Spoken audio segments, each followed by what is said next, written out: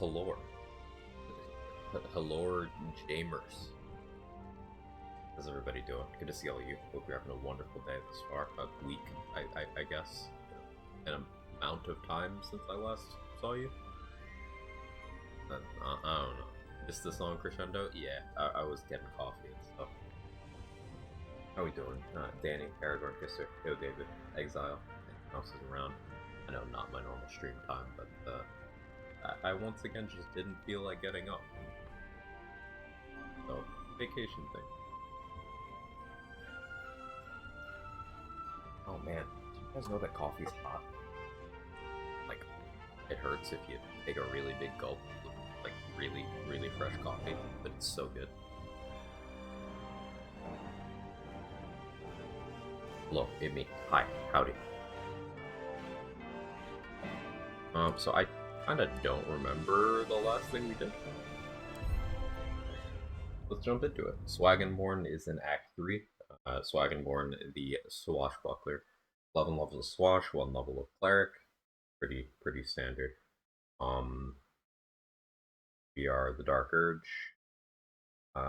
Killed Answer in 6 rounds using Flare only, so that was fun. Just not dodging any attacks either. What else have we fought?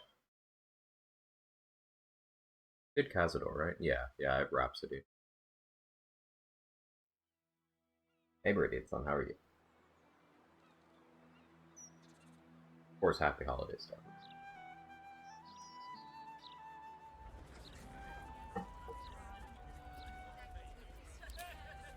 Alright, what do we got?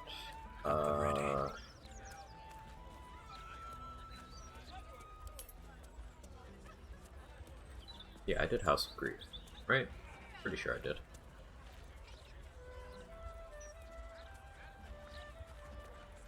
I did Orin. Oh, there's really not much game left, huh? Yeah, House of Hope. Insk. These clanking great steel watches. Bloody hateful. Oh, let's do the bank fight then. I'd skip Iron Throne so I don't have to rest. I could still do Steel Watch Foundry, it's just I can't blow up the Foundry itself. I guess I gotta talk to Gortash about Alliance. Hey Chester, thank you for the 50 months. And the tier 2, of course. Thank you very much. Good to see you, buddy. Hey Chaotix, hey Seth, hey Leaky. Afternoon, I guess, here at least. I'm here. It's morning here. Currently on West Coast time.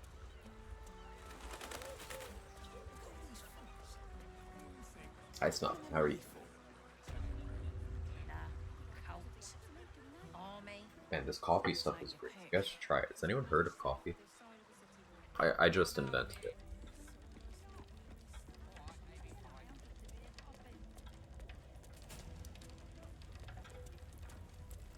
Fried egg, hey super.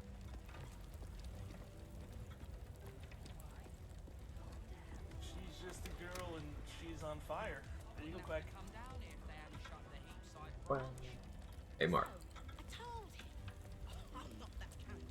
Oh yeah, did you finish your run, Mark? I feel like I saw the Discord notification several hours after you had sent it because I'm very offline this week. Did Steel Wash yesterday using the absorbent thing you told me about. I was pleased. Let's go, Seth. I have a good trip? Yeah, I'm having a very good trip. The way I worded it to Danny was that it's gonna suck when my mental illness for body. Yes, brain dead, very nice. Congrats on brain death.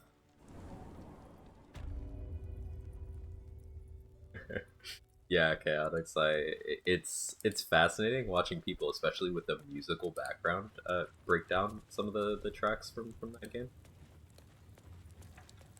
There's a couple of people who I've watched dissect it who were able to pretty accurately dissect, like, broad strokes, what was happening in the game. And I think that's really, really fascinating. And I wish I knew, like, more music theory. Hey, Trade, thanks for the 65 months. Rog bad. Rog's so bad for sure. Rog in a closet? No, that was high school. How you doing, Ron? Let's check. A bit early for broad stroking. Gotta start the day in the tone you want the day to finish, right?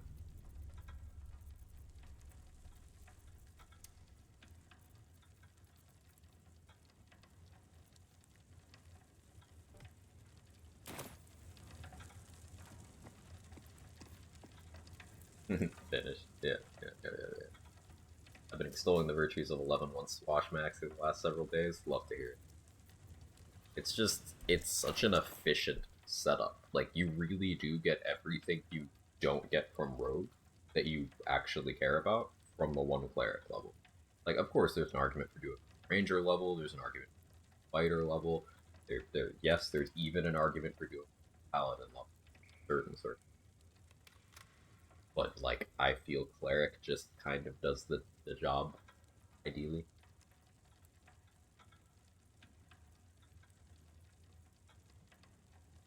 Hey, Hazel. Hey, Mark the Chief, how are you? Bit quiet compared to game? I'll turn myself up. Good feedback.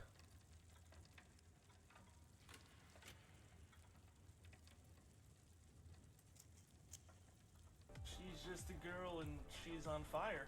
There you go, Quag. White people happy.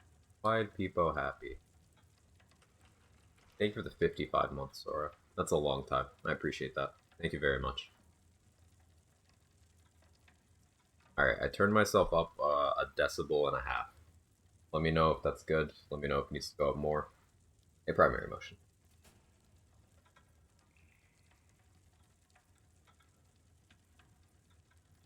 I miss whatever context that was. Yes, cleric does a job to a degree that would make me hate it if I didn't love it. A good way of putting it.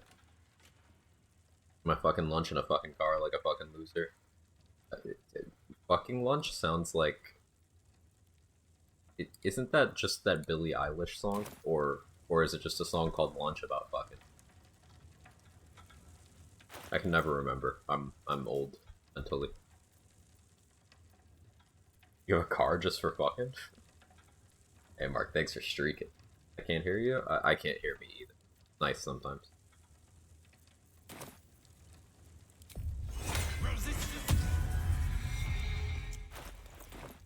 Why I'm prepping here.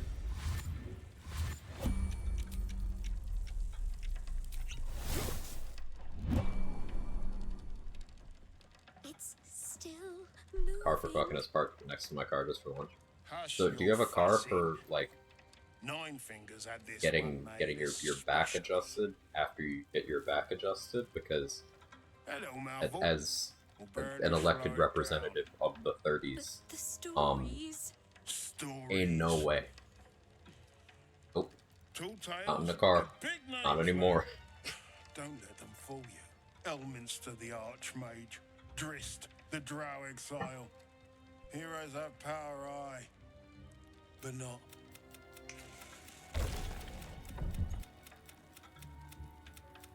Yeah, that's a 20s thing.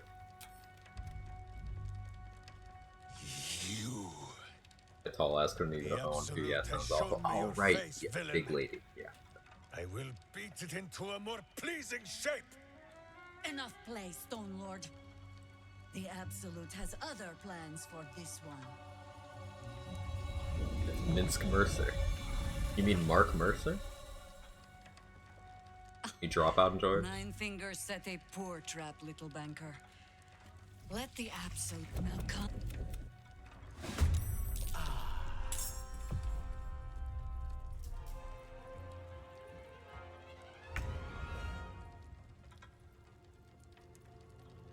The abs, no. That's an invasion. Remember which ones do and don't. You do, but like, If I just did the funny anyway. Go people, have fun.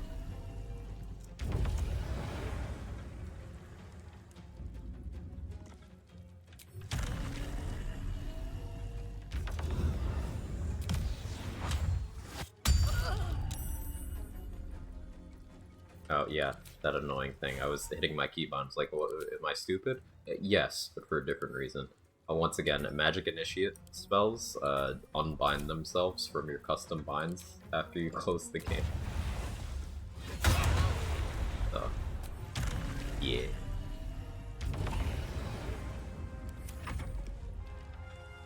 Boy Captain, how you doing? Funny, how did I figure out by accident that Solar Beam doesn't have a charge up if you're...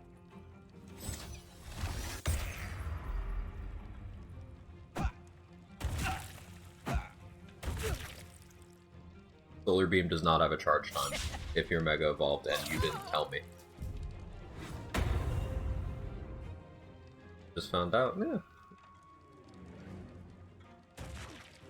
I changed the event Charizard back over to a special attacker because I finally started catching, like, alphas that I wanted. So now I have 2 Charizards, and now I have both. Did I pick the wrong starter? Yeah, probably, actually, yeah. Hey, Celestial, how are you? Good to see you.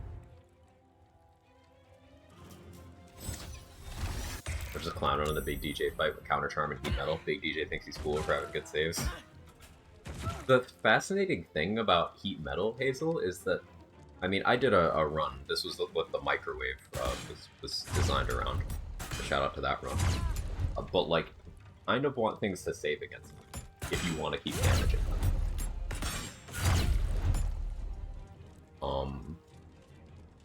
So it's one of those cool cases where having bad spell save DC is optimal. So that run I focused on making my DC get as low as possible. I was running around with 1 Wisdom for a couple chunks of the game. And casting Metal off of my... Interestingly, the recast for Heat Metal follows the same logic for a lot of recasts, where it uses your current spellcasting modifier, not for, like, spellbook it came from. So that's pretty nifty. You could get around having a bad stat for it. Like let's say you were a druid wizard multi-class, and you multied into wizard, and you wanted your Heat Metal to go off of your hit. The recast would go off of you. Kind of nifty.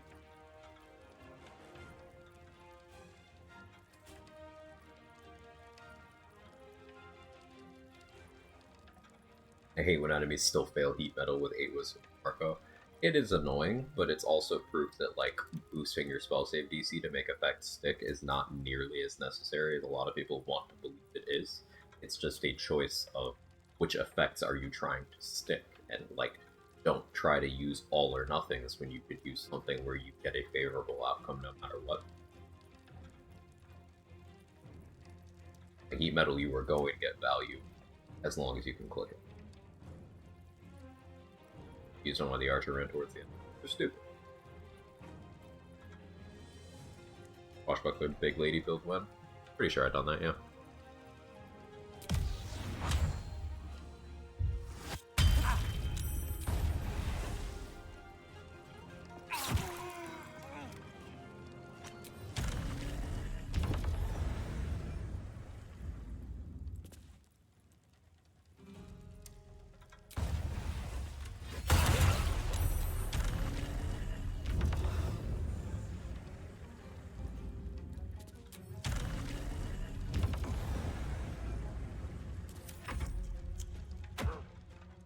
On Moon Druid where I have 14 Wisdom, they failed so often, it's annoying. They'll save more like spell, save your gear slots and feats. Well, got 'em. Accurate.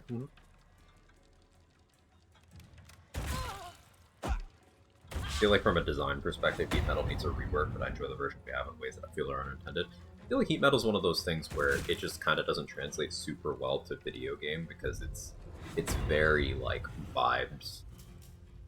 Like if if I was a DM and a player wanted to use heat metal, I would make the outcome something that would make it feel cool, rather than in the game here, it's very much a binary, like, oh, either they drop it or they don't. And then whether they drop it or they don't has a weird connection to whether they pass the save or they don't. And then also you don't really have full freedom to target what you want. Like, if they have metal armor, you can only target the armor if they don't also have a metal weapon. Whereas sometimes you would be like, yeah, I'm just gonna target the armor. It's video gaming. Maybe in a different kind of game where we had, like, individual body part targeting, it would feel a little more logical, but it is what it is. I still think it has a lot of value and it's fun to use. Eat peanuts. Good job casting peak peanuts, buddy. I'm proud of you. Did you have fun?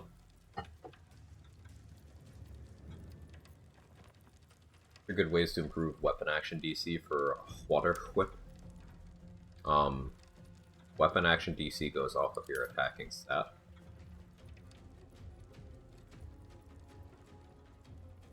So, whatever you're scaling your attacking stat off of. Like, let's say you're trying to land, a piercing strike here. Look at what stat you're attacking with. I'm attacking with my strength. Get strength higher.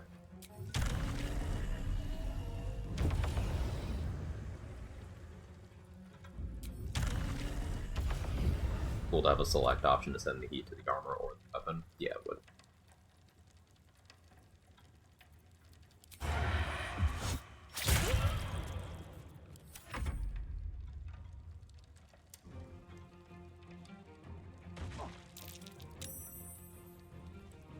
Only had half a day at work, now off work to the 5th. First thing I did at home, and the second thing I did was grab a beer. A cold beer.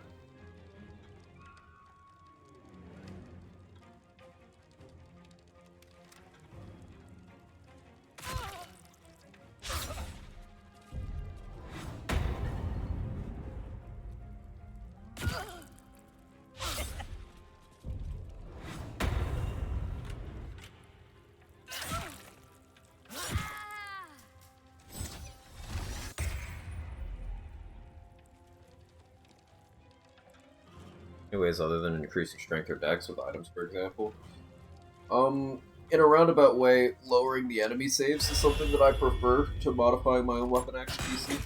So, like, a weapon action that I use very frequently is Soulbreaker, from Soulbreaker Greatsword and Silver Sword of the Astral Plane. Now, that one scales pretty well. You can get the DC up to, like, 20 without doing anything crazy, just by having good attacking stats. But trade listed the things I was gonna point out here. Ability Drain to lower their stat. Baneful Striking to lower their stat, to lower their rolls. Bane to lower their rolls. Reverb to lower their rolls. Impose disadvantage. If you're trying to impose con disadvantage, then make them bleed. If you're trying to impose strength or dex disadvantage, make them prone. You can also do dex disadvantage with Encrusted in Frost.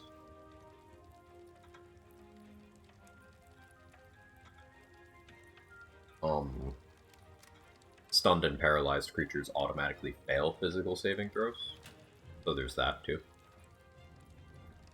Use Backbreaker to make them prone. AO. Yeah, that is what that does. Hey, Superman. Hey, Troll.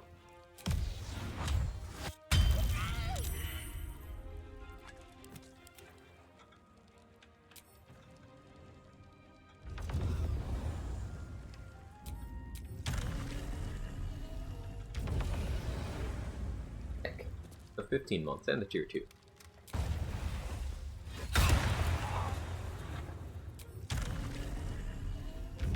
Very much.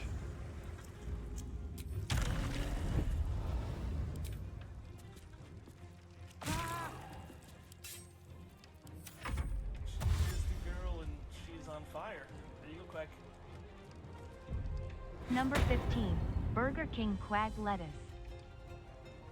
The last thing you want on your Burger King burger is somebody's Quag? Hurtful. I don't feel like I would be the last thing.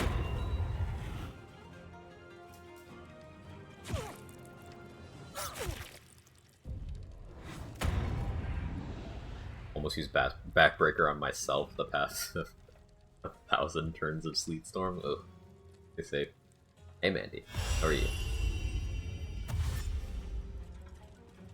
Currently boiling some potatoes, gonna sear their bottom in the pan. Have some light.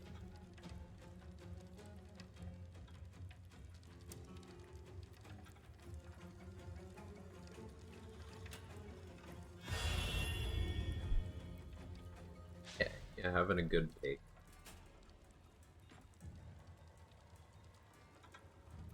Relaxed for a change. Searing a pan's bottom, I'm in. I'm safe. I'm safe. Don't burn me. I need my bottom to not do anything productive in society and sit on it.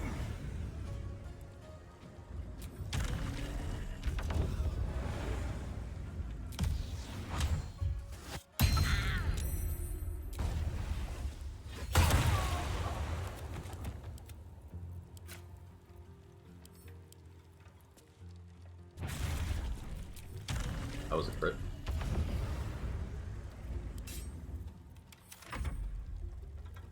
Hey, Mounsling.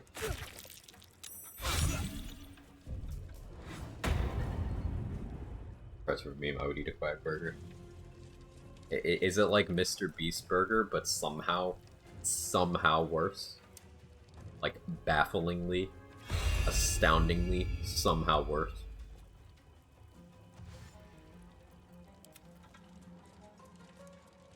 A crit through disadvantage? I don't think I had disadvantage.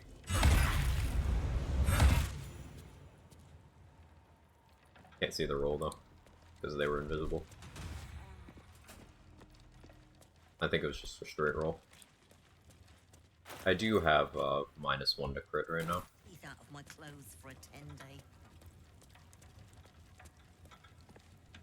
Something good here. I hope.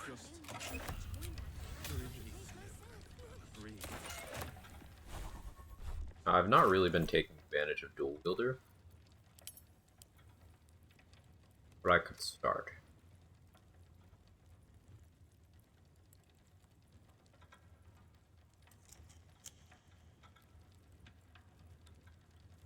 Could I make Cold Snap Trident of the Waves work? It's awkward because I would need Cold Snap in the offhand, and then I wouldn't have a main hand finesse weapon.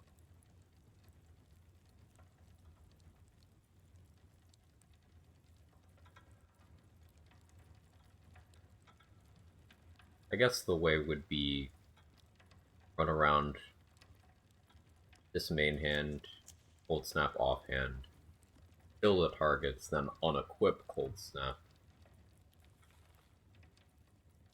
No, that wouldn't work out. I would need to move a finesse weapon. I guess I could just use my action to switch weapons and action to.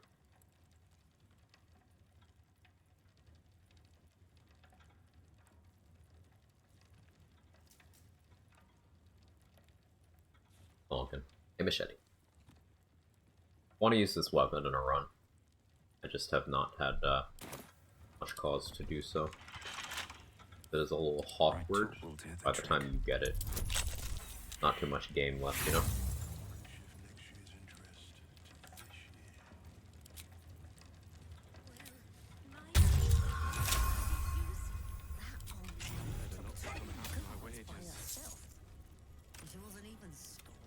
Now in Act 2 of V33 still has 0 idea what I'm.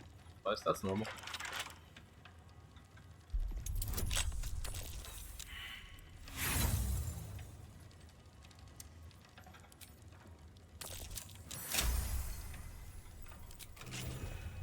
Wish you could get that trident in like Act 2 or something. Yeah. There's a bunch of gear that I feel would not break the game if you had access to it in Act 2.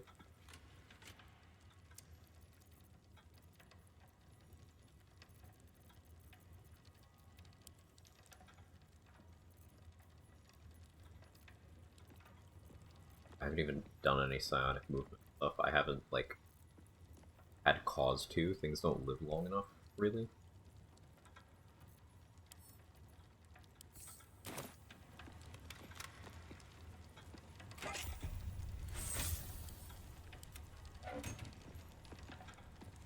Finishing up a solo V33. Nice. You get to the new content yet, Trade? Obviously no spoilers for any of this, anybody.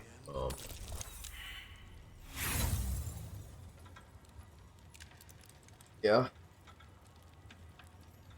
I still have not finished the obvious biggest super boss. Mostly because I need to gear out a second character. And, like, I have access on my solo save. On my solo CL save. But I've taken solo CL through all of the other ones. Oh, I'm out of pistols. It's the trident that works similar to King's Knife? Yes, it is. And I can actually show that off.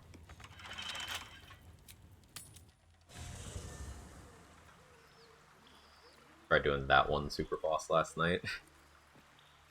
A lot going on, huh? Boss and Spec would fit an evil Gale run. The cool thing about Gale is they kind of positioned him so that he can fit any party. Just it depends on interpretation of his motivations at any point in time. You can steer him towards being, like, you know, very power hungry wizard, so you can keep him a wizard.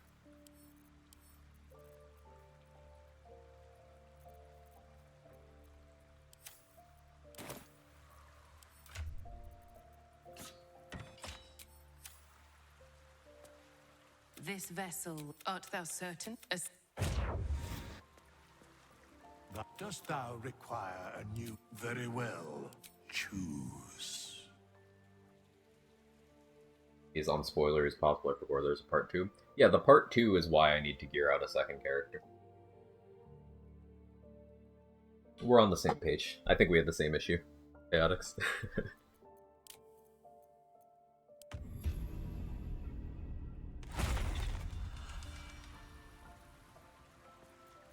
Never a dull moment. The Trident of the Waves now has that D4 of cold damage. For reminding, oh David. I've got a long road ahead.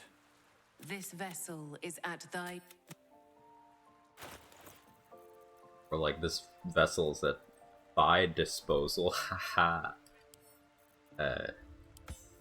You get it? Oh yeah, I did kill the Death Knights. Go kill Sarabok. That'd be fun. Breathe deep and move. Why not, right?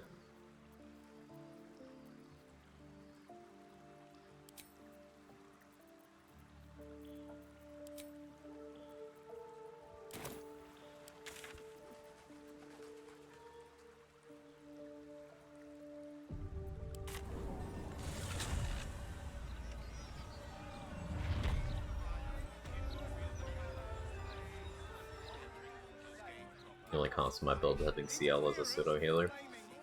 Something Prismatic said to me during my first playthrough stuck with me, and I've especially internalized that now that CL is the character I'm like most comfortable soloing things on.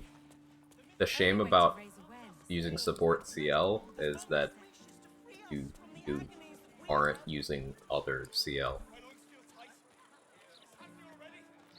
Like, you can't have a support CL for your CL. That's sad.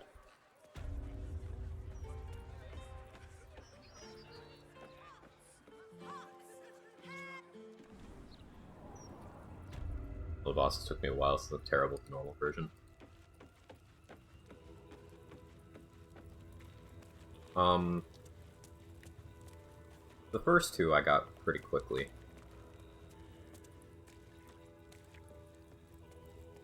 The third one took me a bit. Pattern recognition and such.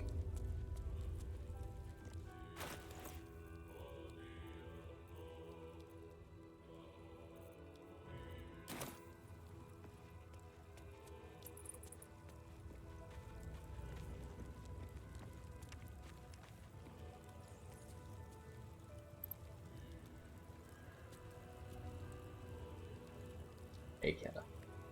You're the 15-month. Hope the vacation's going good. It's great. Hope you're having a good time. Your end as well.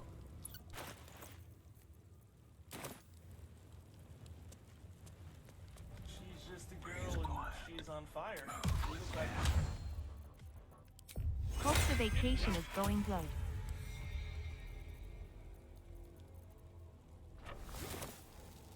All right, time to skulk about.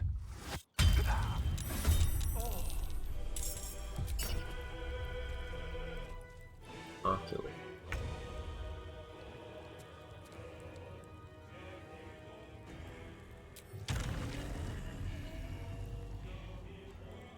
Guess I'll make this up.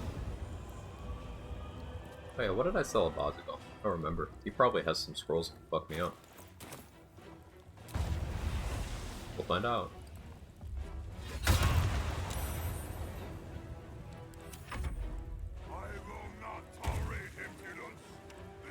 Oh, he just didn't attack me. Oh, Staravok doesn't see a rule that can hurt me. Broke bad.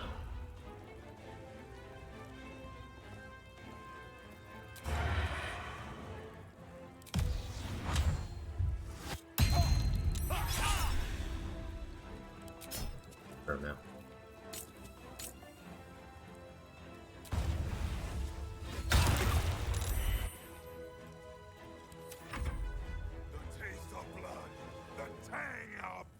Hey, Teddy. It has been far too long.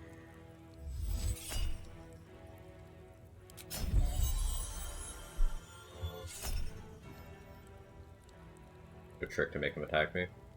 What, turn off uncanny dodge? Or force the retaliation.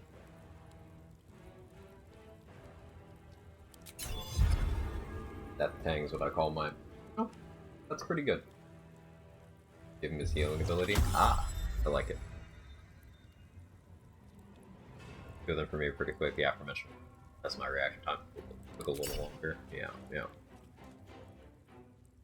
Do enemies factored in uncanny dodge if they when calculated? Yeah, yeah, they do. If I turned off uncanny dodge, then some of them would factor.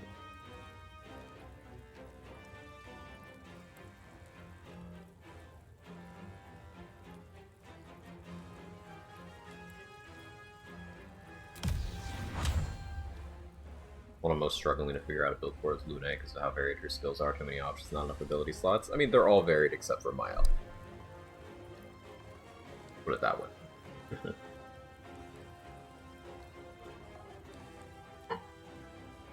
Hey, Arrogant Kissing.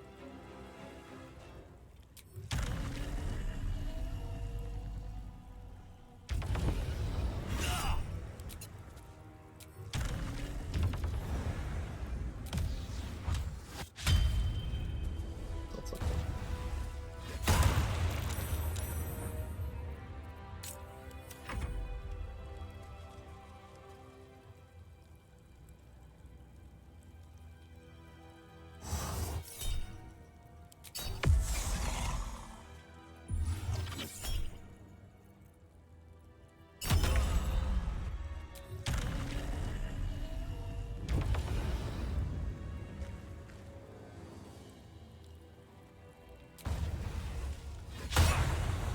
Crit missing a lot.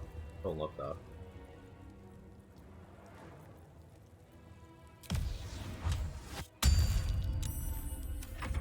Don't have uncanny dodge on, so he'll attack me. But only once? Or...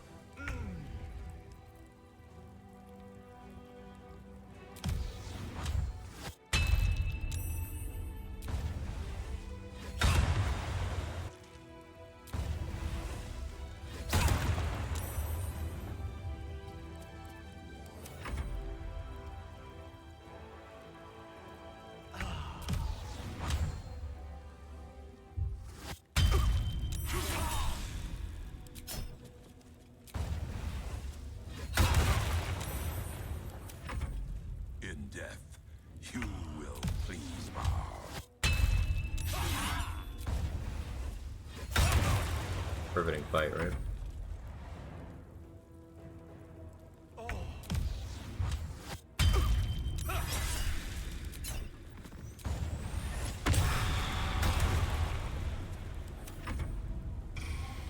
Hey, we'll use that on you. 3 damage. Good job, buddy.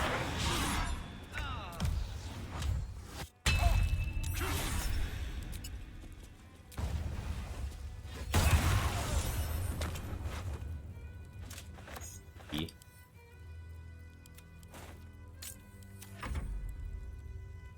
Oh, right now, how are you? Aragorn Krista, thanks for streaking.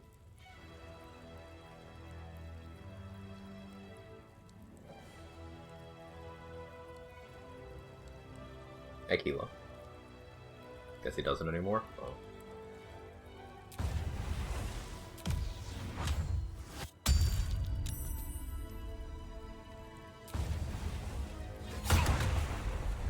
How much further can I go? It never made it through to my HP.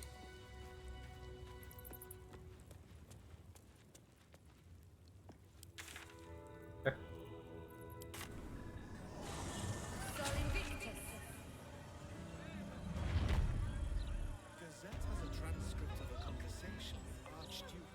Where the hell out of that beanie?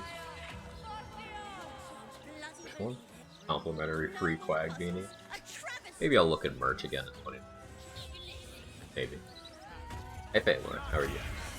Question about the rules again? Feel free. Questions welcome.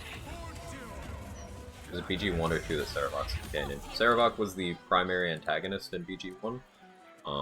And in the expansion for BG2, he's possible companion.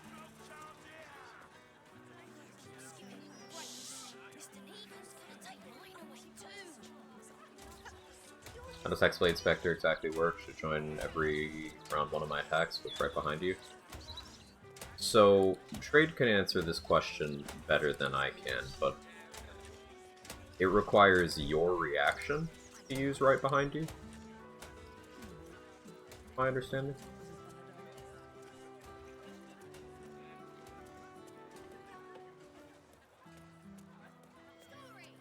Incorrect? So there you go, Trade can answer it better. I've not done the Hexblade Shadow Sorcerer run as of yet.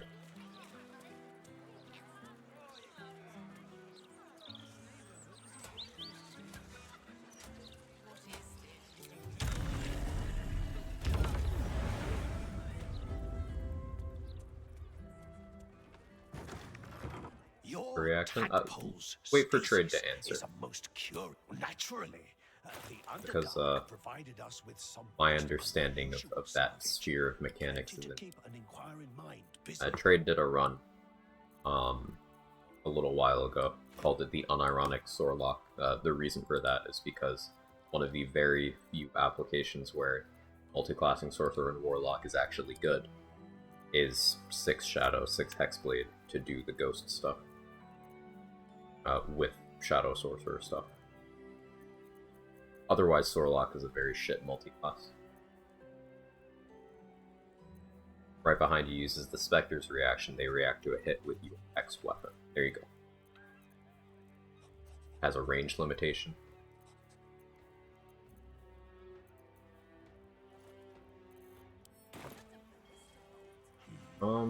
I guess I don't really need to put off doing House of Hope, right? You want to go get Reverse Rain Cloak, but let's save Minsk first, I suppose. Go do that. Tried it. Spectre is very close to me. Were you using your hexed weapon? Like, was your weapon actually hexed? Sometimes I forget.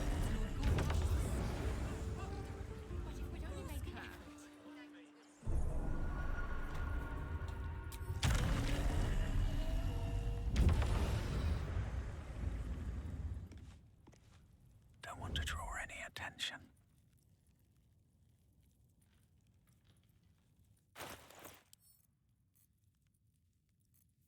Oh, I have a lot of paralytics left. Cool.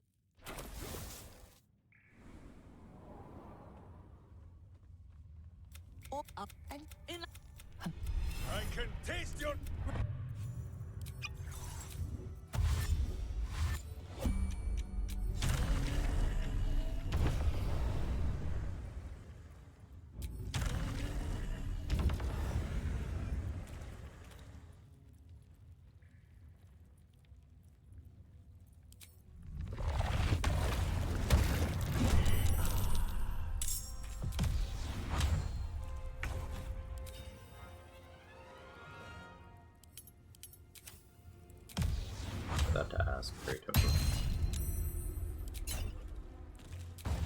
This.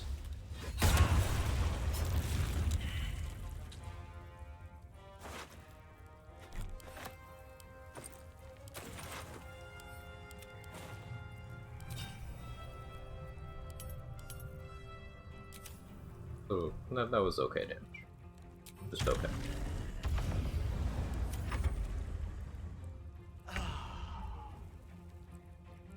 People seem to like Sorlock for Eldritch Blast, Quick and Eldritch Blast. Can you talk some more about why you don't think it's that good? It's just not competitive. So people who like Sorlock for Quicken Eldritch Blast do not have an accurate valuation of their bonus action or their sorcery points.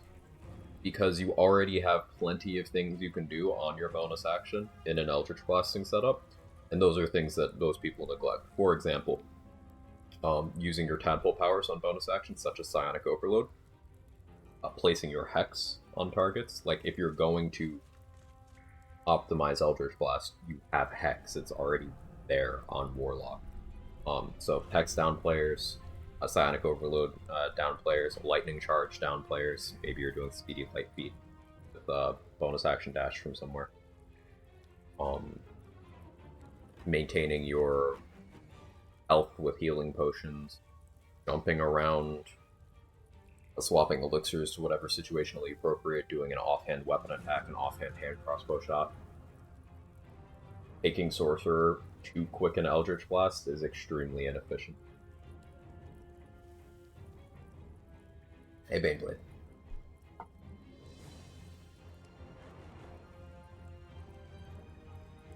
Hey, actual Dave, so many game secrets he's got to stream from an undisclosed location where even the cats can't give him away, or something like that. And then another reason why Sorlock is bad is because you have to remember the concept of opportunity cost. If you are taking the Sorcerer levels, you are not taking other levels. If you are trying to boost the damage of your Eldritch Blast, nothing comes remotely close to the setup of 10 Evocation Wizard to Warlock. Then you get Empowered Evocation and Agonizing Blast.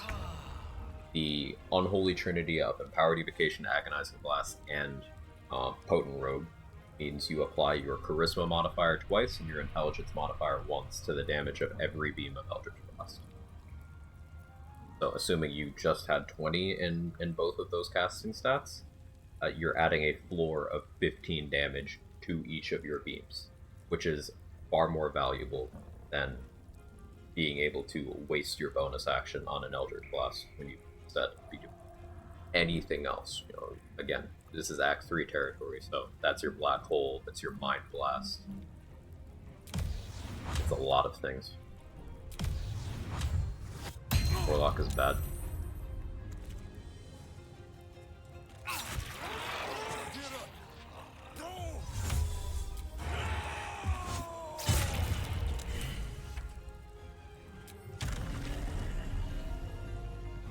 I didn't realize it's something.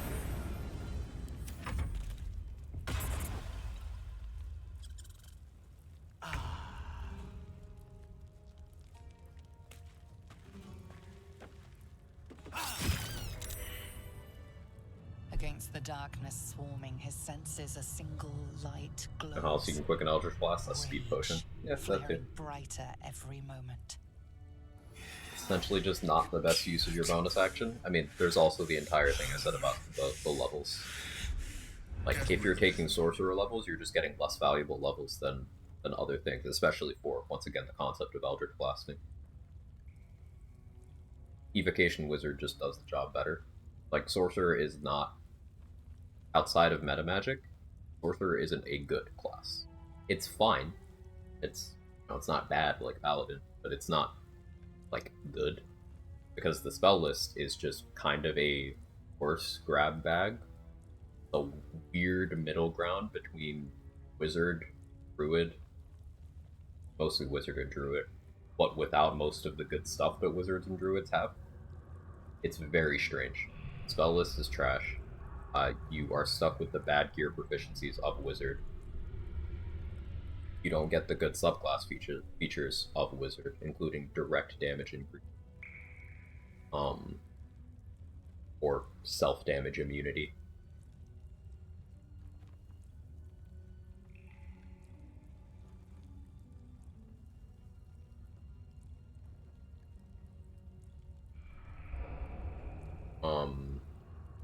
Sorry I did interrupt you with that message, just got that. Not best use of your bonus action in before you're talking about it. I got you. Don't be foolish. He is too unpredictable. He will only be a hindrance to us. Fine. His right.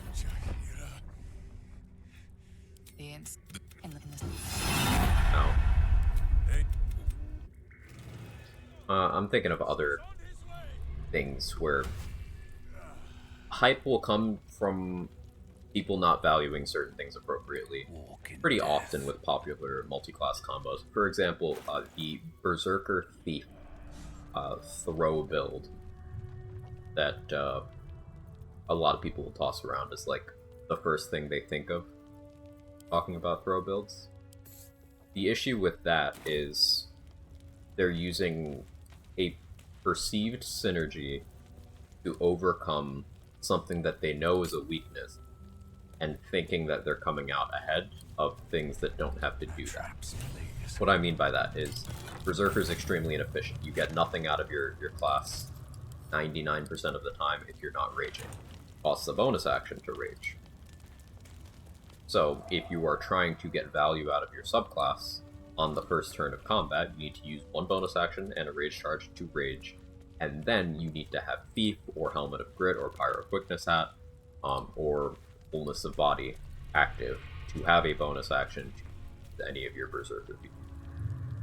So a lot of people will go through a lot of people will go through the process of getting that additional bonus action online so that they can then tell themselves, okay, Berserker's now active on this, so this must be better than other things because I combined these things to do this thing that I couldn't normally do.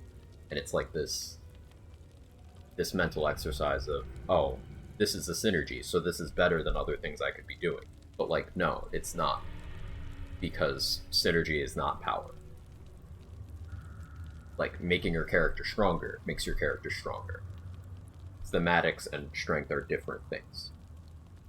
Because instead of taking that Berserker Thief multiclass, you could, for example, play a Giant Barbarian and do more damage without needing to even use that bonus action, that additional bonus action. So you don't need to multiclass away from your main class, meaning you get faster feat progression, you get more HP, you get the Giant subclass features, which are just better than the Berserker subclass features, and you still have the option to expend one bonus action to rage to still do more damage.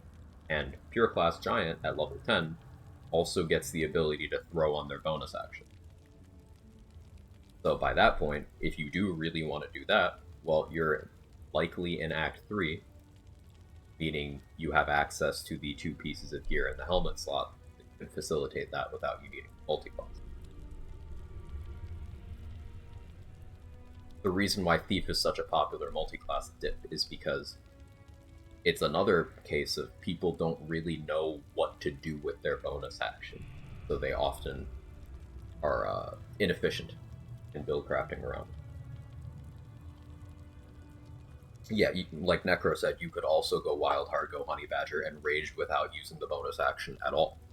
Rage ahead of the combat, or get lucky and rage for free on the first turn of the combat, and then you still have your bonus action available. Still don't need the Thief dip. Like, there's a lot of different answers to that particular problem that are more efficient once you stop thinking about things from this perspective of like, oh, these two things are combined together, so they must be better. No. My friend, from our brief sharing of skulls, I know you have faced many strange beings, but none like this. Whatever happens, show no fear and stay your hand. I think that's tangled up in common player propensity to just multi-class, because it's more customization of your character, so people want to believe that that makes your character inherently stronger because it's more tuned to what you like. But like, a lot of the time multi-classing doesn't make you stronger. Opportunity costs. Don't ever forget it. Minsk finds that the less thinking he does, the Doing easier vacay? the Yeah. trusting Yeah, comes. obviously, it's great.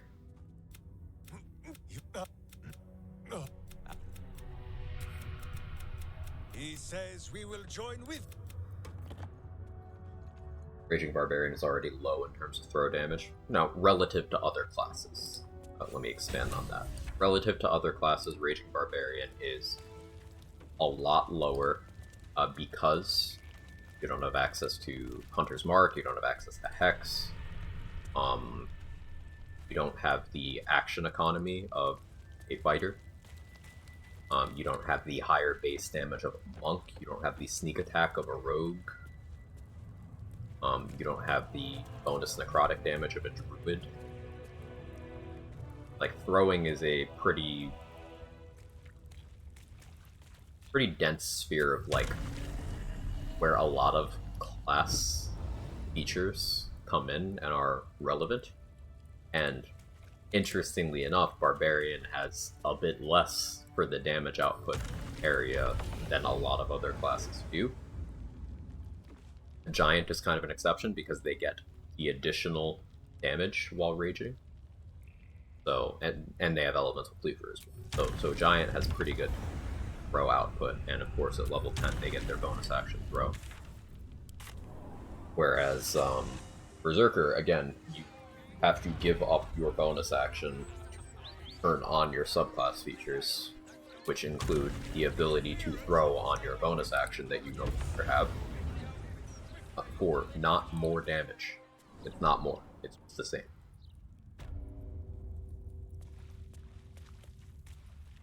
Throwing class is Eldritch Knight. Eldritch Knight is very good for throwing. You do kind of miss out on Eldritch Inertia if you're throwing exclusively, but you can always weave in like a offhand stab or hand crossbow shot if you really want to apply it. Monk is a very exceptionally good throwing class that I find people don't really talk about how good it is for that, but Monk especially.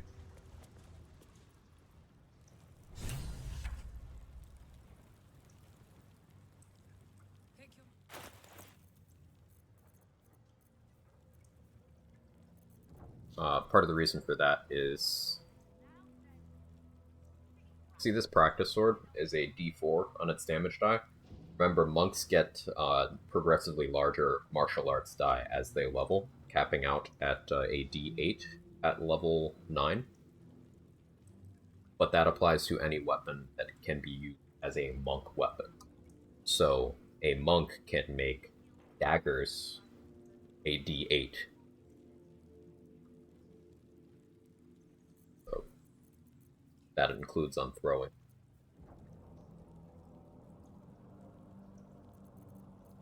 And that's also without accounting for they can use Garb of the Land and Sky to give themselves a bonus force damage on throwing.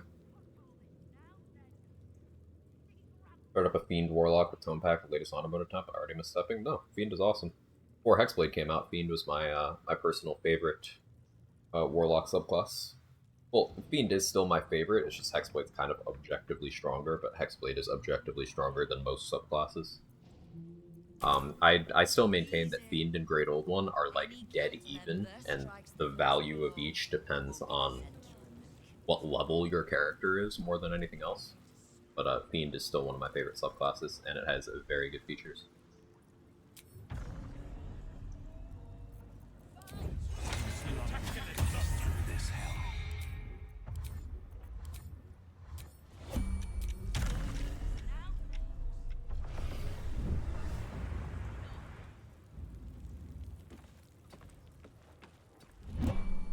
No time.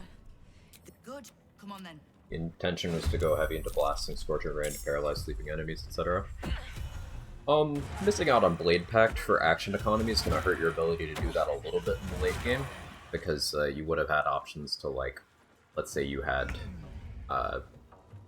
Potion of Speed active, you could use one of your action points to paralyze 2 targets with, like, a Crawler Mucus, and then use the other one to blast both of them from point blank. But, like, that's minor loss in the grand scheme of things. But yeah, having Scorching Ray on Fiend is really good because at level 11, you'll get your third spell slot.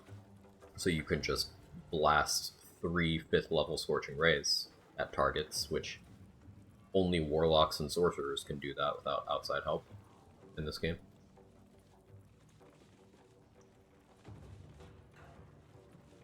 And I should note, only Warlocks and Sorcerers that don't multi-class with each other.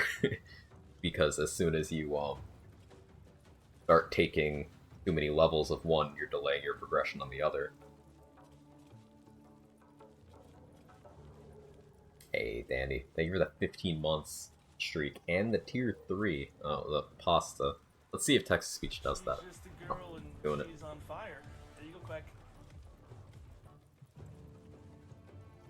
I'm da Lil Skull Riz after the Wriggly Boys fully ate brain. I'm da ick of those you vibe with and da tweakin' out of da ones who fully dipped FR. I'm da bad vibes of every Bone Boys crib, da mod of graves, boomers, grime, and sad boy hours. I'm Miracle, Bone Lord on main verified, and you just cancelled my fave mutual on. But honestly, skill issue bruh, cause I'm literally death, check my bio. And I'm not da finale, I'm da reboot. Miracle out, get good, no re. Quag Chad. Why is it still cool? Am I okay?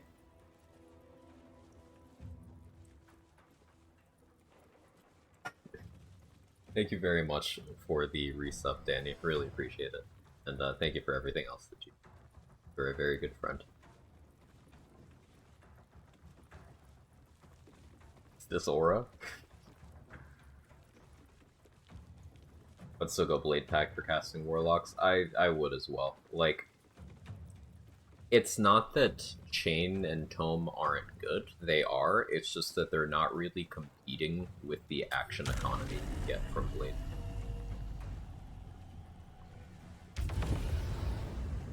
And like, if you are leaning heavy into casting, you have some investment in your casting stat, validating Blade Packs, making you scale your weapon off of your casting stat. It's like, it fits too well.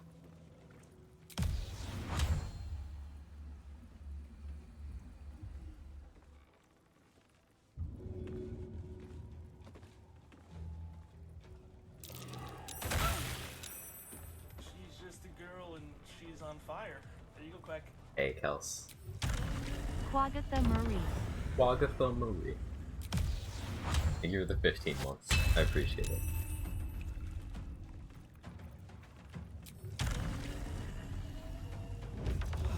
Like, where'd my reaction go? Any dodge. Hey Dave, thanks for streaking. Hashtag free Quag.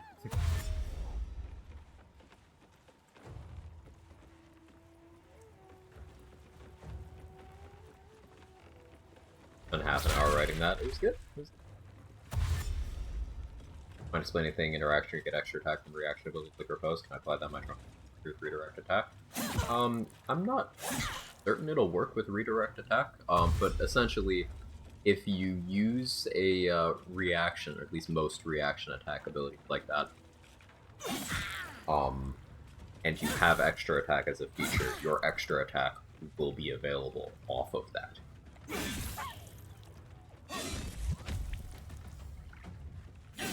So, let's say you're at the top of your turn. You would prioritize baiting an attack so that you could use your reaction-based attack. And then that would go off, and then you would have your extra attack available off of that. And then after using that, you would still have your action point. Because you didn't use that. But as Trade said there, it's some, not all, and I don't remember off the top of my head if redirect attack is one of them. One that does work that way is True Strike Riposte from Bloodthirst. Giant Killer from Hunter Ranger. Greater Kushigo Counter from the Best of Soul Rejuvenation. Those are 3 that I do know work.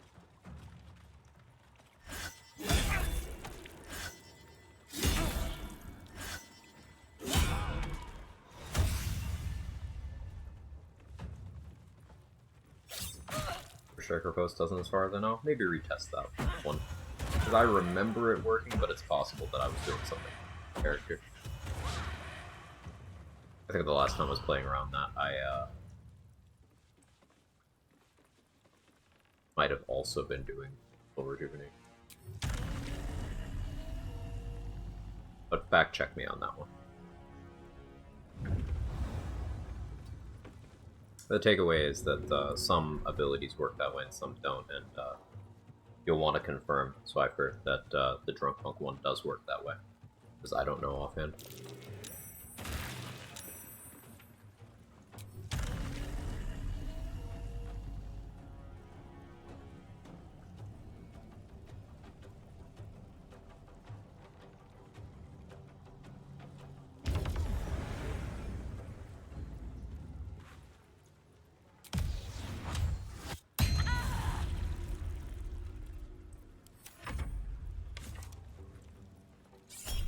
Equals all 9 fingers, toss out 3 sneak attacks in 1 turn. Deadass thought, yeah, that should be how base rogue works. I mean, they've never seen a high level rogue actually do anything. Because they've never tried to do that. So, yeah. Hey, Cam, thank you for the 2 months. Did that very much.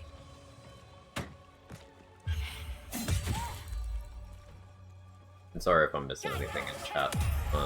Obligatory mentioned, I'm not on my normal setup, so I'm looking at chat on a tablet. Quag I Pride. feel like an old man.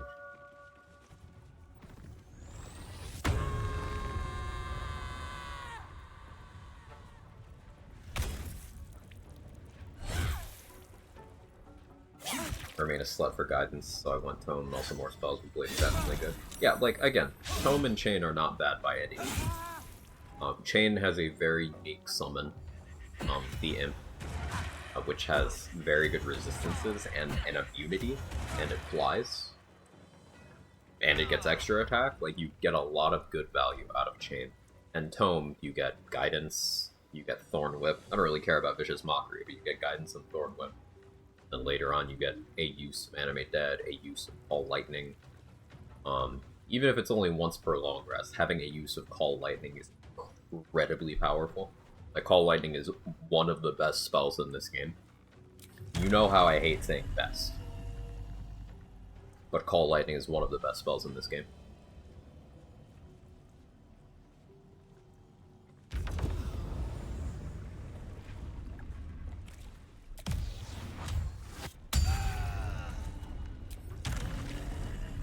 It's just Blade giving you action economy is very hard to pass up with the way other Warlock stuff you'd likely want to do.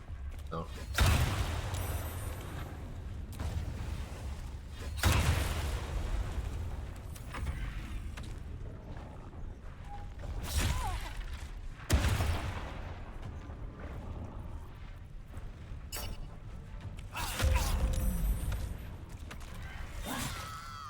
Okay, miss PG2's Lightning Bolt because it would rebound off walls and fuck you up if you did it incorrectly.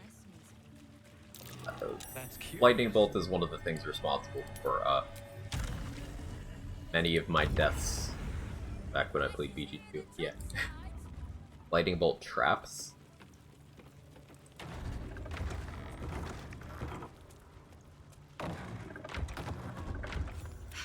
I'm too nice. You'll have what guild blades I can give when the...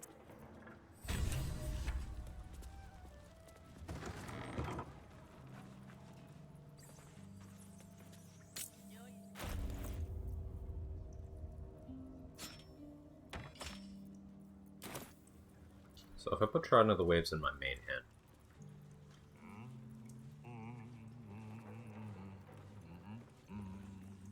I can't Flick of the Wrist anymore, but I can still Pocket Sand.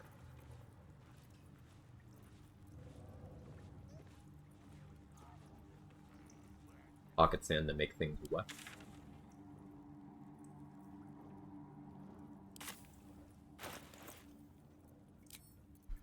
Let's mess around with.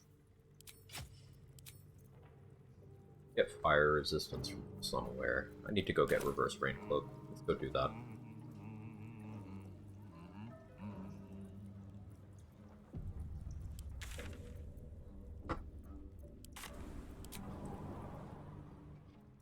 Ask Halson how good call lightning is. Loves it.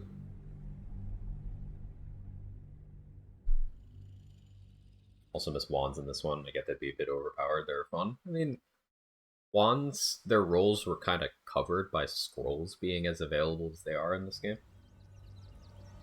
Anyone can use any scroll.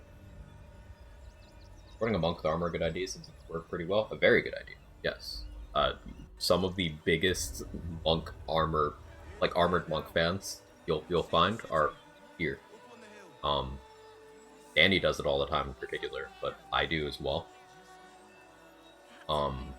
My favorite way to run monk is dipping one level for heavy armor proficiency and just running around in adamantine splint doing monk shit. It's extremely potent.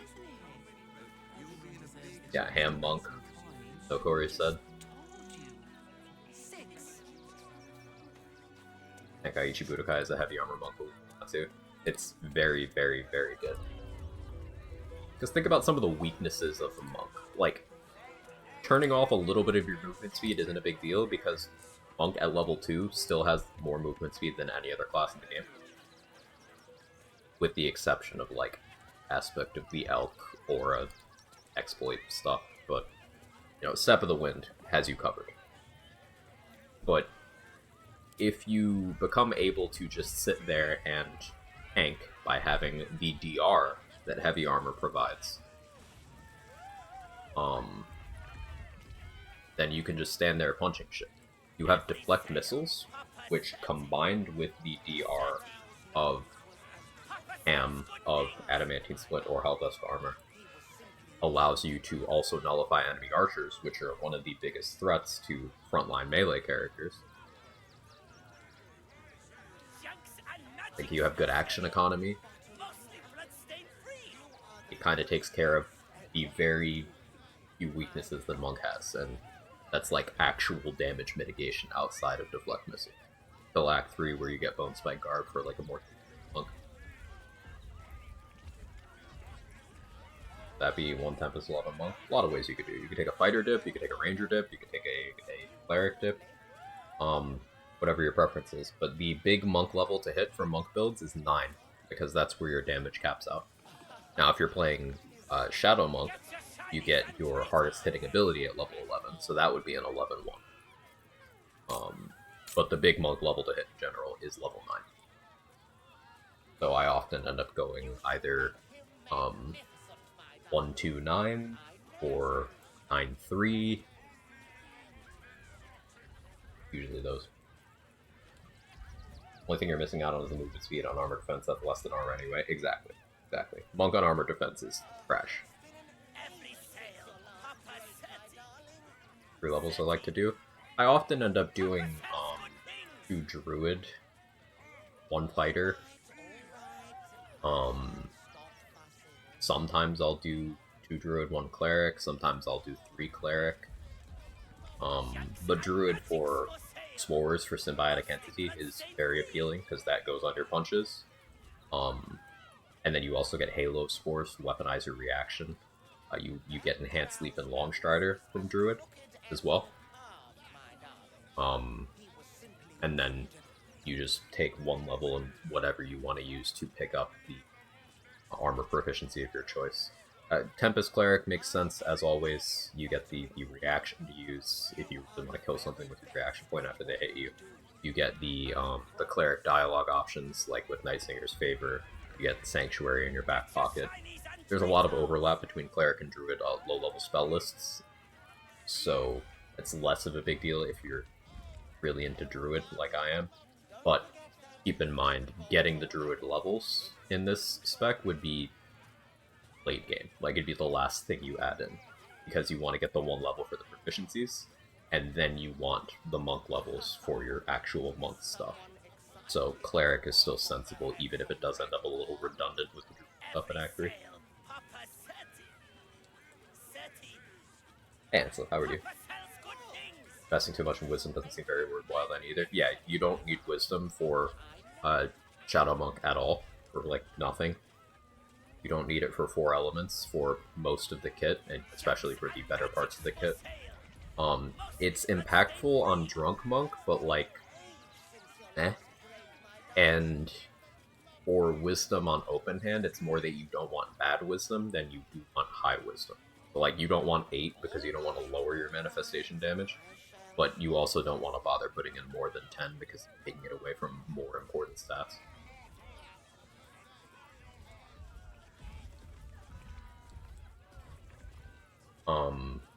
You mentioned that Adamantine Splint over Helldusk in many circumstances for crit immunity. If I recall correctly, there's efficient swap up for Helldusk with Fire Res, the free flight AC bump. Almost never for the AC bump. AC is a bad stat, and planning around AC is a bad defensive strategy unless you are specifically planning to make it so enemies are completely incapable of landing an attack roll on you. Which, again, there's better ways of doing that. You're a monk, you could do that with movement speed. You don't need to plan to do that with armor class. Uniquely for Monk, Helldusk does not turn off Monk's movement features. It is... Monk and Barbarian are on opposite ends of the spectrum of, like, Helldusk desirability. It is simultaneously armor and not armor, and Barbarian gets the unfavorable interpretation of that, where they get all of the detriments. But Monk gets the favorable interpretation of that, where they get none of the detriment. So, the strongest use case for Helldusk armor is the Monk class, because you maintain your unarmored movement, which is your movement speed, jump distance. Now, you would have to still forego using a shield, so your crit immunity would still be, you know, off the table, but with Helldusk DR, you could probably get away with that if you also went ham. Run non-crit immune Monk as long as you maintain resistances to things outside the realm of physical damage. So, necrotic res, when you're fighting anything that has bone chill and such. But Helldusk has a strong use case on Monk because you can kind of have the best of both worlds. Again, barring your lack of crit immunity until Act 3. But that's a problem that some runs have to deal with. However, Adamantine Splint is just efficiency. It's gear slot consolidation. You get your DR, you get your crit immunity, you get serviceable AC, you get all of that giving up one gear slot. Meaning you don't need to worry about always having the Adamantine Shield or the Grimskull Helm or the Helm of Baldurn equipped. You still have almost as much damage reduction. It's just efficient. Positioning is always the best armor you can ever have. Exactly. Already did a Monk run for my Tactician, haven't done Eldritch Knight though. Would Eldritch Knight be a good solo class? So, again, as someone who hates calling things best, if you put a gun to my head and was like, hey, Quag, what's the best class in Baldur's Gate 3? I would answer either Hunter or Eldritch Knight. So, there you go. Daily affirmation. Machte Virtute. Thanks for the streak, Ansel. Alright, I'll be right back. I gotta run to the bathroom real quick. Enjoying talking with you guys.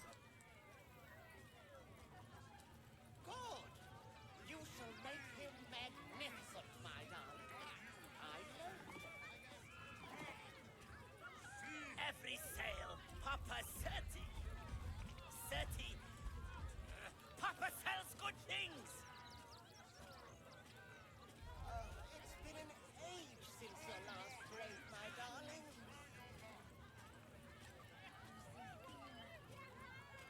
Junks and magics for sale. Mostly bloodstain free.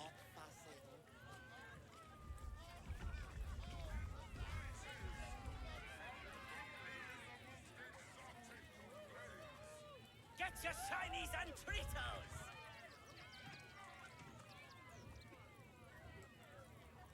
That drow's nose was as crooked as you are. Every sail, Papa Seti.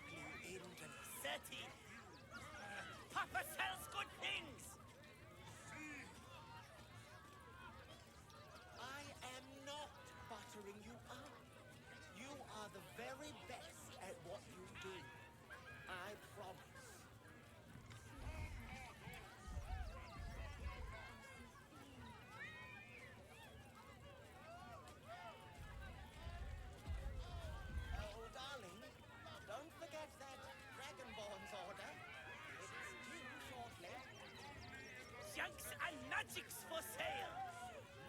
bloodstained free! Is someone excited to work on the handsome dragonborn? Get your shinies and Tritos!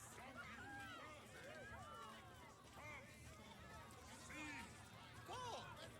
You shall make him magnificent, my darling. I know it.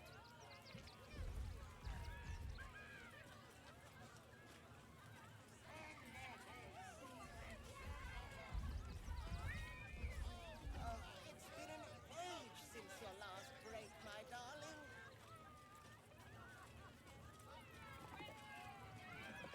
Every sale, Papa Seti. Seti. All right. Papa sells good things.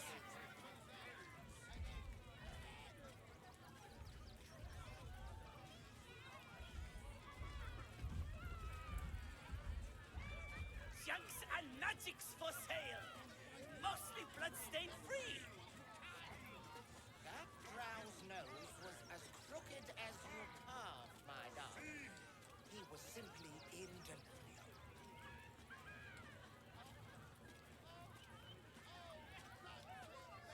I am not buttering you up. You are the very best at what you do. I promise. Get your shinies and Tritos!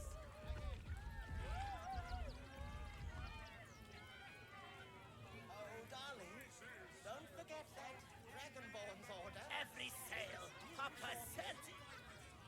Seti. Papa sells good things! Is someone excited to work on the handsome Dragonborn? Junks and magics for sale! Mostly bloodstained free! Good!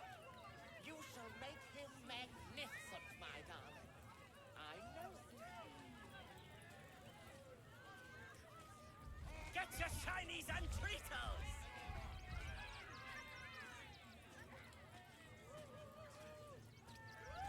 It's been an age since your last break, my Every darling. Sale, Papa Seti. Seti. Papa sells good things. I was also grabbing this thing. All right. Cool. I shall stop fussing. Oh. Junks and magics for sale. I had a run with 11.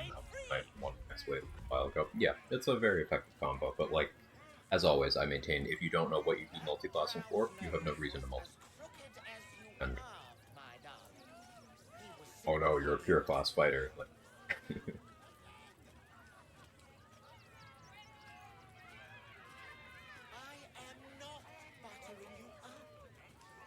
Opera still good things? I've heard. Top no call, be back in 30. Sounds good. Get your shinies and Tritos! Blade Ward saved my run yesterday. I totally forgot to send away money from go. 3 HP left, more than enough. Blade Ward having extremely common run saving W. Can you explain to me how there's a lot of people out there who think Blade Ward isn't good? They think that a spammable cantrip you get at level 1 that cuts a majority of incoming damage in the game in half, and does so better than the 4th level spell version of it that is concentration, because remember, Stone Skin doesn't cover magical damage. Blade Ward does. How can people believe that that's not good? It's been an age since your last break, my darling.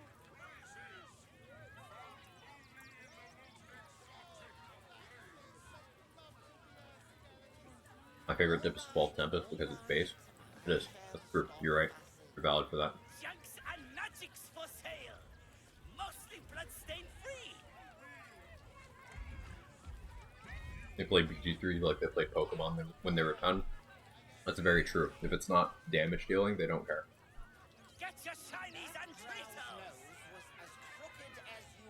For nerds in chat, I mentioned previously, I think I have 1 Tempest in my Fiend locker. Not feeling secure in the decision anyone gotta take. Don't multi-class your Warlock. Your class it, you don't need the proficiencies. I mean, if you're playing Fiend and you want medium shields, and you aren't a human half-elf Get Yankee or a shield dwarf to have proficiency with a crit immune item, then spend a feat on moderately armored. But don't multi-class your Warlock.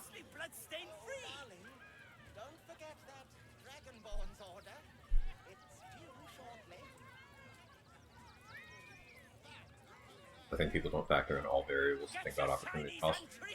I think you're being more charitable than I would be there, Baeloran, because they don't think about opportunity cost themselves at all, if you ask me.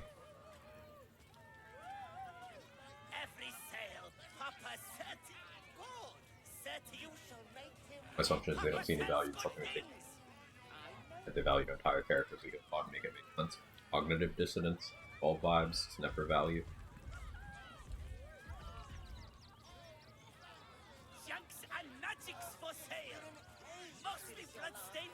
Was they?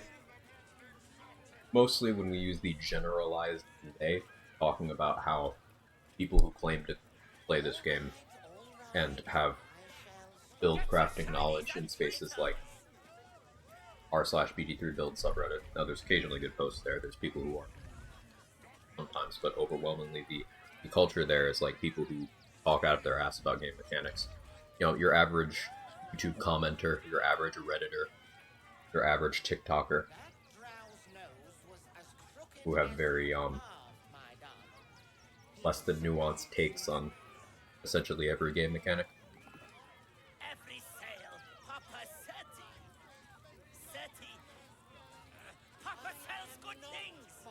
Do I value ham the salmon observation? No.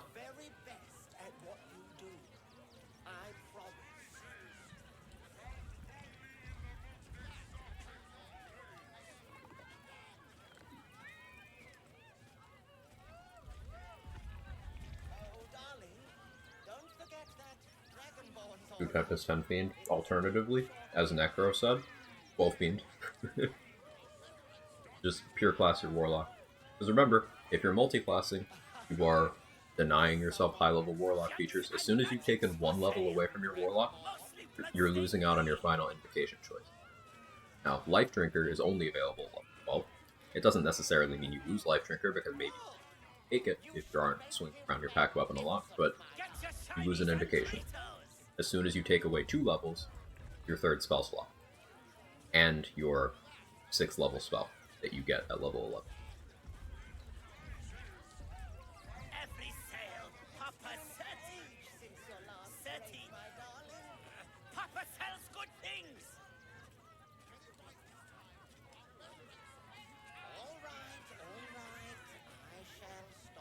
Snack break while I was yapping.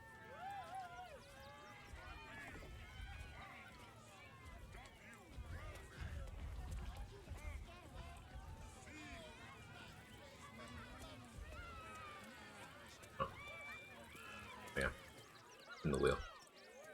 What's up for discussion?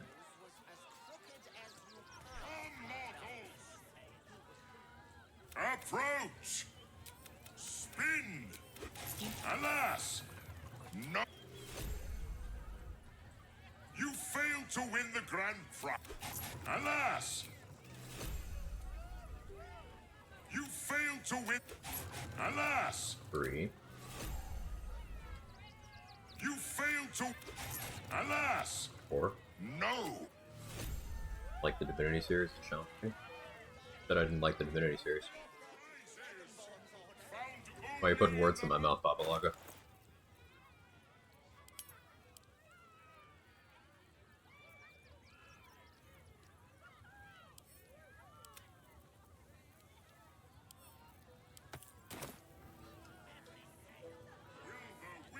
My consistent answer when people ask me about DOS 2 is that I got into it after BG3 and it feels like a step backwards gameplay-wise, and I found myself unable to maintain interest in it. That's a very different thing from I don't like the Divinity. I played DOS 2 too late.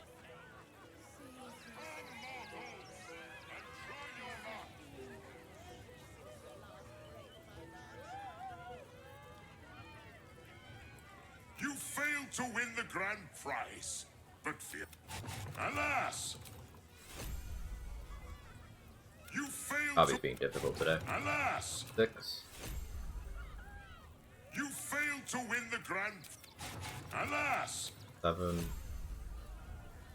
Same exact thing happened to you. 19 hours in, got bored. Yeah.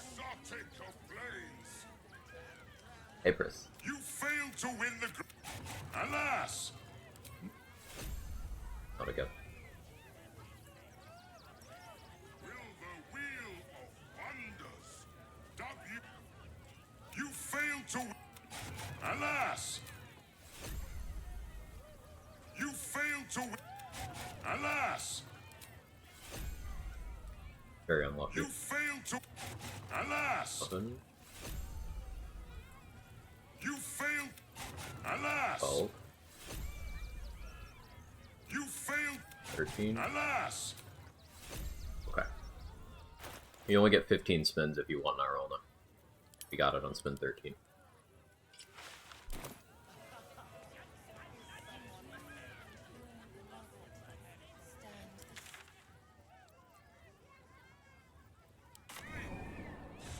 Why are you giving this one all our money? I wanted reverse range book.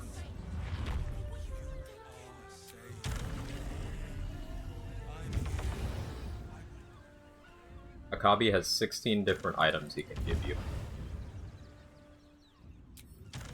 Most of them are not, in fact, joke items. They're actually good. But the one that's the cream of the crop is the reverse rain cloak.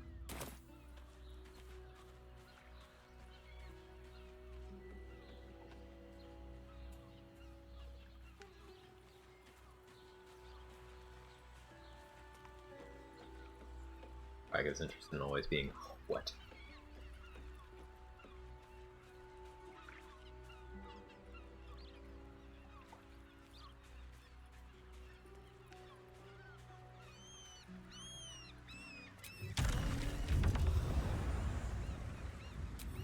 He's the drink.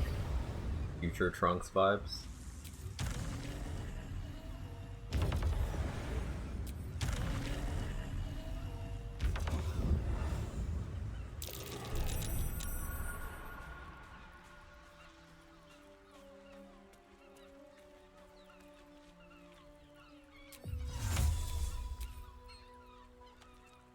Ace just hitting the evasion button.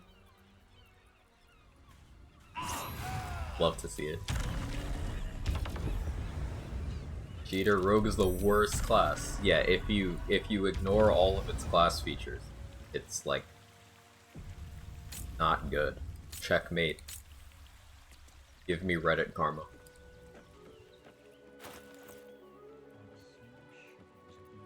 Towers, if I'm not mistaken.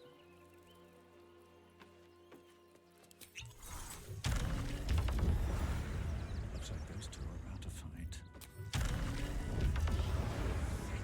Time to die!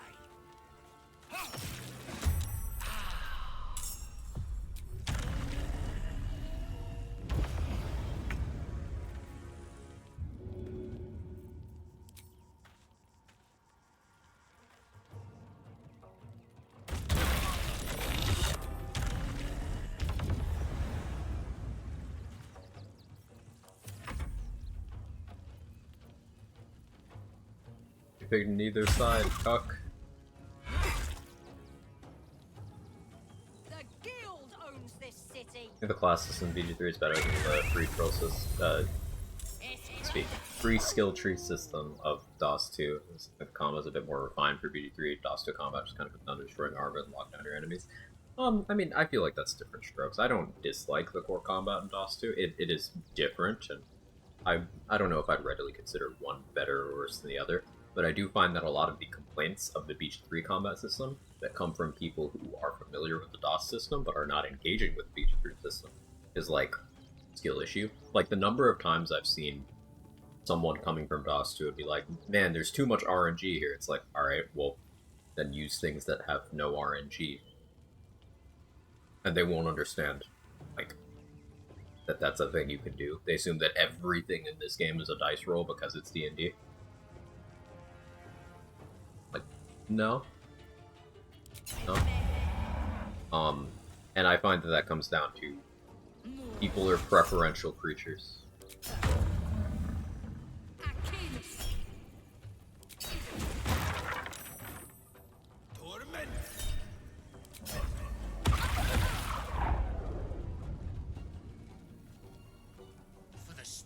Give me DOS 2 martial skills with BG3 approach to runs. That'd be cool. Tried to bomb me. Evasion, man.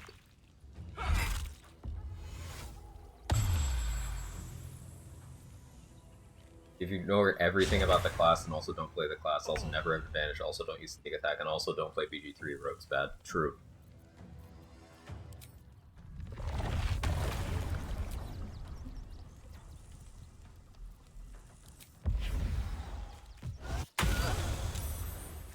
What?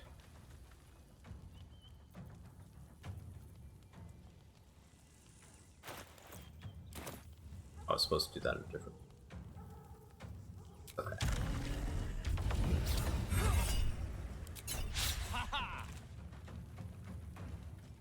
Him to miss. That's still okay.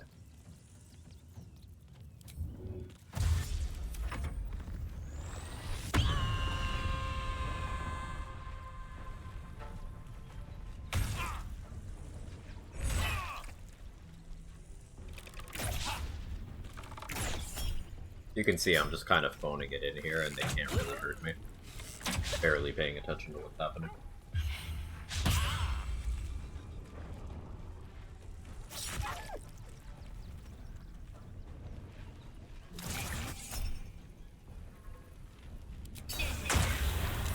Tavern Brawler not a must on Monk. It's very good.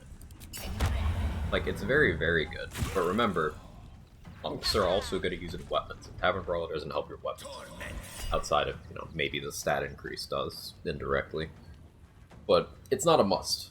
Even if you are punching on a Monk, you can still do good damage without Tavern Brawler. It's very, very good, but I would not say that it's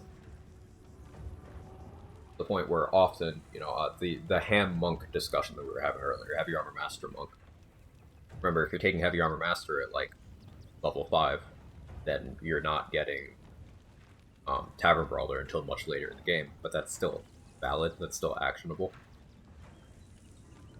And you gotta remember, Monks have extra attack, the same as every Fighter, and Paladin, and Ranger, and Barbarian, and they can just swing a weapon too.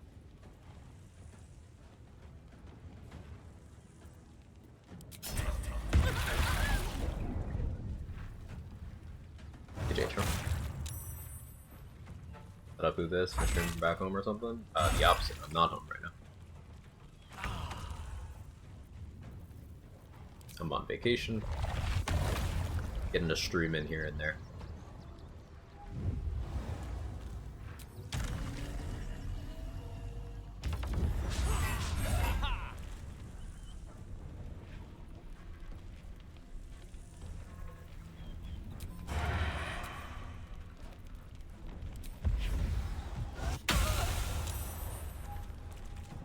Freeze.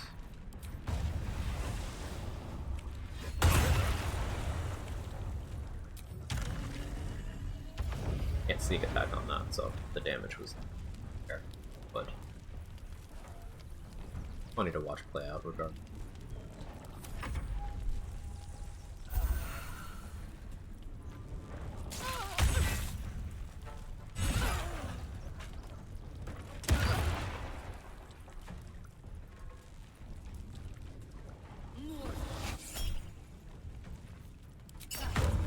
I was here in the convo earlier, want to try Ham Monk.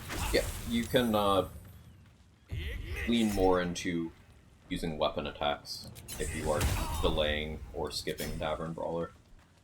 Again, you don't need Tavern Brawler for punching and throwing to do good actionable damage. It's just, it's a lot of accuracy and a healthy chunk of damage. Not gonna pretend it's not.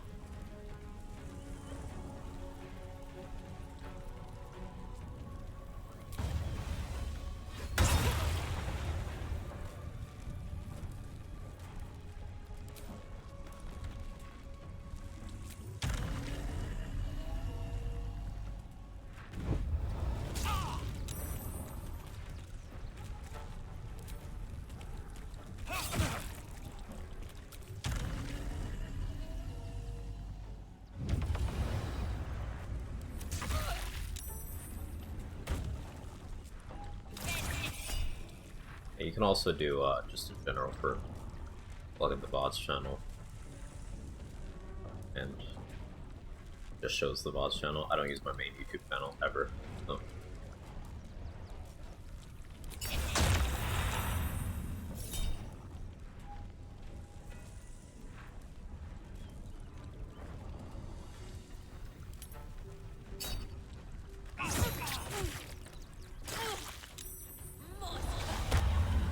Lightning charges and trying other waves is an abusing combo. Makes me want to do another Tempest Cleric. You know, more.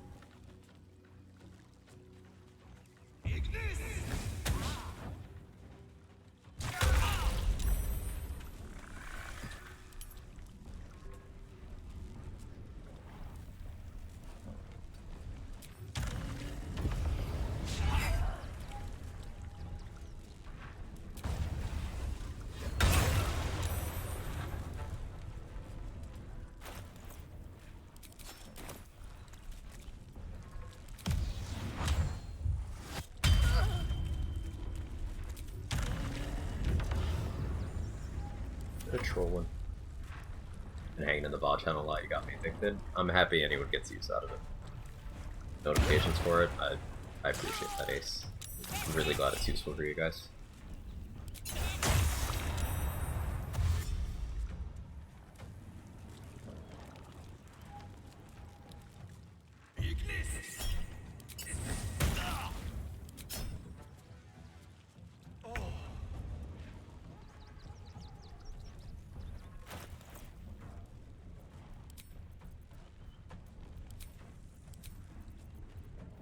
Just switching around weapons because I can, really.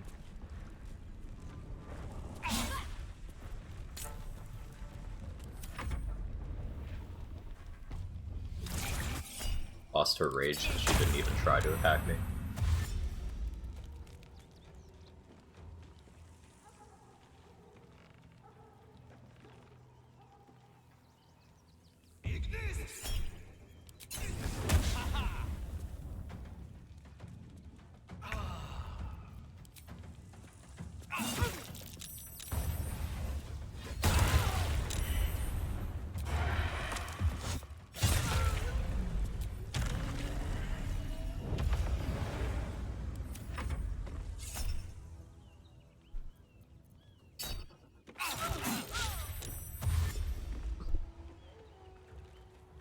By the way, on the monk topic in bots channel, you see you play 4 LA monk and do sweaty stuff. I've done that a few times.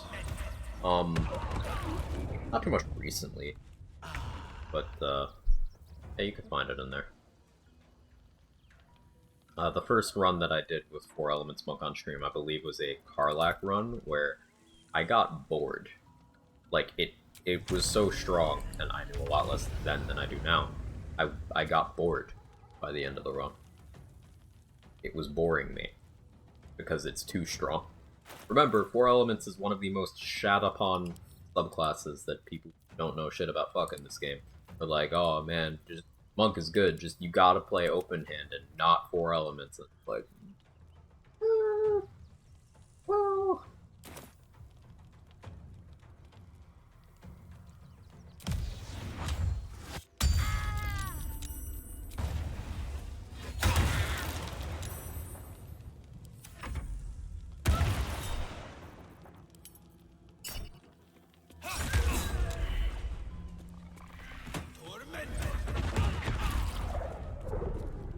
It's willing to do that because no one.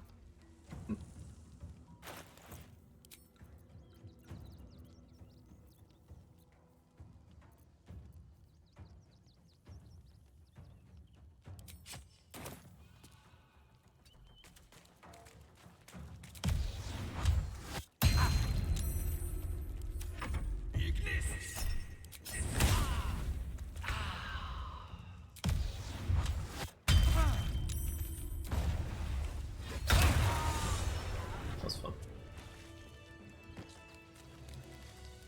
I take the first level of Cleric, special meaning to it. Medium armor proficiency, shield proficiency, heavy armor proficiency, access to the Blade Ward spell, access to Cleric dialogue options throughout the game.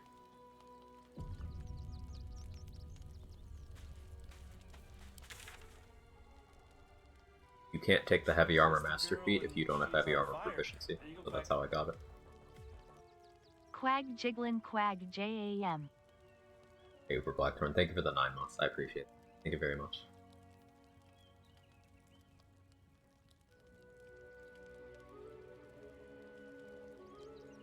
What am I coming here for? It was just, first rain cloak and take that fight because I was here, right? So let's go to the coronation, talk to Lord Hash. Let's rehearse this one more time. Pretend I'm a fist and tell me what you were doing in the house. They Shadow Monk and do sweaty Shadow Strike clears for each Act 3 encounter.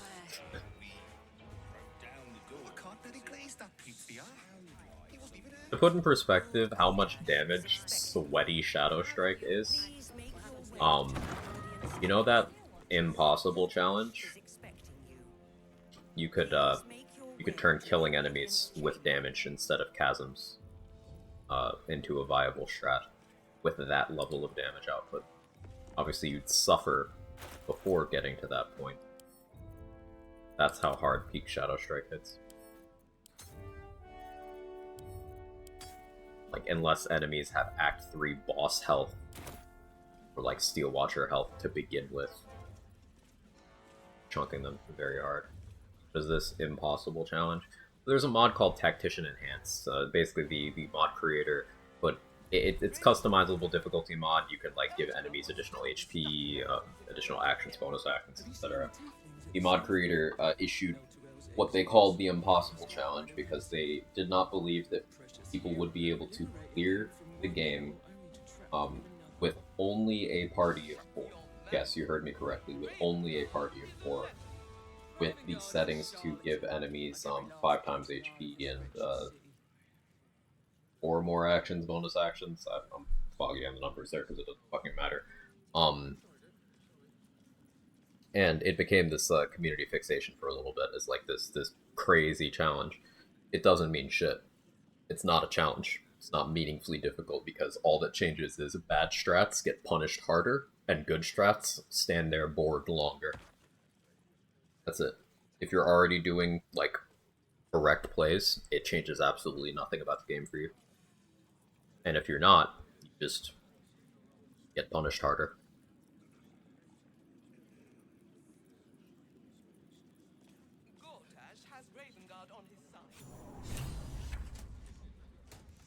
You remember that one, Priz? Yeah. If the thing can't hit you, trying 4 times won't help, exactly. Or if they can't damage you. In the name of the Steel Watch, aggressive action Like, will not someone be having tolerated in the 600 presence of the HP instead of 100 patriarchs doesn't this matter if with 20 strength you can pick them up and throw them into the chasm they're standing next to. So, like, what does any of it matter? Doesn't. The Steel Watch. Appreciate your cooperation, citizen. Dearest patriarchs, but a moment. I must greet our most and to honored kind of guest. prove that point, My friend, a bunch of us did forgive different cold things on it, but My Seihokei Steel Watchers did are eager watchdogs the for the good quote-unquote of all. impossible I'm sure you challenge understand. solo as a level 1 Lord fighter Enver Gortash at your service. with no difficulty at all. The difficulty was staying awake, Ah, which is why sometimes we'll dear call it the friend, impossible to what stay a awake brilliant challenge. child you've been to your father. But like, for example, Rooftop Ketherick took him 7 Tomorrow must hours. still be screaming in the hell. 7 hours. My master admires you, as I always have. He was never in any Slaughter danger at you all, bring, but it and took for the 7 monsters hours. You bear. You know, it takes all 3 to control the brain. Without thorns, it's become vexingly willful. What are you guys talking about? Gortash Yes, always looks like we've this. much to discuss. But first, come and be witness as I make history as the first Archduke of I'm Baldur's crazy Gate. right now. Then we proceed. The patriarchs await. Distinguished Doing that Dukes, challenge in patriarchs, duo, it took Dade and I dearest about 3 Raven hours. And we I had will an ace heed in the your hole. We call. threw the Iron Flask Spectator, and it really sped things up, because paralyzing half the field so that they didn't take their turns made the turnover go a lot faster. And it, of course, did some damage, but it still took us like 3 hours. 2 people, Roof of Moonrise. Again, never in any danger at all. From enemies within and without. Just good strats take longer, bad strats don't work. Not a challenge. It's tedium. Swearest thou true faith and fealty to the same? And by the time you get to, like, the Netherbrain, for example, they didn't even give the Netherbrain the full HP. There's even, like, a note on the brain's character sheet to the rationale. And I remember when Say made that discovery on his run, Trade and I were in the chat, and we kind of lost our shit because arbitrarily deciding that what is already the easiest boss in Baldur's Gate 3 doesn't need more HP, when that is the only thing you can do to make that boss require more thought, is indicative of a lack of understanding of what actually constitutes increasing challenge in this game. Because, for those who don't know, your damage is functionally infinite at that point in the game. Like, Say rolled up ready to do thousands of damage, and didn't even need to do a full 1,000 damage. And that was also when you could also kill the brain without doing any damage. Now, you need to do one turn of setup to kill the brain without doing any damage, but still do it, it's just harder. Enver Gortash, the council appoints you Archduke of Baldur's Gate. Bag trick? I don't know what you mean by bag trick. My friends, the Steel Watch stands ready. Let its blade fall on any who would diminish An epic now our requires, city. I think, 1 or 2 abilities. I think it's 2. You need to get the brain's dex to 8. Follow me to my office above. We can be good for each other. If I remember correctly. Give some basic examples of bad strats versus good strats. At this point, I feel like most of what I do likely falls under bad strats. Okay, here's an example of bad strat. Hoping that you hit the enemies and hoping that they don't hit you. I know that's very deliberately vague, but that is the perfect example of a bad strat. Because why would you leave either of those things up to chance? When, in the game, there are the means to make sure that enemies cannot hit you at all, and there are the means to make sure that you are always doing damage to enemies.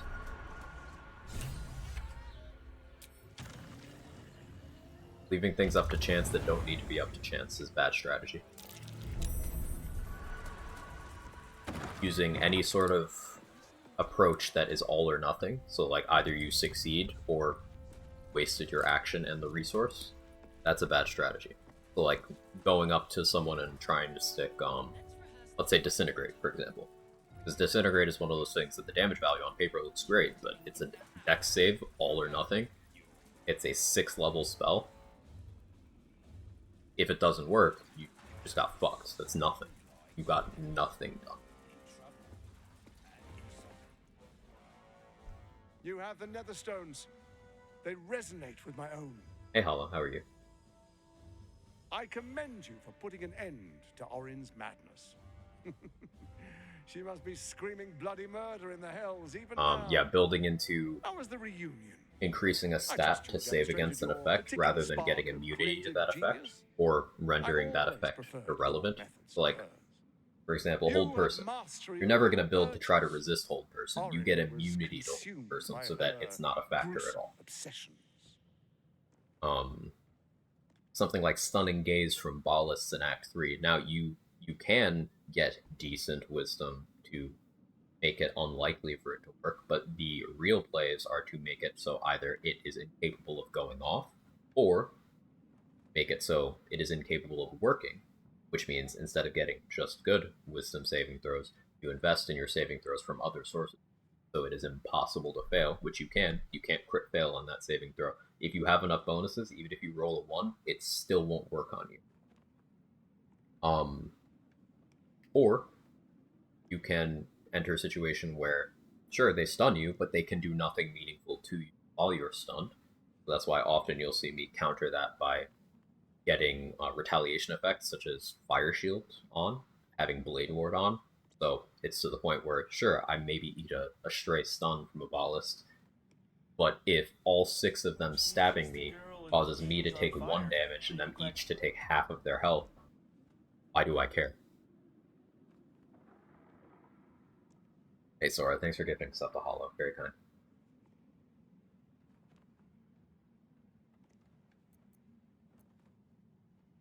I'm surprised, Barlow. With me, we will... Hand me the Netherstones and we will rule as one. I'm not here for games. There are...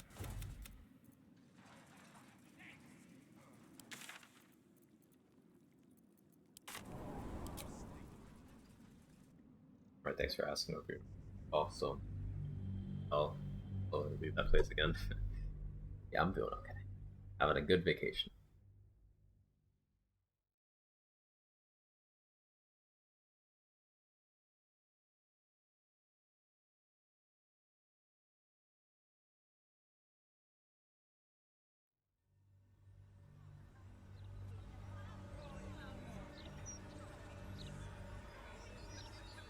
Glad to hear. Thank you.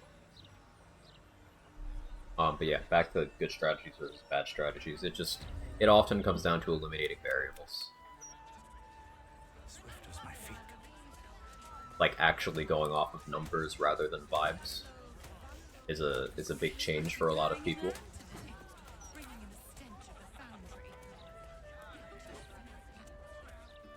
But effective.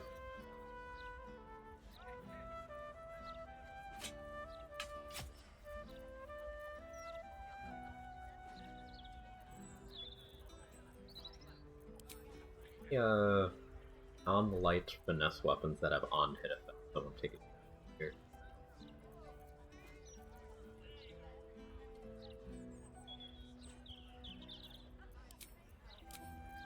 Like if I'm being super defensive, there's nothing that actually warrants me being that tanky.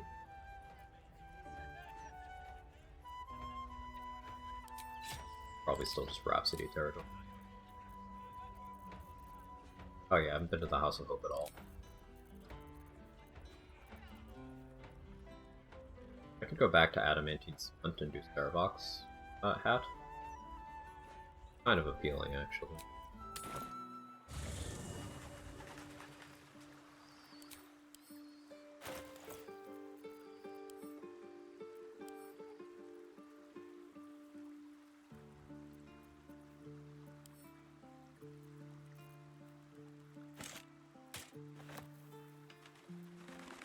I lose resistance. Passively award. Those are things that I particularly require right now. How's this looking?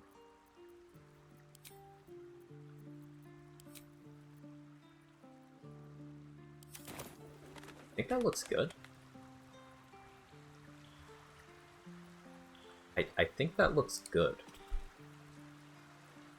Hang on.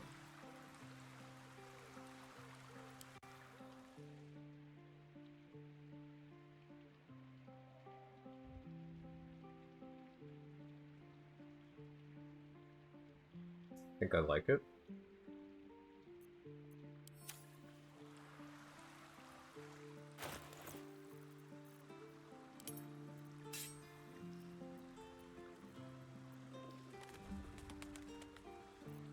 Movement I'm using right now.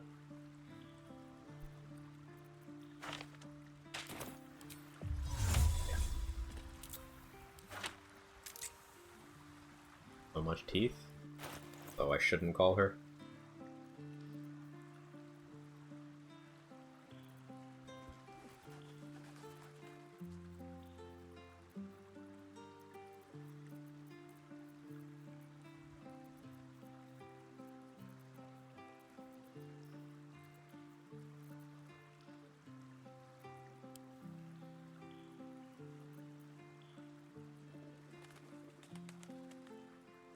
My vibes have really never been wrong, so Goblin cannot get to Merfolk on solo water. I think the start of the game is the hardest, right?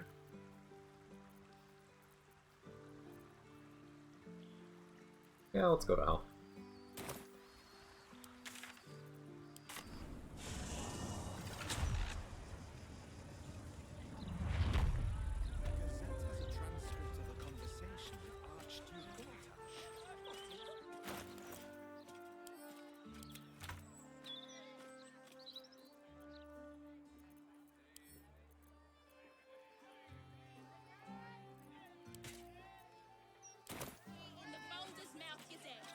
I could go all in on minus grid stuff.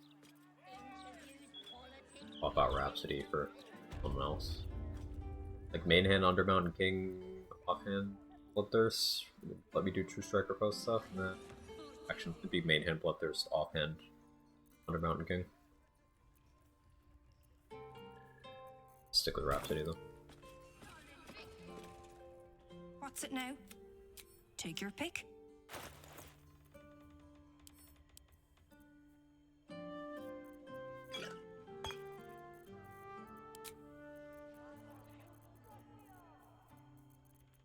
Alright, I'll sell stuff. I have a few more smoke powder arrows than I strictly noticed.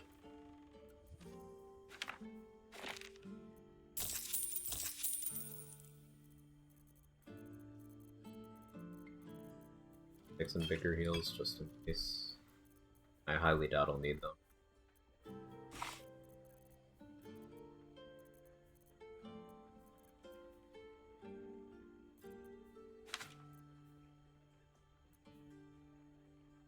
Will Ethel already this round? No. That's why I'm not selling the Walls of Fire.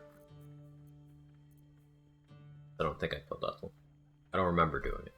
I'm currently operating under the assumption that I have not done that yet. Maybe I'm wrong and I did and I forgot about it.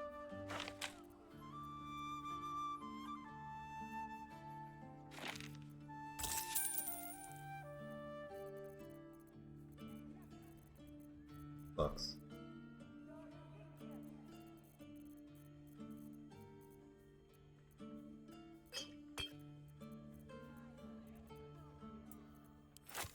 No, I guess I ran out of Thieves' Tools.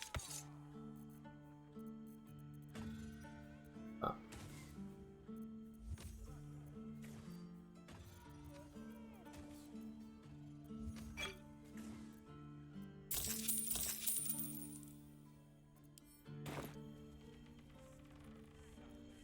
Perfectly willing to admit lots of this stuff still goes over my head, still losing a Murkle repeatedly even with the full party.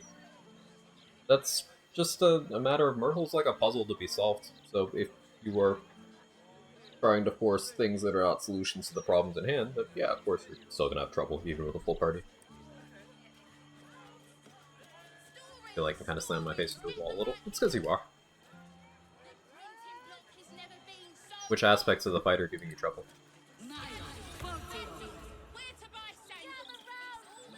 Like, my primary recommendation for Myrkle is to stop trying to do damage that doesn't work well on him.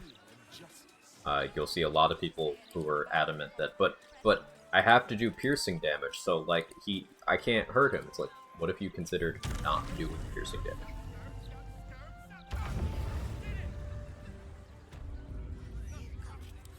Can't keep me out. Bludgeoning damage is fantastic against Myrkle. You can use Brittle to force vulnerability, and you just get to smack him for double damage. I find it's pretty good.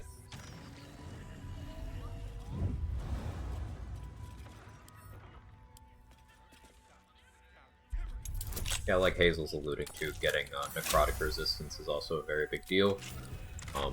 Taking precautions so that you don't get frightened is also a very big deal.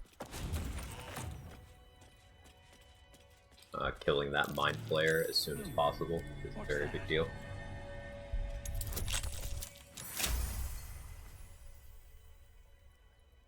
Easiest strat with any class to make him one chain link. I think that's a pretty good strat. I don't know if I call that the easiest necessarily. What sort of curio shop has authentic infernal objects? But it's definitely a good one. Huh.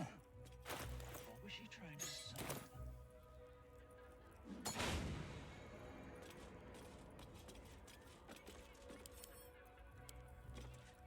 Hey Holly, how are you? Mostly just find that I'm getting party members down in the Bone Chill Zone. Okay, why are they in the Bone Chill Zone? What's your goal having them there?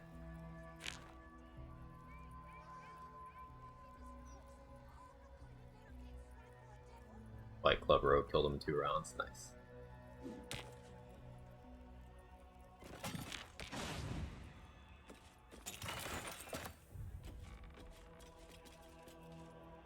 While I work, I appreciate you.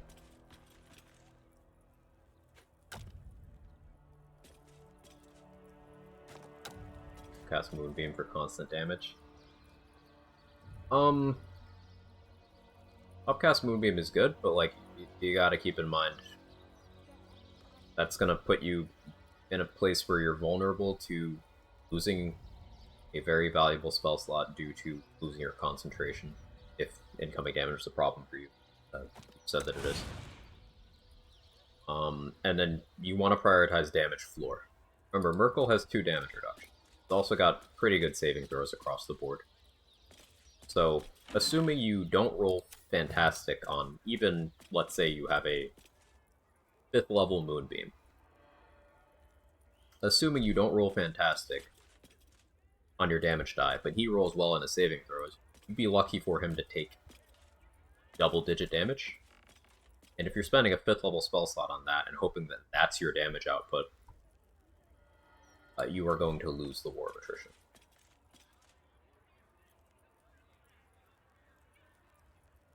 Not being able to outdamage his Necromites healing him, even when I'm doing damage, should be objectively efficient.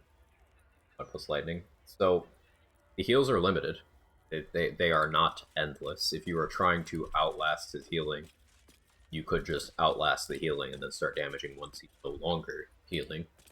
But also, he really doesn't heal that much. He heals, what, round about 50 HP per Necromite he chows down on? That's not much. Especially if you're in full party. If you have 2 people blasting with lightning stuff while he's wet, still outpace him. So there's something else happening there.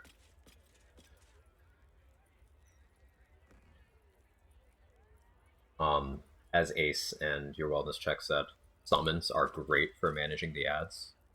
Particularly earth elementals, mud methods, ice methods, dryads, woodwoads, zombies. The thing that all of those, except for the ice methods, have in common is they do bludgeoning damage, which Necromites are vulnerable to.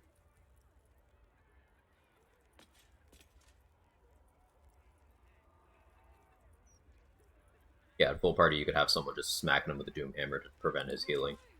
Doomhammer applies a long enough bone chill that Merkel will never be able to heal. You can do extended spell Shocking Grasp or extended spell Arms of Hadar to deny him reactions, because remember, he uses a reaction to eat. So if you remove his reaction point with either Daze or those 2 abilities, he can't eat.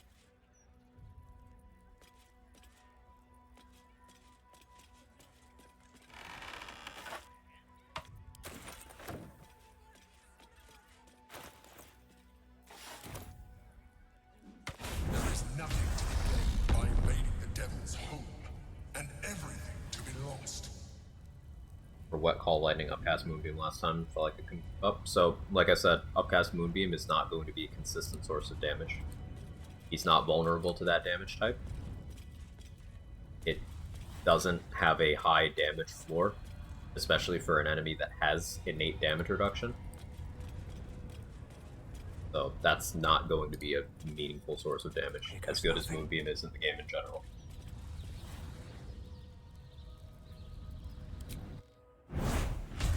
Call Lightning should be fine. Especially if you have more than one person doing it.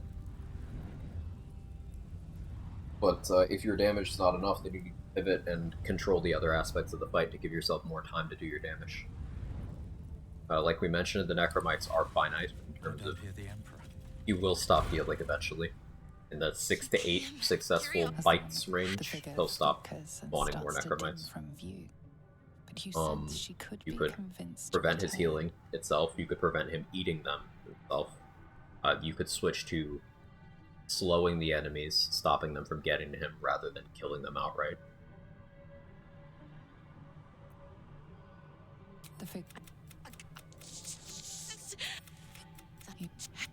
Now whisper your questions, little wretch, but really quiet and very clever. Remember, quiet as a mouse. Pharmacy said my prescription won't be ready until after you've been waiting the past couple hours. I hate that. The hammer is the key. But I like you. Can you see it? But the rat.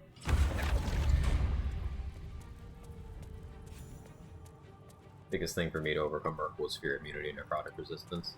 I mean, those are big, but I do maintain that doing damage effectively is also a very big deal. Once again, you'll see a lot of people using strategies that have low damage floors. So here's an example. A lot of people will just default to their wizards being, hey, I click magic missile. Because that's good enough for most things. Lightning charges, magic missile, pew pew pew. Yeah. Merkel and Ketheric have 2 damage reduction. So half of your magic missile rolls don't do damage. Your lightning charges don't do damage. Your Callous Glow Ring doesn't do damage. This is a situation where you need a high damage floor. Also, he resists piercing damage. So, brute forcing with, say, the Titan String Bow, still possible, but it's a lot weaker than using another damage type. There is a force damage bow in Act 2. Throw a Moonglow sells at Moonrise. I think there's a reason why you see most challenge runners go out of their way to grab that item, just in case, like every run. Glad you're enjoying E33 Irish. Awesome game.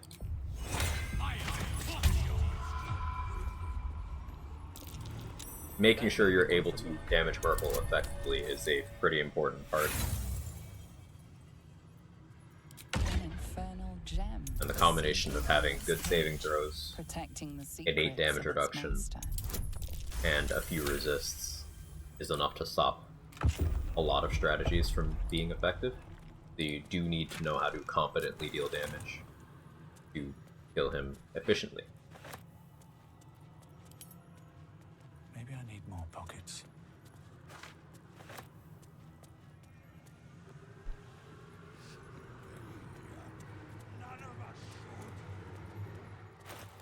It is not clickbait for me to say that Merkel is a situation where a practice sword does more damage than the Titan String Bow.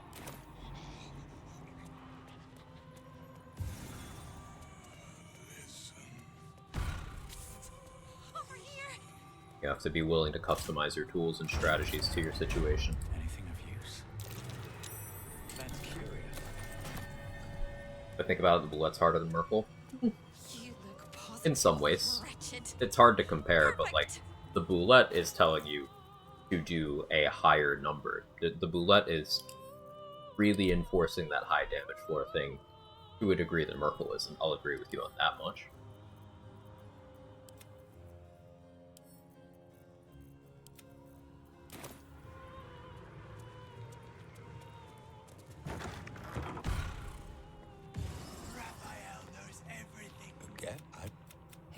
Merkel's fight is still, at this point, my favorite fight in all the game. Yeah, that's mine too. The schedule is all but clear, and yet you have it. The Orphic Hammer is one of Master Raphael's most prized possessions.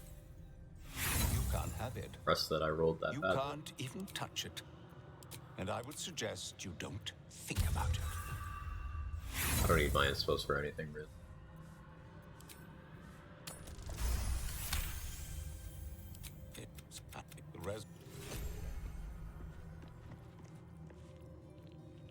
I don't care about the gear in this room. I guess I'll grab greater health when it's time to fight, but... Hey, Captain Cat, how are you? Let's also dirty fucking cheater, bitch. True.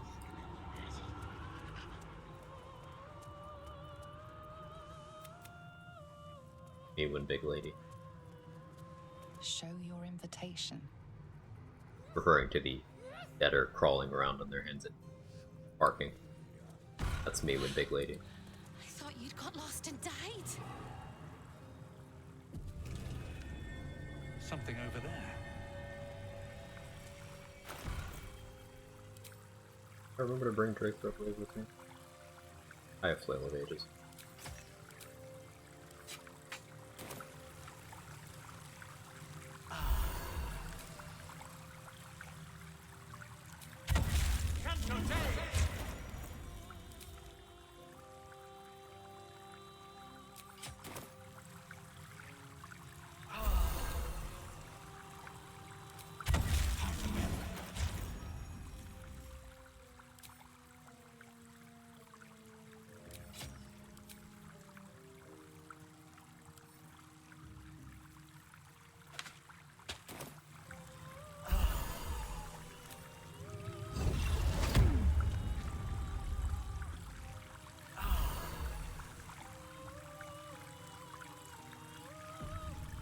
Played some powder bomb next to the pillars.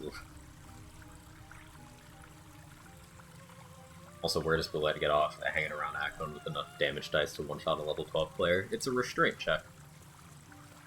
If you're fighting Bullet, and it's capable of one-shotting you, you're fighting it too soon. That's simple. Water Elemental actually the only way to get brittle? Yes. But, fortunately, 5th level spell scrolls are available from character level 7. So, it is available feasibly in every run that isn't a level restricted run before Merkle. You have an abundance of scroll vendors, and level 7 pre-Merkle is unreasonable.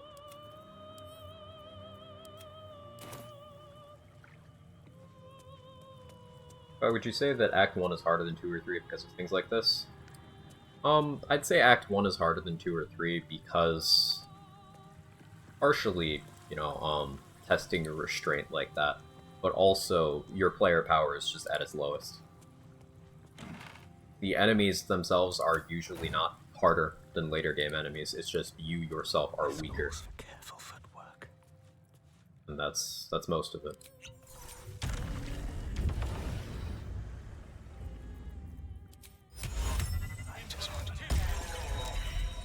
Why are you here? You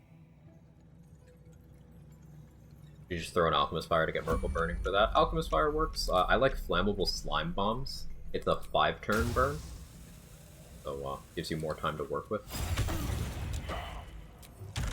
In a pinch, you can use Ochre Jelly Slime instead of a Flammable Slime Bomb. And you can't deliver it by throwing, but you can destroy it on the ground. Boom, and it works the same as a Flammable Slime Bomb. 5-turn burn.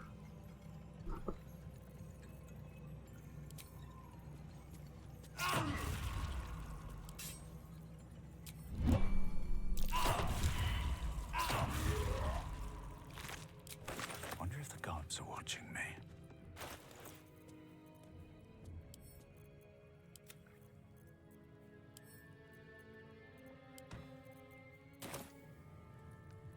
Get London to Harlow. Is that Raphael? No, that was Harlow. 5-turn burn is my nickname in Bible study. Proud of you.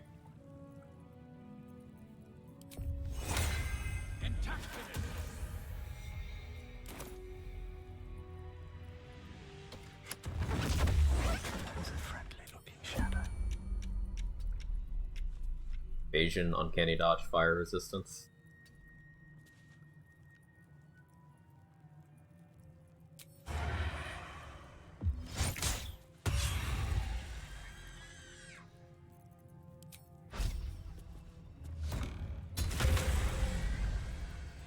Out of sight, out of mind.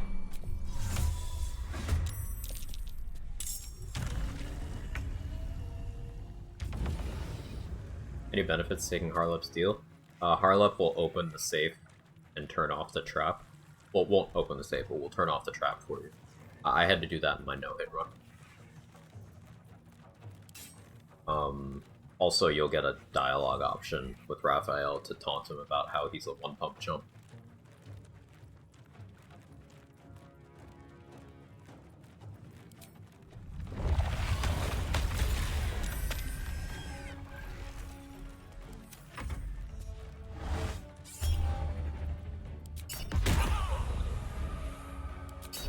I just think Necromancer plus Spores Druid is fun.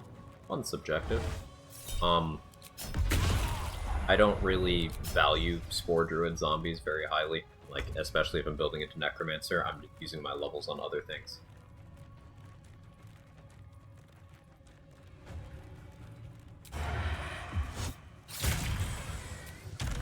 Because the difference between Necromancer summons and Spores Druid summons is that Necromancer summons are actually good. Very well.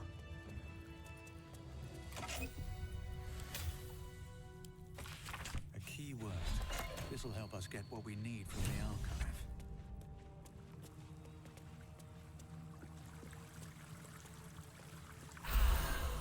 Like, the thing about Spores Druid zombies is they're just regular-ass zombies. They're really cool when you first get to, like, level 6, and it's like, oh, cool, I have 4 of these little guys, they draw so much attention, they can occasionally survive a hit, that's cool. But they never get strong. Your ability to invest more resources into them with things like elixirs, things like your buff spells, goes up, but they never get better. So, at a certain point, it'll be like, you'll be throwing these regular zombies that were, like, fine at level 6, against, like, what are they doing against Raphael? They're not even a distraction because he has AoEs. He could just kill them all in one attack. 12 Necro is good? Yeah. You don't necessarily need to go to 12. But 6 is the big level for Necromancer, and then you can still fill in the other levels with other things with which to support your summons. I'm a big fan of combining 6 Necro with some amount of cleric levels, because then you have access to all of your cleric stuff. Like, maybe you want to cast a Bless Upcast to give all of your animate dead skeletons extra accuracy. Maybe you want to cast, maybe you want to be War Domain and cast Crusader's Mantle to give them all bonus radiant damage on their attacks. Some people like leaning into the flavor and taking an Oathbreaker Paladin dip, so that they can use Control Undead to have, you know, another specialized summon helping them out. You could, for example, use Control Undead on one of the skeletons that has the Aura of Hate ability, and then have it hang out next to your skeletons to give them more damage. Now, that would be for their melee weapons. They'll have to crowbar some stuff around, but it's a possibility. Taking Lore Bard could allow you to use Cutting Words to influence enemy saving throws down. You could use Bardic Inspiration from any flavor of Bard to increase the accuracy of your summons. You can use Valor Bard to substantially increase the damage of your summons. There's a lot of ways of doing it. Try Necro and Cleric then, thank you, you're welcome. War Domain works really well for that concept. Control Undead run, mayhaps? Yeah, I've been thinking about doing another Control Undead run.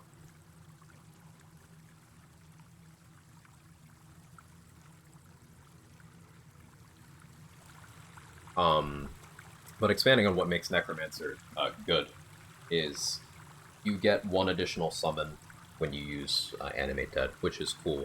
But the Undead Thralls passive is what really shines. Basically, all of your summons that you create via Animate Dead get your proficiency bonus as additional damage on every instance of damage that they do. They also get extra HP equal to your wizard level, which is cool because it's hard to heal Undead summons. Not impossible, but very hard. So giving them more staying power like that is nice. But your proficiency bonus at level 9 through 12 is 4. So that means every time one of your summons, which, let's say you did an upcast of Animate Dead, you have 4 skeleton archers. Every hit they do gets that 4 extra damage. But it's not just, like, their regular weapon attacks necessarily. Let's say I put down an Alchemist Fire, and I have my skeleton shoot that. That fire surface and the burning condition from it are now attributed to my skeleton, which means that gets Undead Thralls. So that's a fire surface that does, instead of 1 to 4 damage, it does 5 to 9 damage.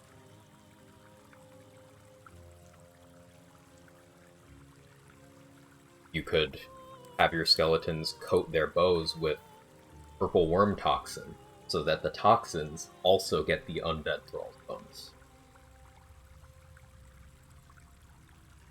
And that adds up very quickly.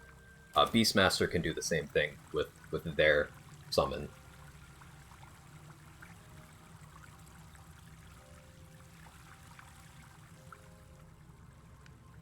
So, that's what makes Necro really good.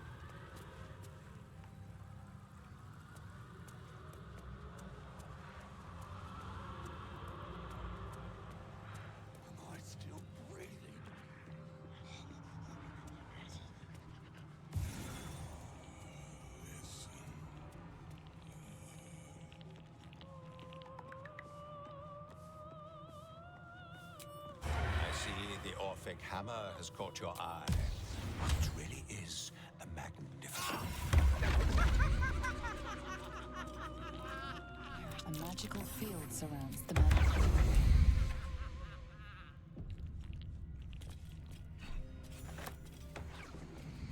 I was supposed to grab Marco. I forgot to do that. Oh, fine. I don't do it.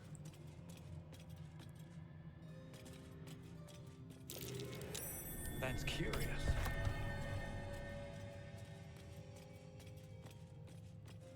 I'll do a Necromancer run now. Mind if I steal knowledge from your VOD? Feel free. I did a couple of Necromancer wizard runs. One I called it Decay Zell. It was Lazel as a Necromancer wizard. Pretty fun. And I did one more recently. I think I did it as Lazel again, but it was a Valor Bard Necromancer. That was also pretty powerful. I don't remember what I called that run.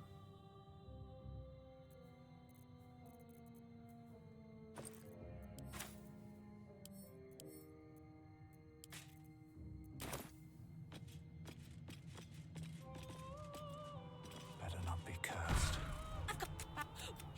Come to my prison, bring the hammer quick. Yeah, that was College of Chook. Yeah, that's right. Thank you. Githyanki make a very good wizard, so I often do Lazel on wizard runs.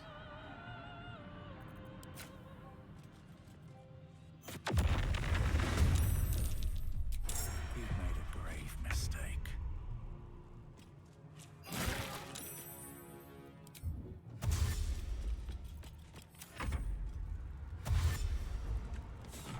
Yankees seem pretty good in general.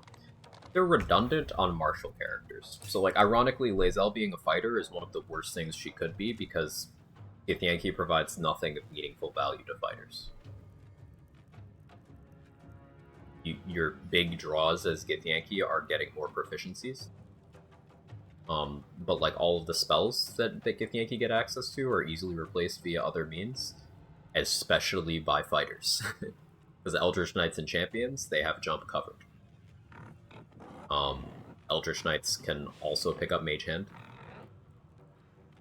Misty Step is available in abundance on all builds, every class. So that leaves you, what, Astral Knowledge, which is fine, sure. But how many skills do you actually care about proficiency in? Like, you can already grab Athletics, you can already grab Intimidation, just as a fighter.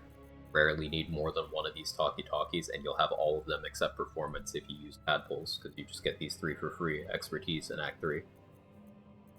The Wisdom ones rarely matter, the Int ones rarely matter, the Dex ones sometimes matter, depending on playstyle, but you can overcome any of these individually, and you can only use the Gith stuff to give you one of these categories at a time. It'll usually be Dex, because that's the most broadly useful, but again, those are proficiencies you can just grab, and Stealth and Acrobatics are extremely rare in terms of when they matter. It's like, okay, what do you get? And the big thing Gith gives is you have medium armor and every kind of sword proficiency. Well, not every, but long sword, short sword, great sword. But if you're a fighter, those are things you have.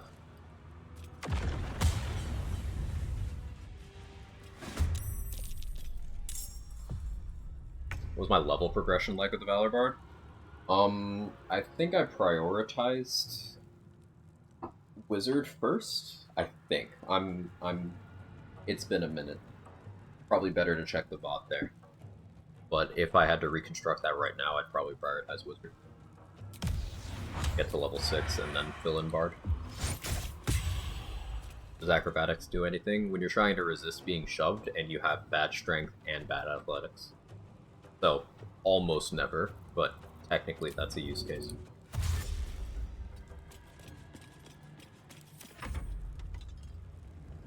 Having medium armor proficiency inherently means you have light? Yes. I wonder if this is worth the cost.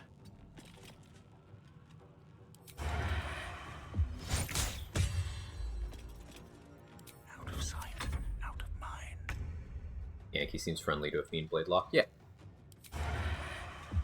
Picking up that medium armor proficiency is nice. Now the weapon proficiencies won't matter because again, you are automatically proficient with whatever you designate as your packed weapon. But it is very nice for grabbing that medium armor. And then you can use Astral Knowledge to pick up like Athletics proficiency or something that Warlock normally struggle to get.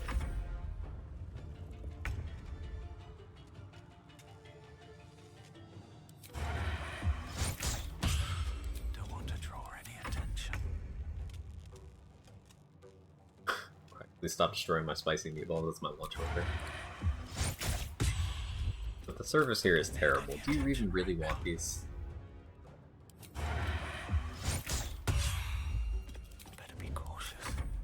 You don't know if the fight before Necromancy today is broken or skeletons don't spawn properly. You should try to break the coffins, not get surprisingly one skeleton is all of them. So since patch 7, so what, like a year and a half ago at this point, they only spawn more than one if you allow them to spawn each other. One down, millions live.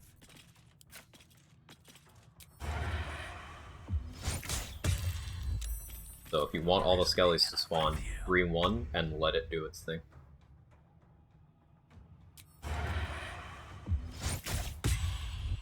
That's a friendly looking shadow.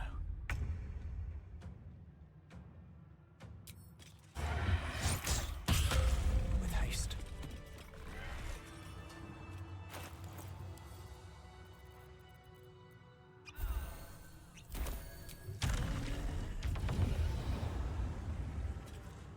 I don't need any attention right now.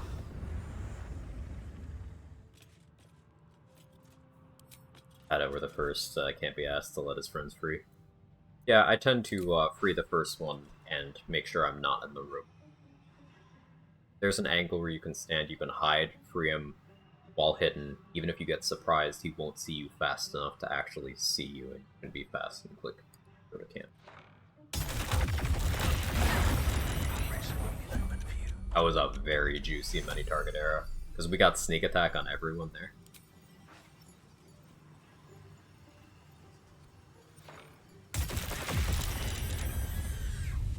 Just out of view.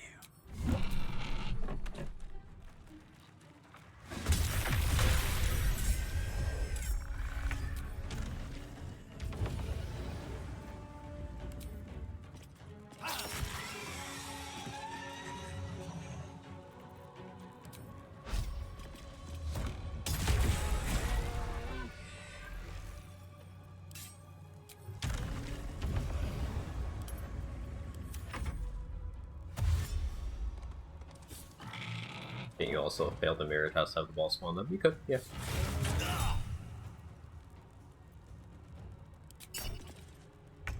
True.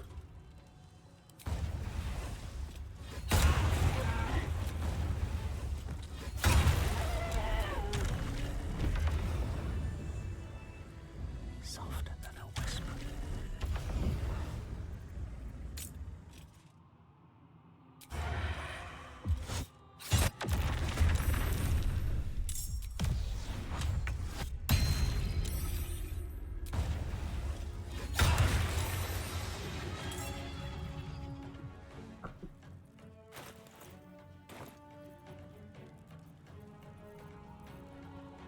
I don't know the means to int ability drain.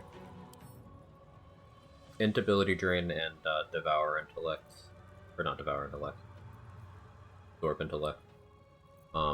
Is a really good way of dealing with these guys. Or if I can just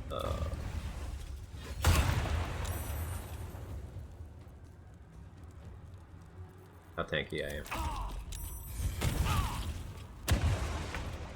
Tanky enough.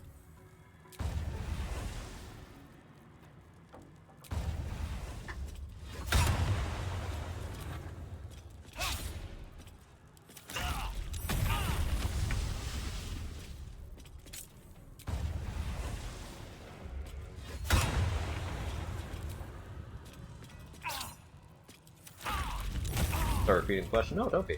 The Necro plus War Cleric? Yes. War Cleric provides additional benefits there, because it's also one of the domains that gets you both martial weapon proficiency and heavy armor proficiency. So think about like what Wizard doesn't get in terms of what gear it can use. War Cleric gets everything that Wizard's missing. Shields, medium armor, every kind of weapon. Heavy armor especially is great. But then you get all of the utility supportive spells that Wizard doesn't. You get Sanctuary, you get Guidance, Resistance, you get a lot of cool things. Bless. In terms of domain spells, War Domain gets Crusader's Mantle, which is normally a Paladin spell. But it's really good for group support. And Paladin can't justify resource-wise, but Cleric very easily can. Barnaby Golden.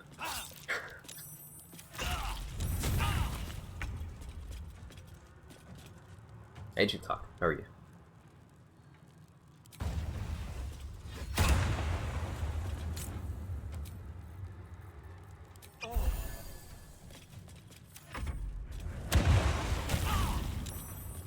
To make it for the booming blade damages. Wise. Best be on my way.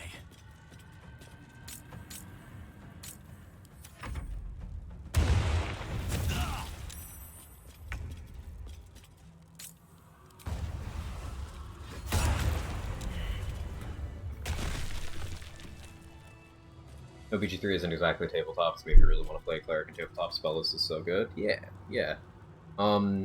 What did I play? Last time I played tabletop, I was a Paladin Cleric multi-plus. I was also playing weird though. I was my character was an alcoholic archer.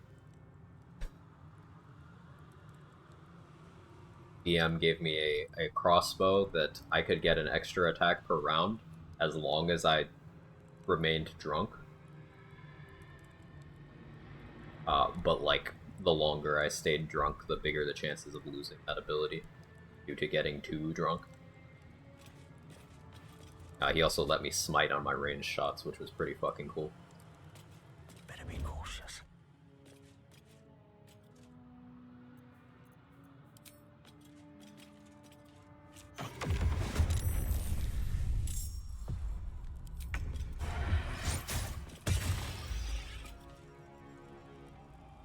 Which gloves did I put on Monk?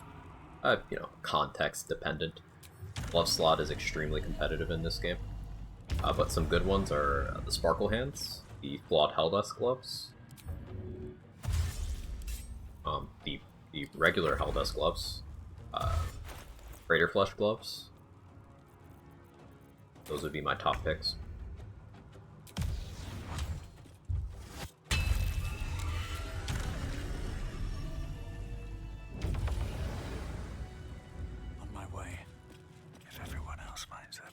Gloves, like all gear, case-by-case basis, but I would stress on top of that the glove slot is, at least in my opinion, fellow nerds, feel free to give your take, whether you concur or not, but I think glove slot is the most competitive gear slot in Baldur's Gate 3.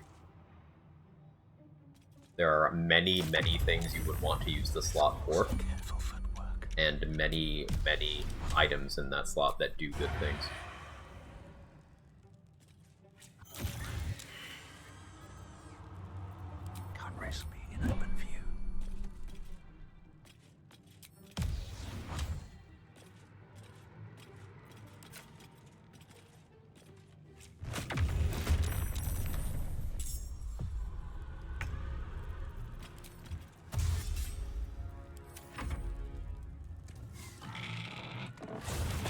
Top pick is the scab on my head and never let heal. But mention I'm proud of you, Smelly. I'm proud of you.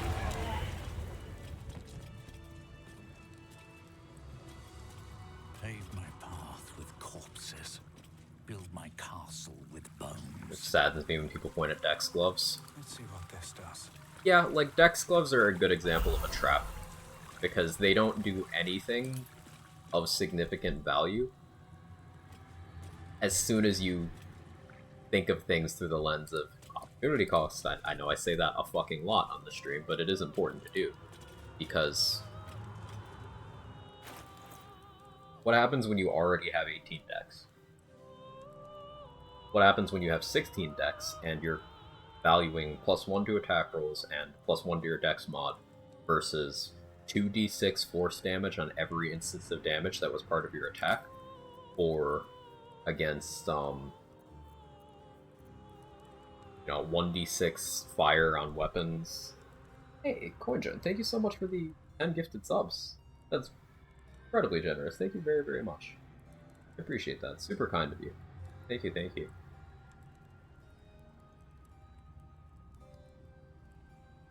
Thank you very much.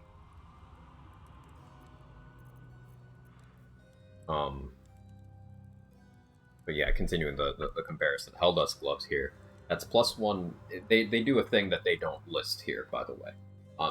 It says +1 to spell attack rolls and spell save DC. It's +1 to all attack rolls and spell save DC.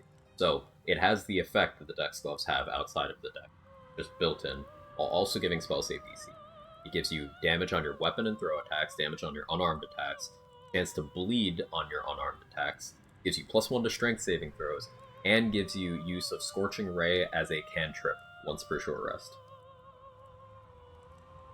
Cantrips have a lot of damage support, and Scorching Ray mechanically is one of the most breakable damage dealing spells in the game, so you get to combine them together and have a big fuck you. I blast you now, once per short rest, on top of everything else Helldust. Like, I think Helldust gloves, once again, I hate saying best. It's situational, it's context dependent, it's slightly subjective, and there's rarely one answer. But, like, if I had to say best gloves in Baldur's Gate 3, it'd be between these two on your screen right now. Not to say others don't win sometimes, but it would be between these two if I was forced to choose.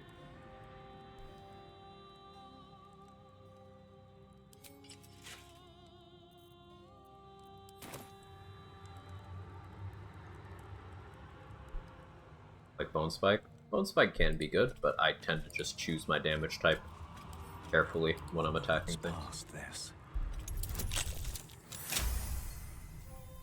Like if you're avoiding using piercing on Steel Watchers, what do you need Bone Spike for ultimately?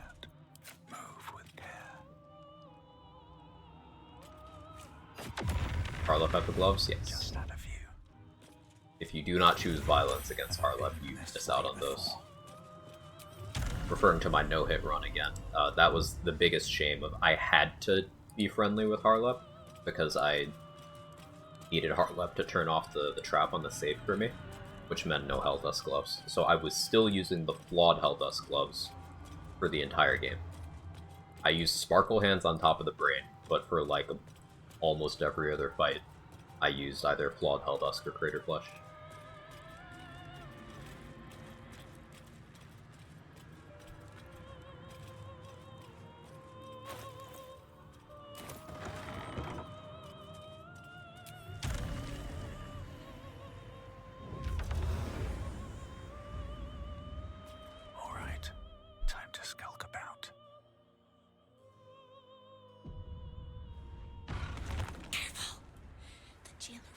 You all if you take another step. It's time to fly this coupon up. You saw. Out of sight, out of mind. Better be cautious.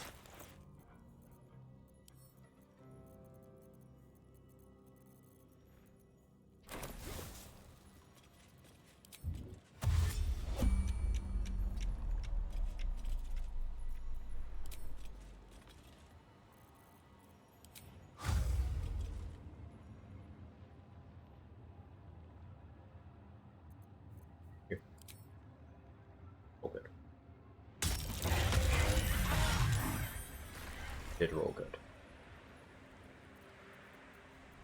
That's a friendly looking shadow.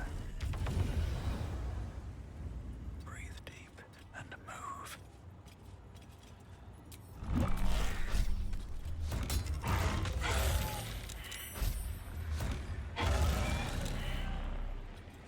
I don't need any attention right now.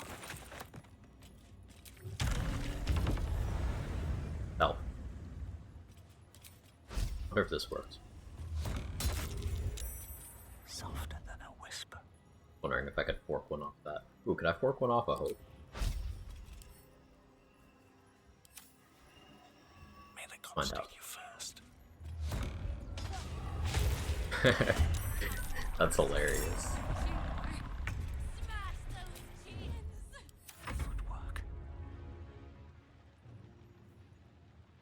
Yeah, it was a DC 27 stealth. Wowie. Hey, White Priest.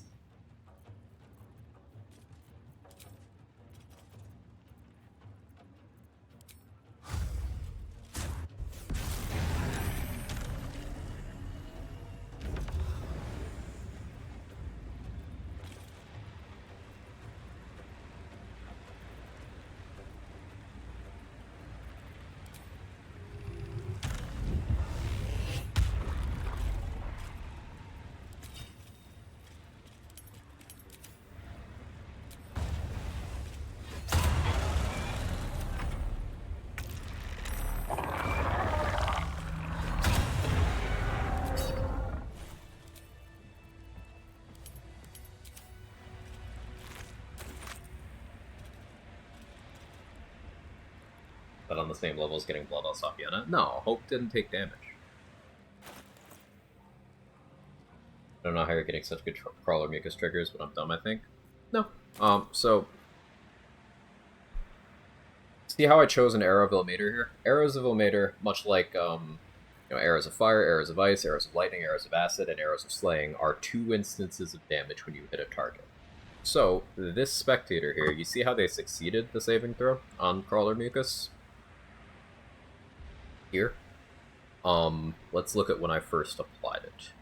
So I used Arrow of Ilmater, succeeded on a saving throw against Crawler Mucus, failed a saving throw against Crawler Mucus. I forced them to roll against the Crawler Mucus twice simultaneously.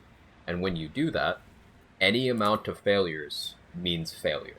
Even if they succeed on 3 of them, like let's say you're doing that, forcing them to roll at disadvantage, you're forcing them to roll 4 times. If they fail any of those, they're paralyzed. That's how you get consistent Crawler Mucus application. I'll be right back. I'm in the bathroom.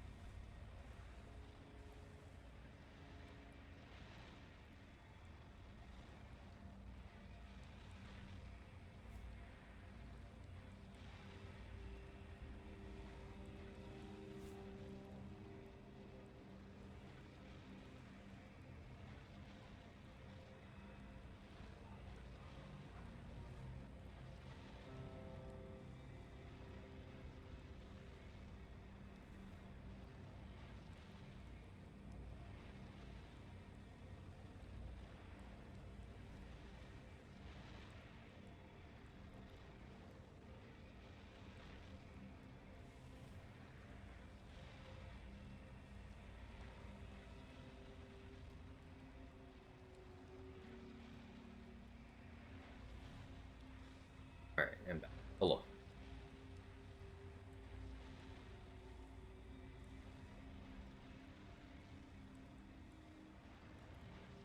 Going back to streaming with 1 monitor is weird. It's strange. So inefficient bouncing between windows. Yeah, as Nico said, Eldritch Knight is the goat of consistent poison application because they can force people to roll a disadvantage just by attacking them with their weapon at level 10.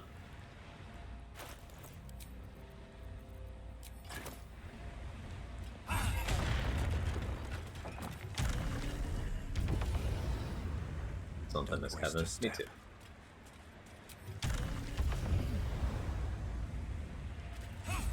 Receiving any updates on your sons? Don't hold back. A couple Tell me days how ago, bad yeah. it is. I'll check in again today. I'd blush if they had.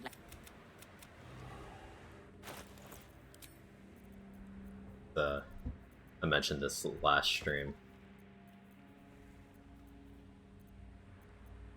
My cats are my dad's phone background, so they're well taken care of.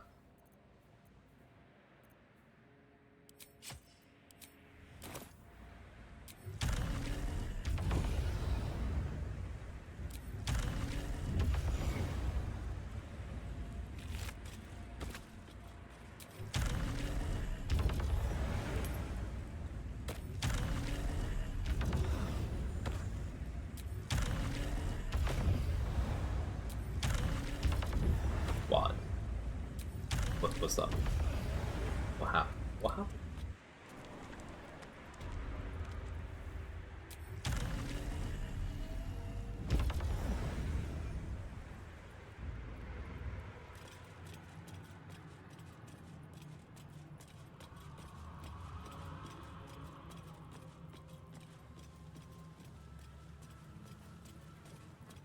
I'm going to be disrespectful to Raphael here. One last time.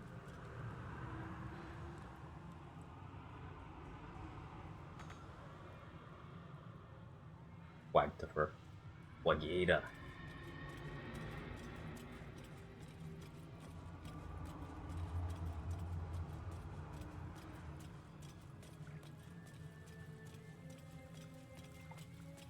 Always disrespect the smarmy git.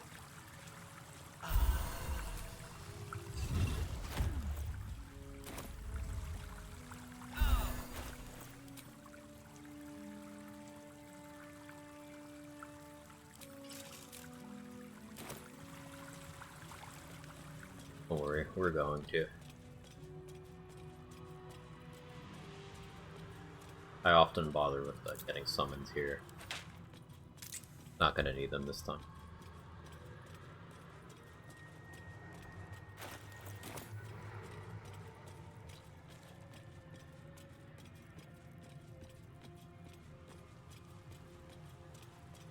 I don't know Quag Dad's Quad, but a quad was already a word. I get you.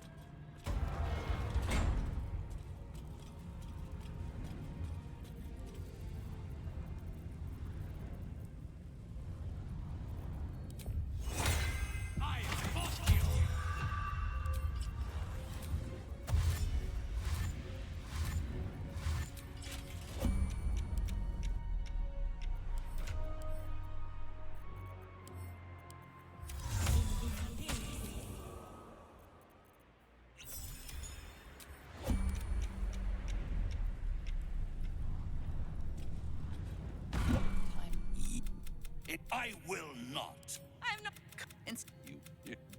Come I out. could pretty reasonably talk your ear into being chill, but If you have any last word, no.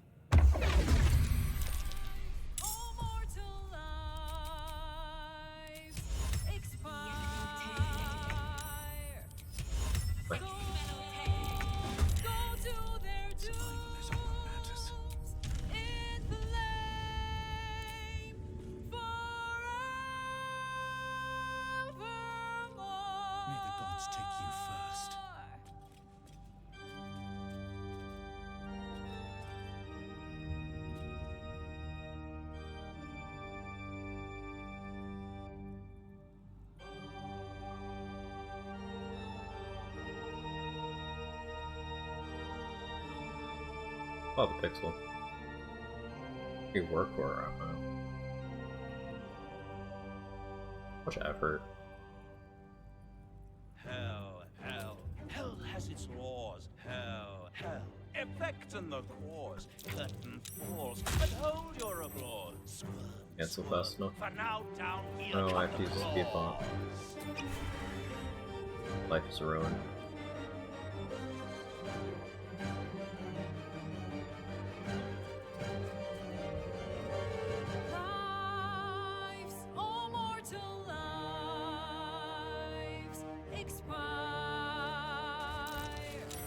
Oh, hey, mustard pixel.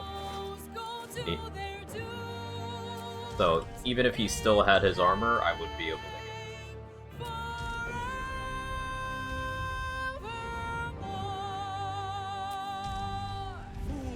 Fools, how hard you have fought. Brave, but it's all been for naught. True souls that couldn't be bought, doomed, detected, and caught.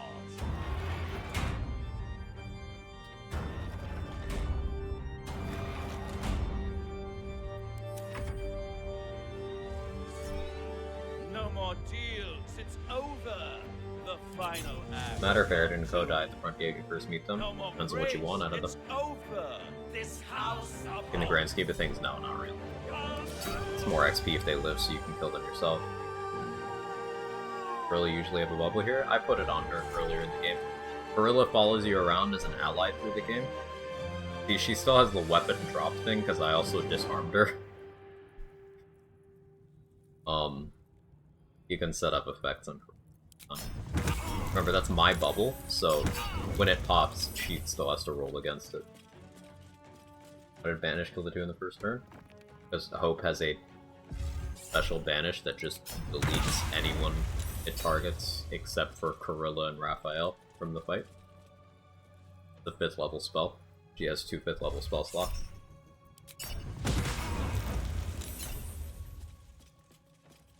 Just a Hope ability she has, you can read it.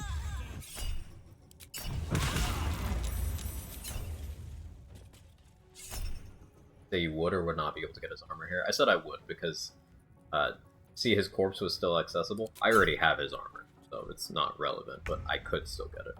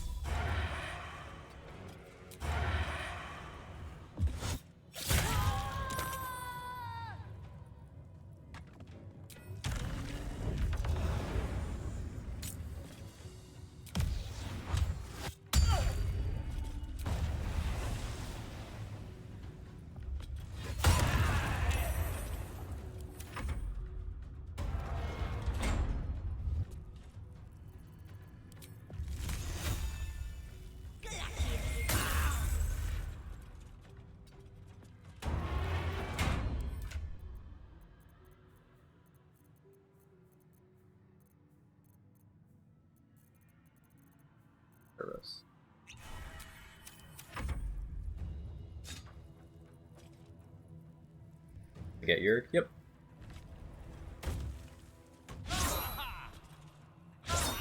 Prudent to throw a speed potion at her, get both banishments on in round 1? No. Because why would you use an action when you could just have her drink a speed potion?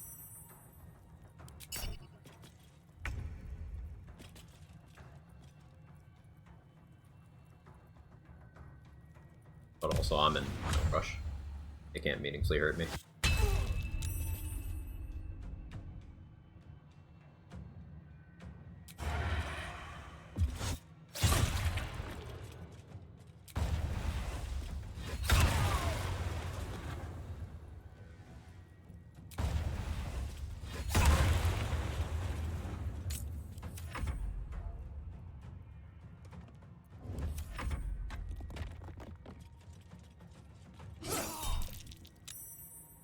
Played the video back, couldn't tell. I said yes. See, his body is still here, Seth. I can still loot it. I already have his armor, so it's not on his body because I already own it. But if I didn't already have it, then it would be there for me to loot.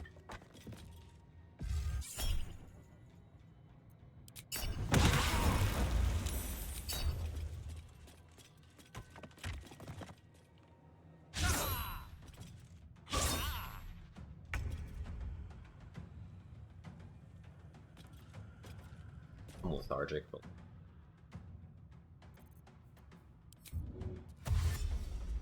There are 3 things you need to know about Raphael. He's almost home now, closer than a kiss. hope you stepped over Raphael's corpse to say that. And he probably knows it.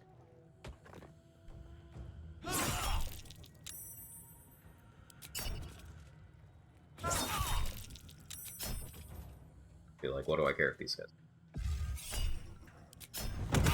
With Raphael dead, they lose their big bonus damage that actually matters.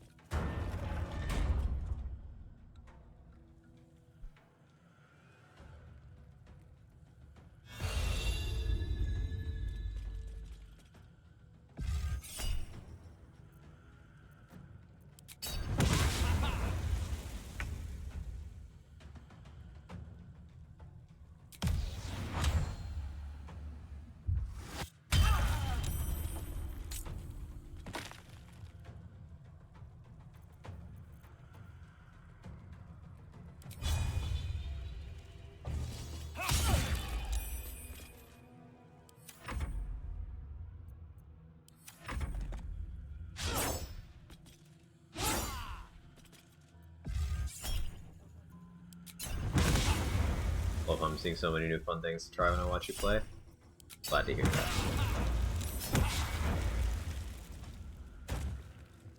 It comes with, I tried not to play the game the same way. No, 2 runs in a row. I rarely repeat runs at all. It means I'm always finding different ways of doing things. I like that a lot.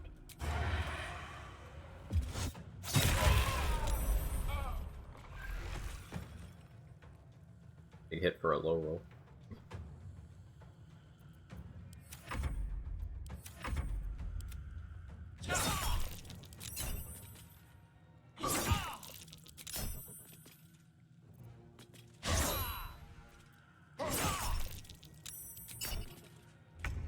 Sometimes the only way out is through.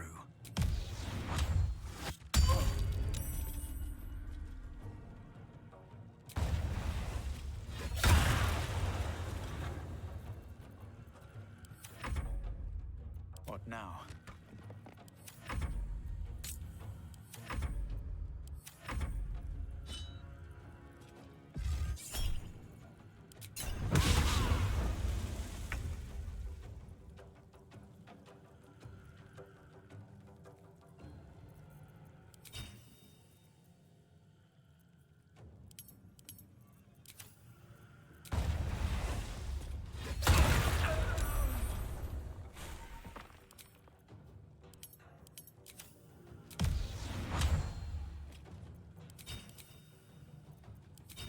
Actually, so.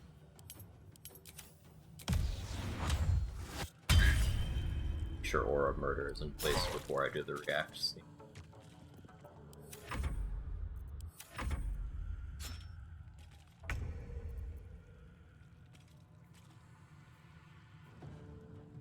DC 18 on my disarm.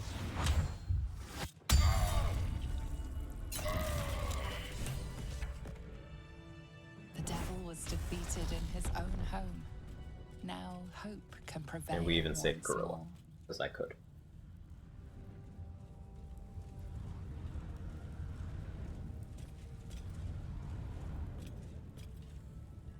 Pinch yourself and check we're not. You are wide awake. Then we're not just. My beautiful sister is mostly intact. You could have broken her in half like a breadstick, but you didn't. I am sorry she fought you. I'm glad she survived. And for the first time since you heard her, You were all the luck I hope. Calling back to the gloves discussion we had earlier, gloves of soul catching are good, but they do not hold a candle to any of the other glove options I mentioned. Yes, even for Monk, these are good for some things, but like in terms of actual output, they still lose to Crater Flesh gloves and Eldest gloves. Something to keep in mind.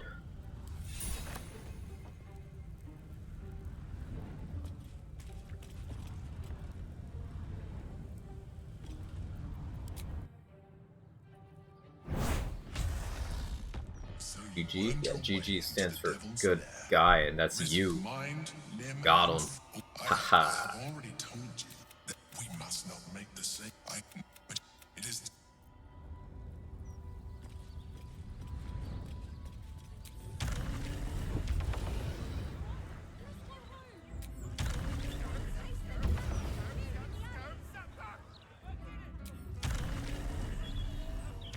+2 con is awesome.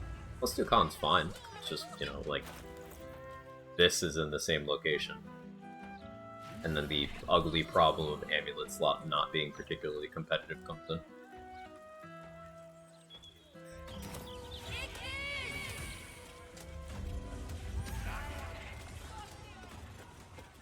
Seems like a good moment to talk. How can I help you? Then head up. How can I help you? Huh. Forgot to get Roland's mage armor, but like, I don't care about AC. Okay.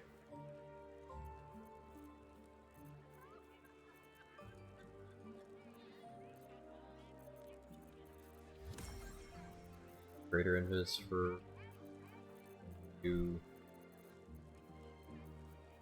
Go to the brand at any time, really.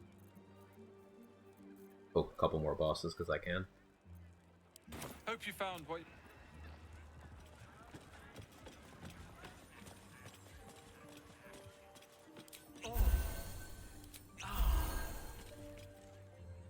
If you let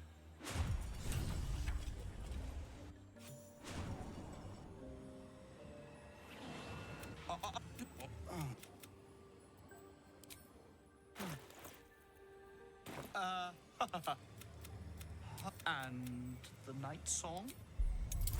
Speak true Yeah, now. she's dead. For I detest dead.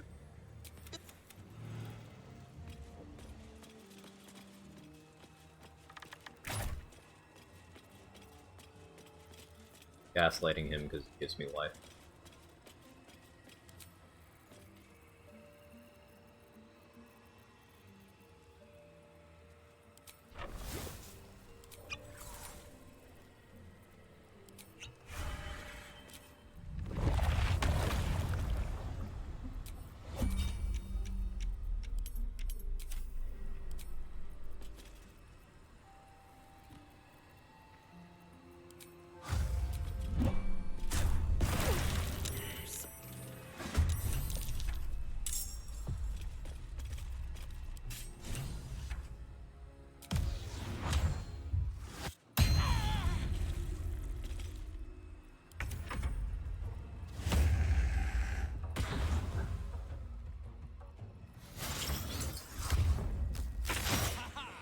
They're just lying?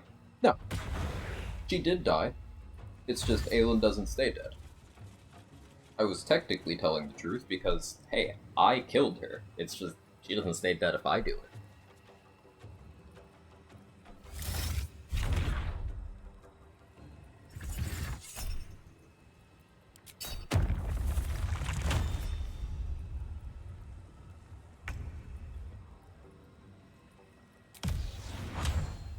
Oh, I did disarm him, right?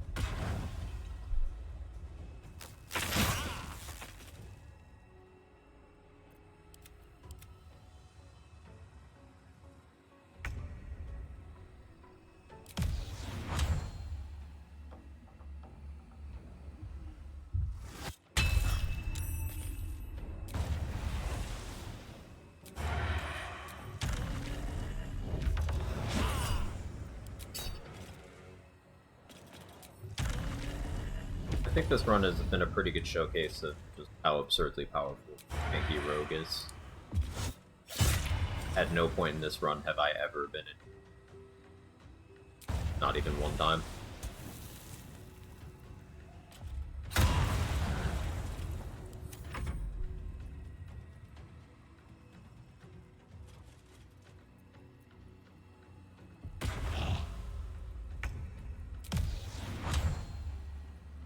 Almost no bosses have even lasted more than a turn.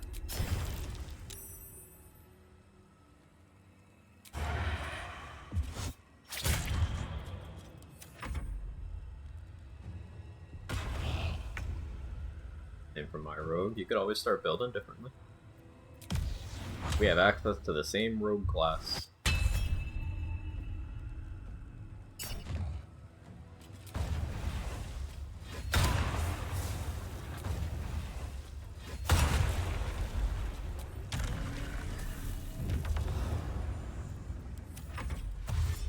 Not meaning this to be rude, you looked almost bored because it's been so easy. Yeah, not rude. Like, I haven't had to pay attention in any of these fights.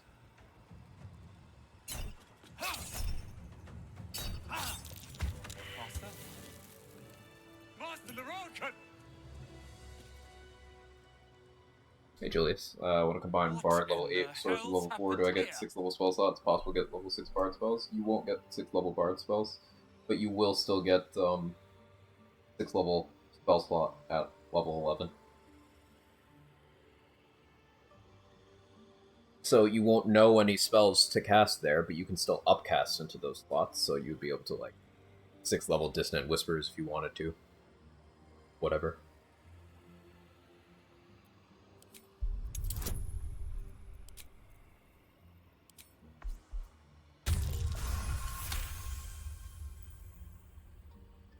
Abandoned my hand swash run near the end of Act 2 because it got boring because too good. And Valid. that was the price I had to pay. Thankfully, I wouldn't have this. But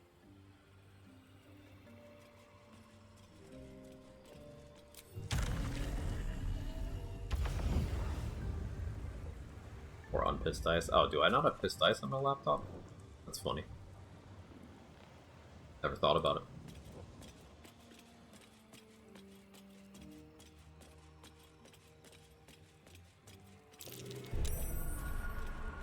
Unpissed Dice was my nickname in high school. Why?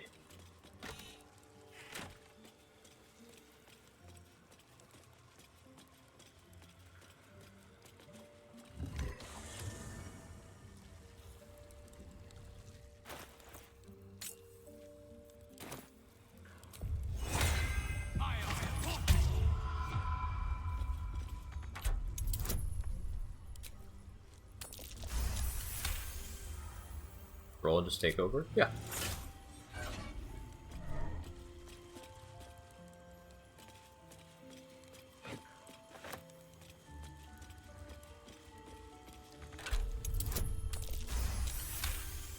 Hey, Sunra. Always room for more. What's inside? Thanks for streaking smell. Extra pungent today. I appreciate that.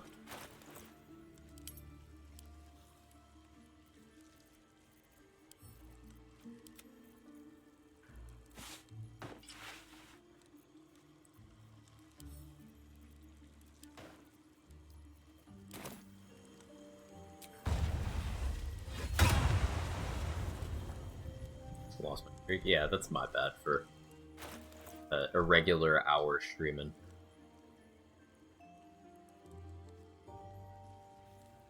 Oh.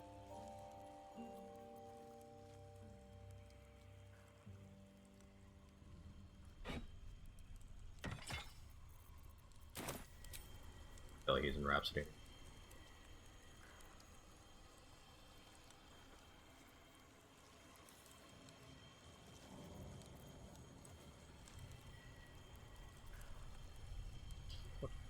That's fun. I guess.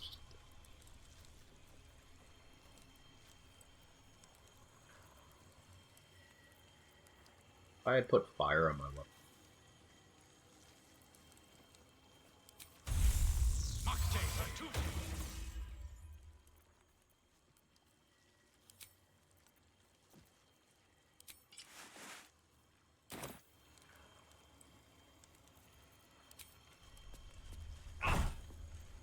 Oh yeah, I don't.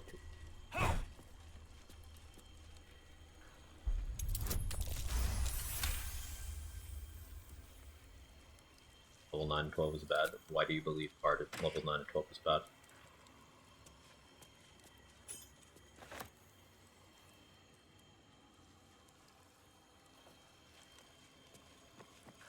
I don't feel like you've read the level 10 Bard feature. I would encourage going and reading that one again.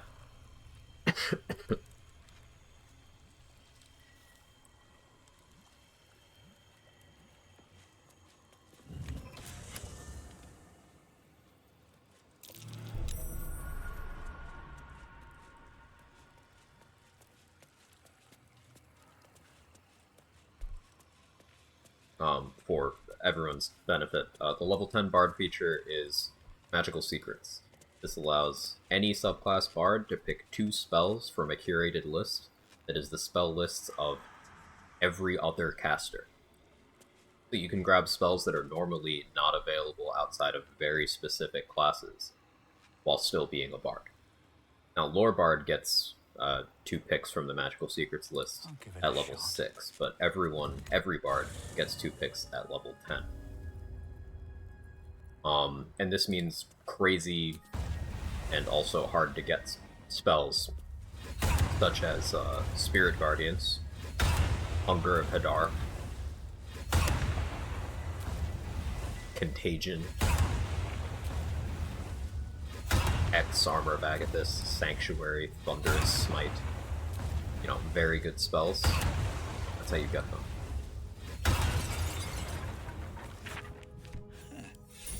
Quite some valuable knowledge hidden between these pages. Thunderous Smite is a notable one, because Thunderous Smite is actually a very good spell.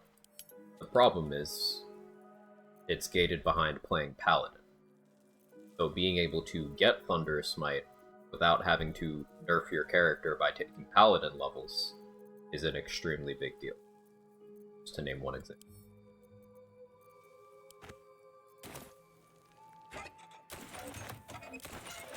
Thunder Smite's a little less attractive in this post-Booming Blade era, but it still has its uses. Sporadically. But the use is there.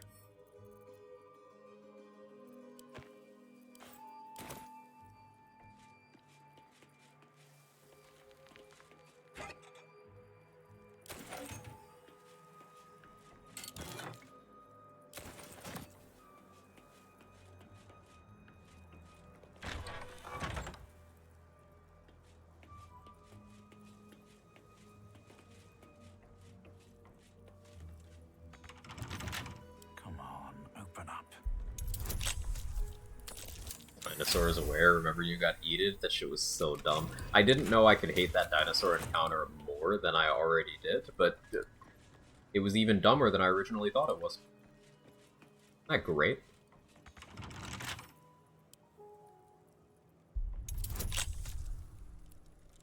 Vibes and Paladin are not so immaculate as I constantly want to play a Paladin, to play a Paladin. Like, not need to power game every aspect of every playthrough. I readily and enthusiastically talk about how Paladin is the weakest class in Baldur's Gate 3. My next run's probably going to be Paladin. I do play it. Doesn't stop me, why should it stop you?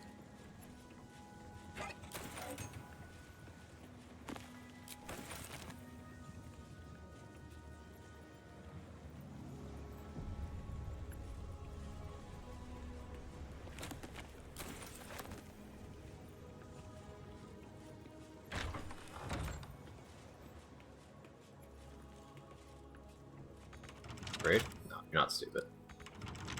And a little fear is healthy. In the context of, you know, challenge running.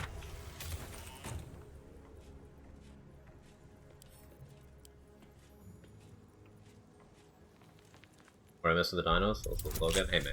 So the big dino in the extra encounters mod here in Ramesses Tower, it just has a scripted kill. It just uses the Shambling Mound's insta-kill effect on you as like a regular attack.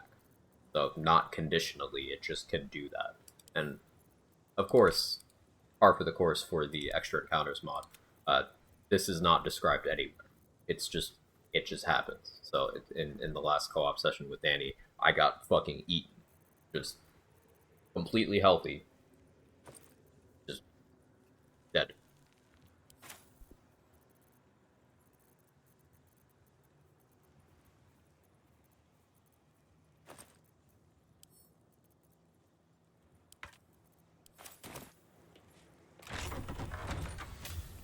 That was fun.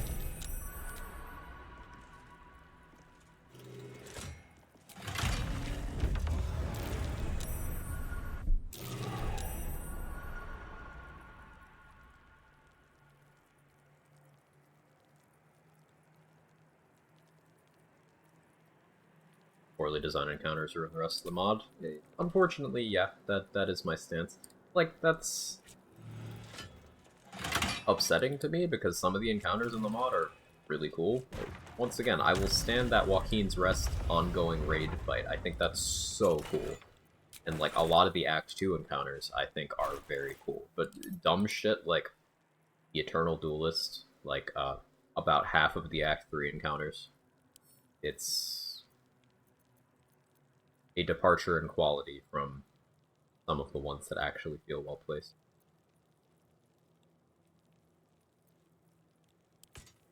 To be clear, challenge is never my concern. To me play this game. It's just like a undocumented one-shot mechanic with no counterplay. Well, cool.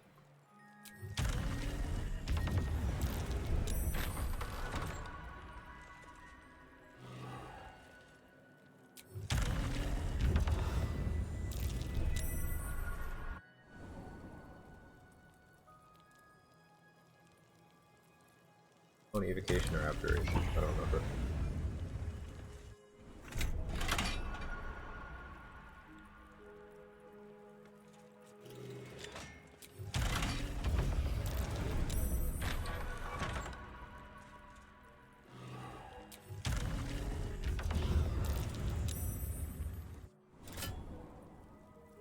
So the opposite of what makes the fight fun and engaging? Yeah. Elminster, Silverhand, Castus. Other things in that mod that I don't like include a wild magic sorcerer that is immune to every condition. And anytime like anything happens to him, another wild magic surge happens. Now, no, that's not on his character sheet. Chatter. I'm glad you picked up on the theme.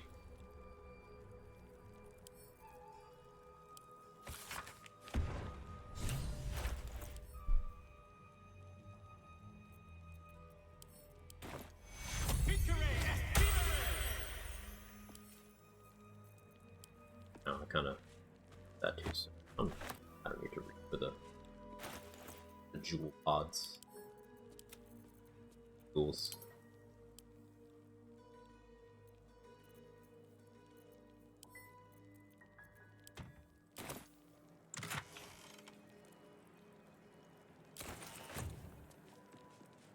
Cost to an honor mode? Yeah.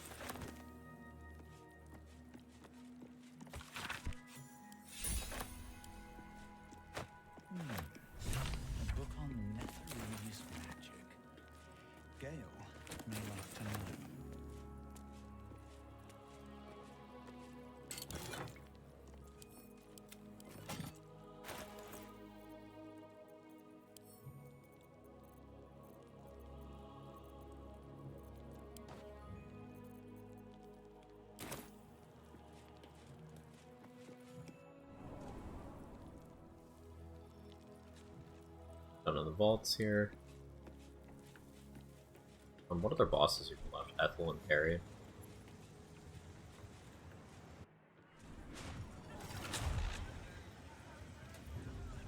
Go for Carrion first. I still have Saravox helmet on.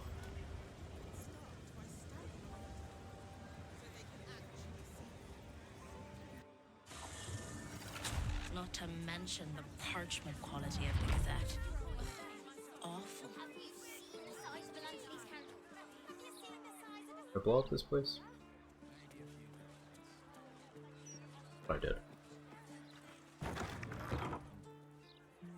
Kind of tradition for me to do this every run now.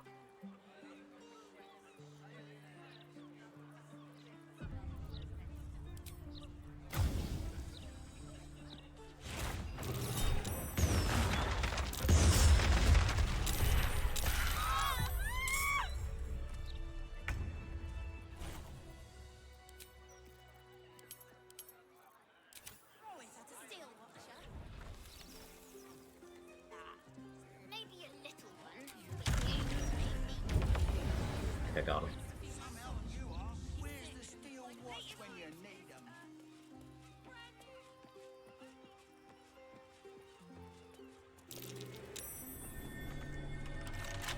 The dream sense it waits for the right word. Osha will not like that. Vortash got rid of them in his first 100 days in office. It's fine.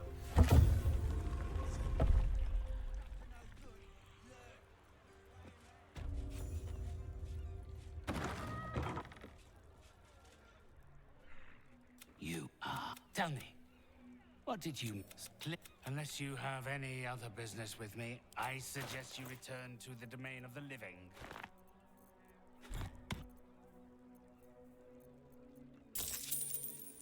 How does Hood of the Weave look on Dragon? I guess we'll find out. Try to kill this guy. If he does not value the gift, the three.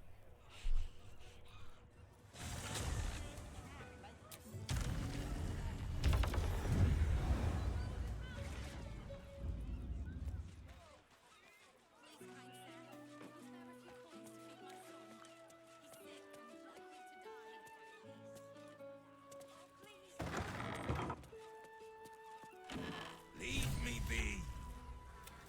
This is my spot. You don't eat. We ran to help. Since Talistar, I'm not stupid.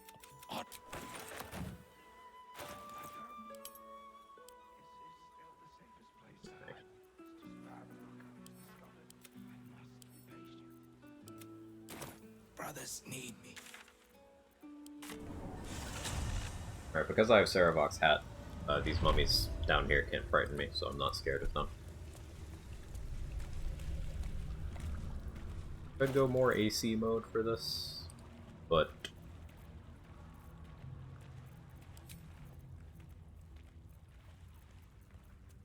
definitely a Helldusk Gloves encounter. Oil combustion here. Sorry, Bussy Crunch.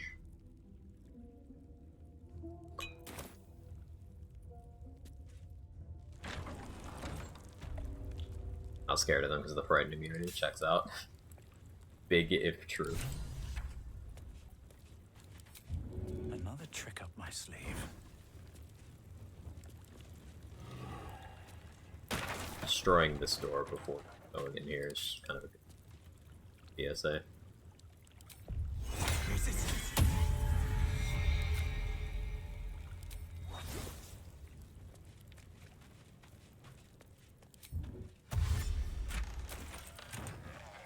If everyone else minds their business, I'll be fine.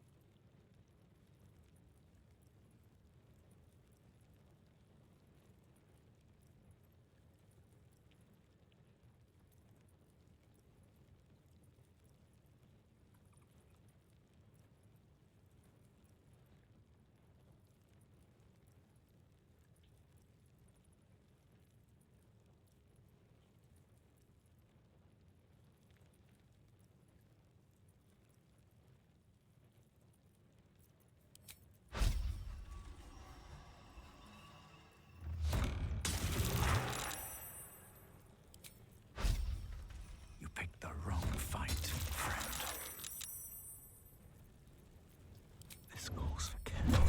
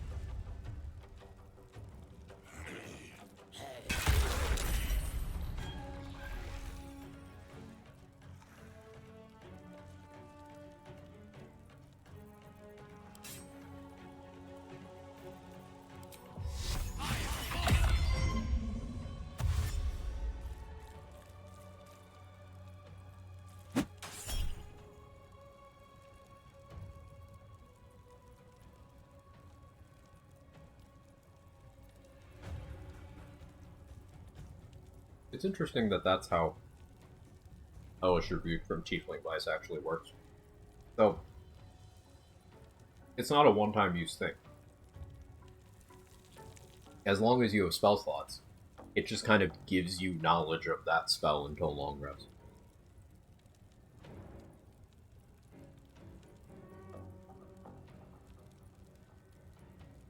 Oh, very, very good.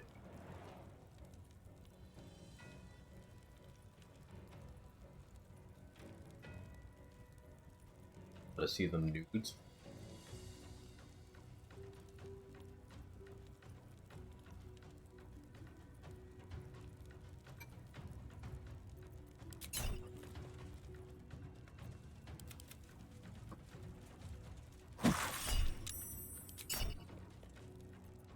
Girl. One.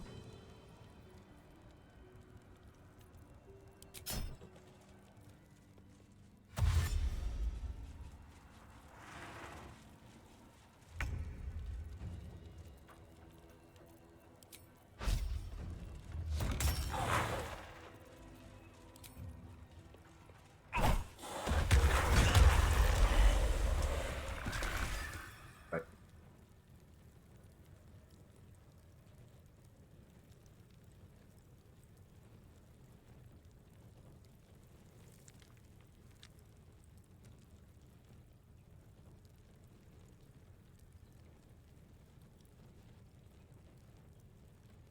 Early fireworks. Yeah, very true.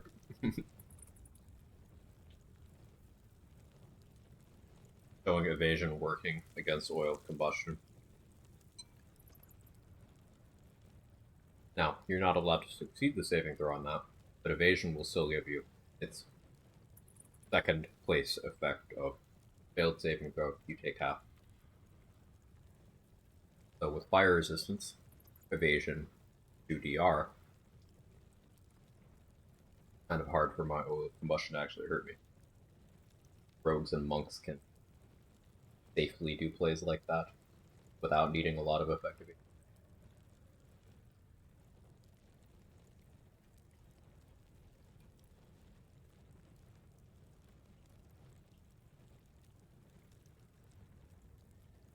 Interesting thing about monk evasion is that it's at the same level as stillness of mind, which kind of presents a bit of a conflict. Stillness of mind is sometimes annoying to have, sometimes detrimental.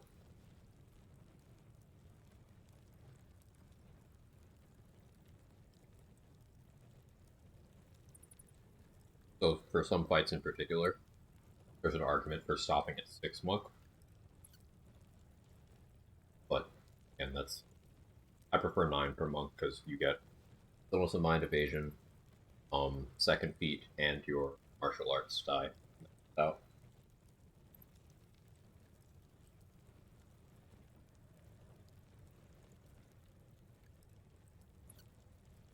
I guess you also get a subclass feature. Like for open hand, it's your ability to punch very easily with weapons in your hands.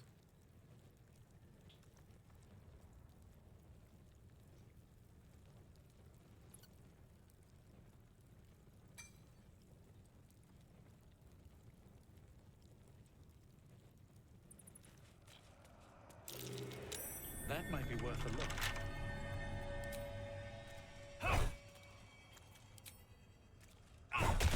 Suicide. A necromantic ritual, perhaps. Let's see. A jar that grants immortality hidden inside a zombie. It's almost poetic. This jar feels like death itself. A sure sign of necromancy. I don't think I'm gonna bother going to get the jar in the cemetery. Get these two and throw them off.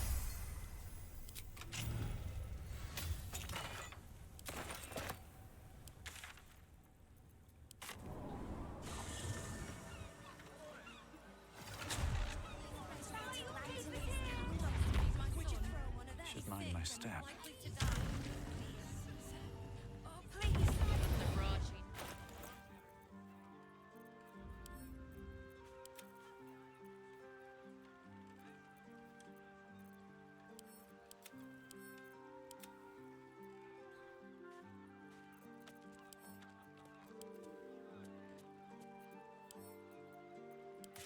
Anyway, some beer to Carla.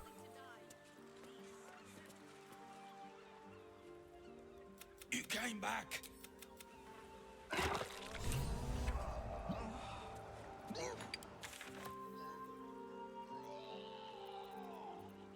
I'm tanky, but my preferred solution. Off a steel watcher.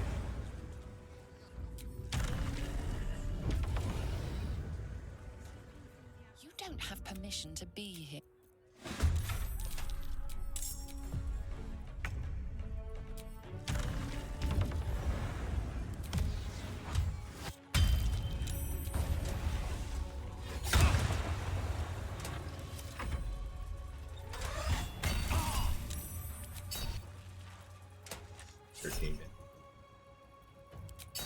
On a high roll. 8 on 3d12.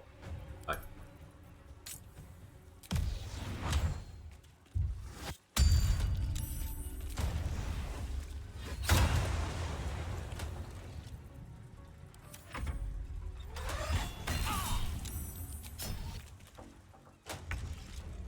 I've landed on Guild Artisan or Noble Front Inspired, both are cool.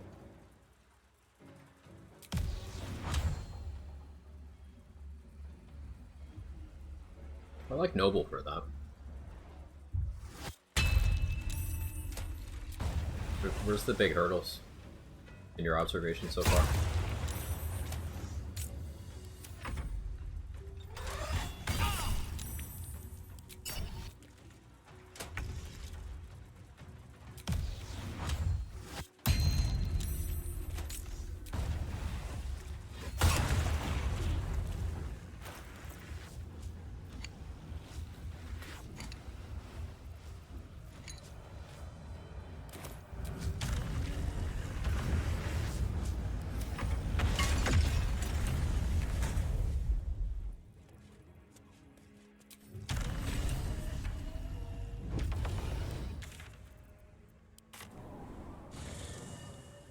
Noble, I'm not sure how the 2,000 gold one is handled. Actual gold or item.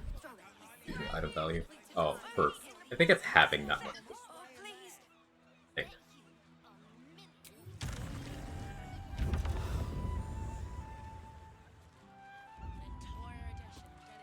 Not sure it's the card value. We might be thinking different, I suppose.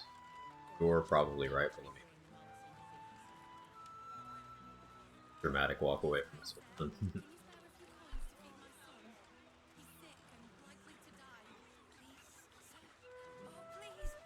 Pulling up the wiki. Let's see. At least 2,000 gold among the party. Yeah, I think it's just like actual gold.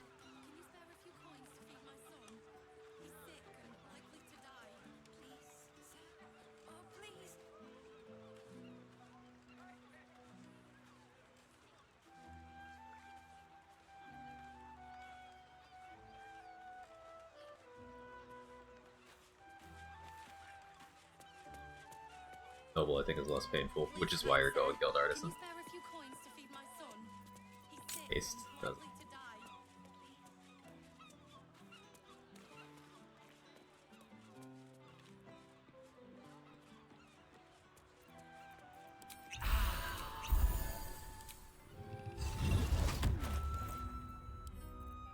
Should be on Marco Fire for this. Ice Storm.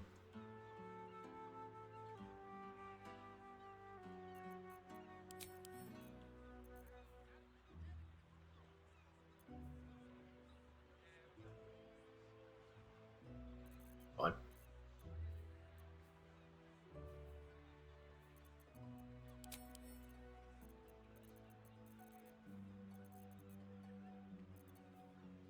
Poison Rose Elixir. Make me immune to his Cloud Kill, if that should happen. Shouldn't, but...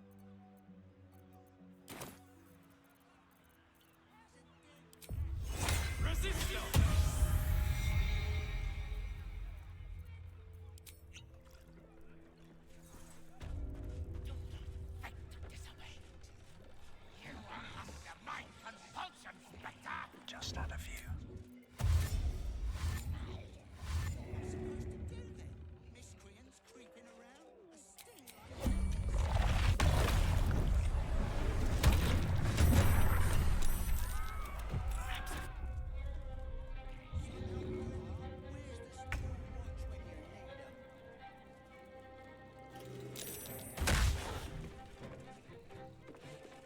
Or you're supposed to be prone.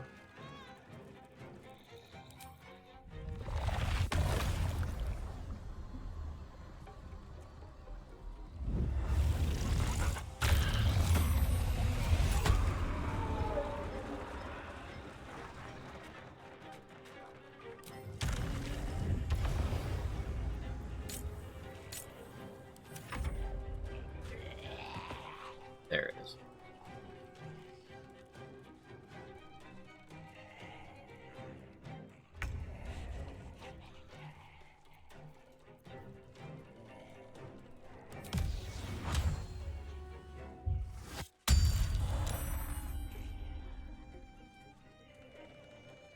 Forgot to apply.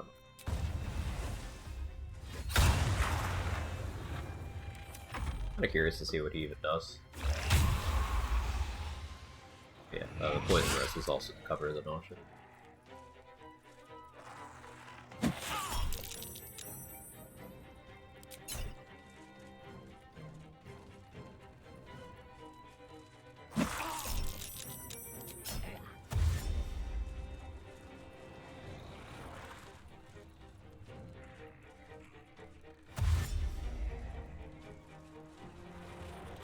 Pretty trick flick of the wrist, A tier bonus action, S tier, S tier.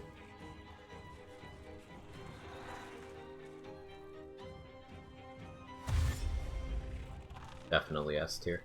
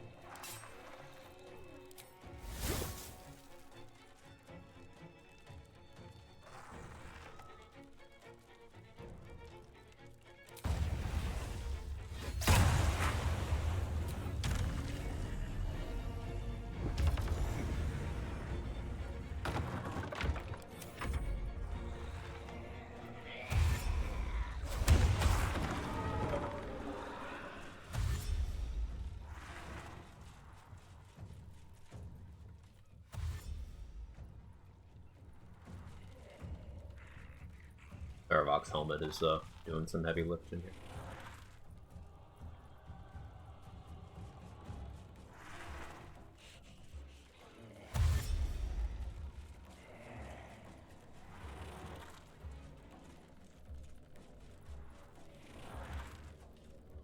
hoping they would group up a little tighter, but it is.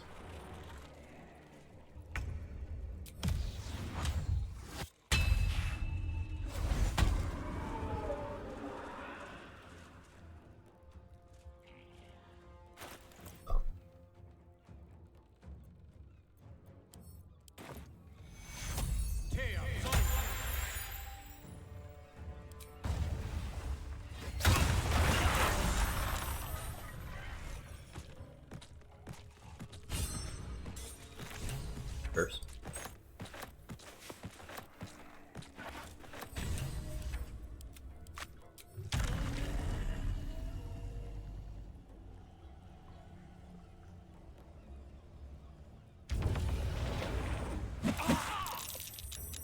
Meaningful damage because no luck right now.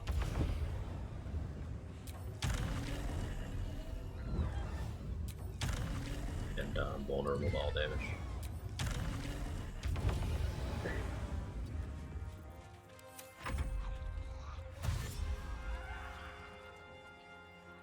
Tempest Cleric at Booming Blade? No. I have to take a feat. I took Magic Initiate Wizard. That's how I got Booming Blade, Minor Illusion, and Long Strider.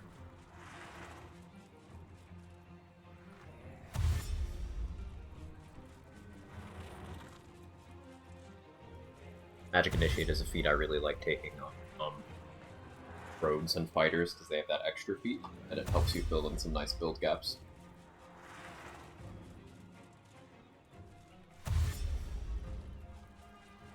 Does it feel like that remove curse was a tap tap on the head and saying, "Sorry, pal, you're already dead"? I agree. Have a good one, Julie.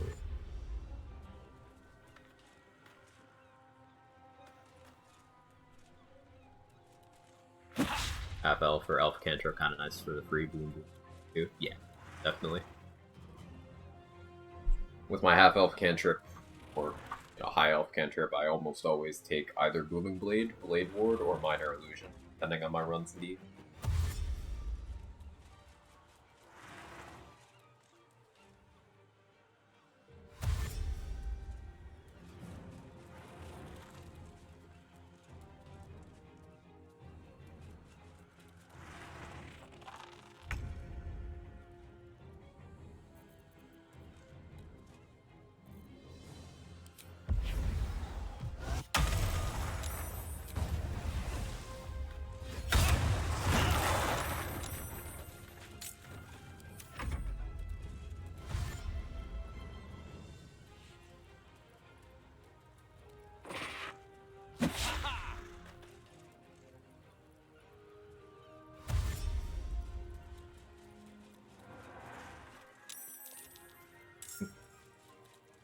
Is Jimmy involved now?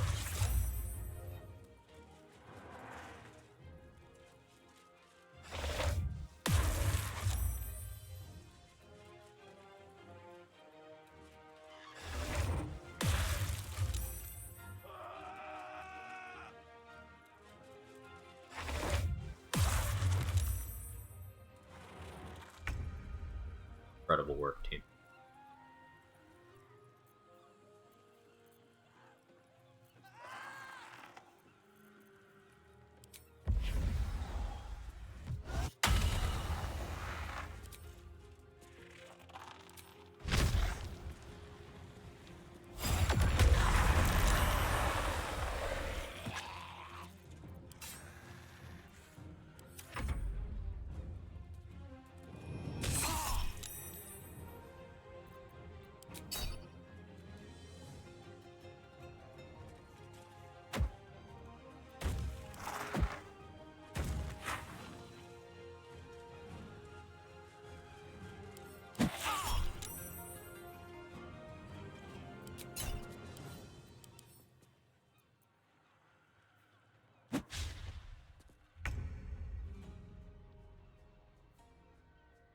Savage attacker.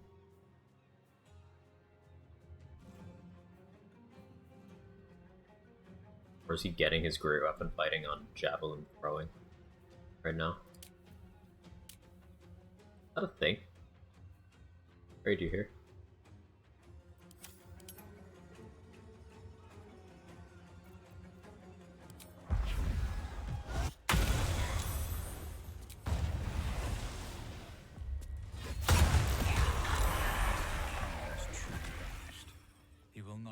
this plane again.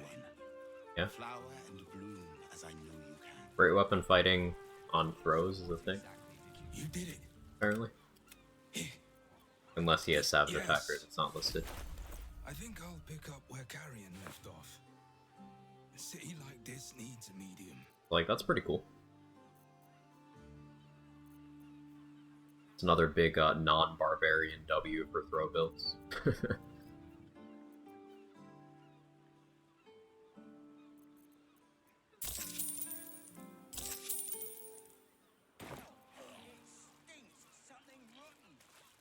These boots have seen everything.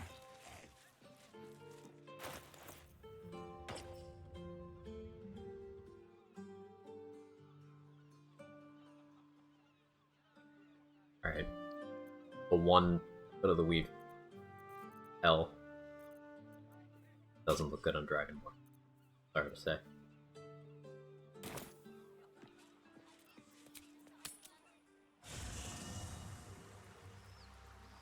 Hey, Cazador Zar. I regret to inform you, you've been dead for quite some time in the throne. The annals of the truth of the crown. This is no mere journal.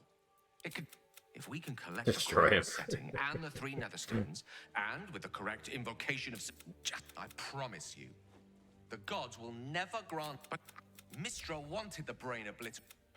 Long road lies ahead. Perhaps I got carried away with the thought that. I hear you've been. What? She bids you come to her holy shrine. Bids you come to her It's hole. obvious when you stop to think about it. What? This is a conversation that's. Go ahead. I'm listening. Of course.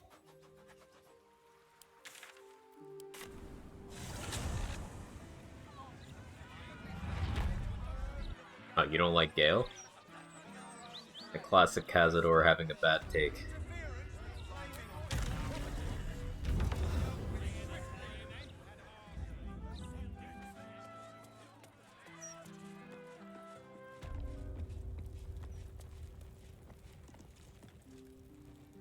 There she stands. Okay.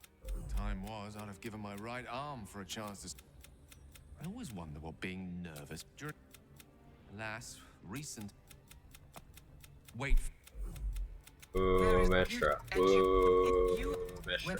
Ooh, Mestra.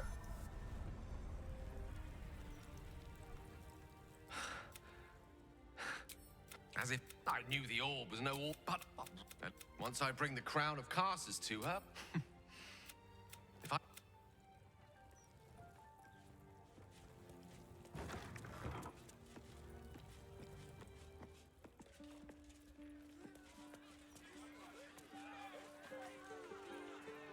I can stand a star and don't want to Selena actually hate the wizard.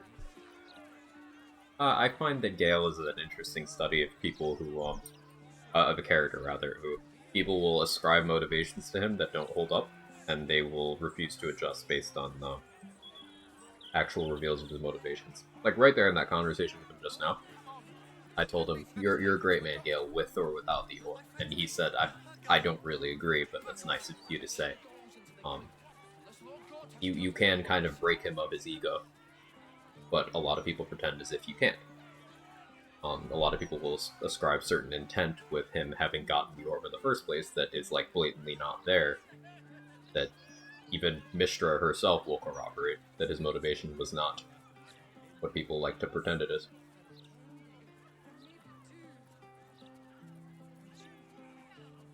Is Gale annoying? Absolutely. But a lot of it is him trying to posture to seem cool. He mellows out.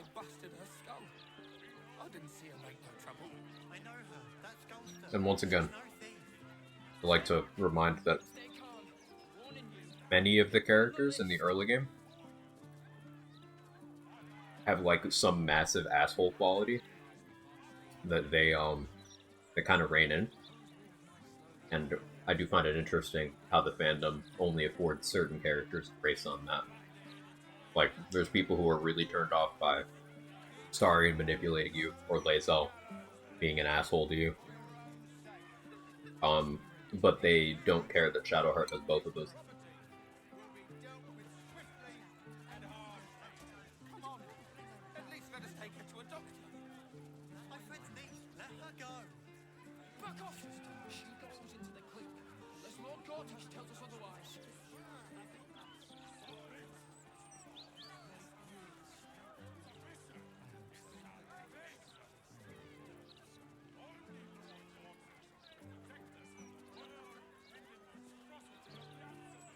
Cast Fireball on my back. Oh, so like he did no damage to that. Bring them charcoal. Clearly he didn't use Fireball.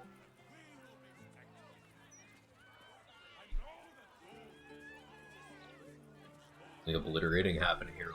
Each of the companions taking a turn to obliterate my cape. Make sure to hydrate.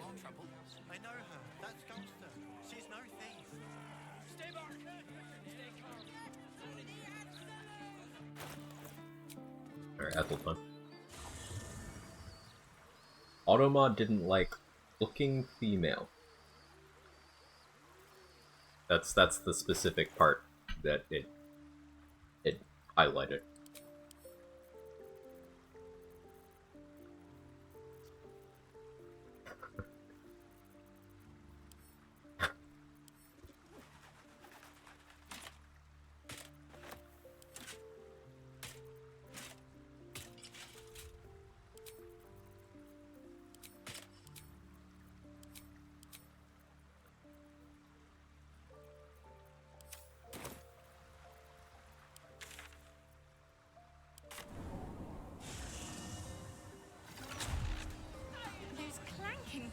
Hey, Keith, how are you? Bloody hate them. No matter what the mouth says.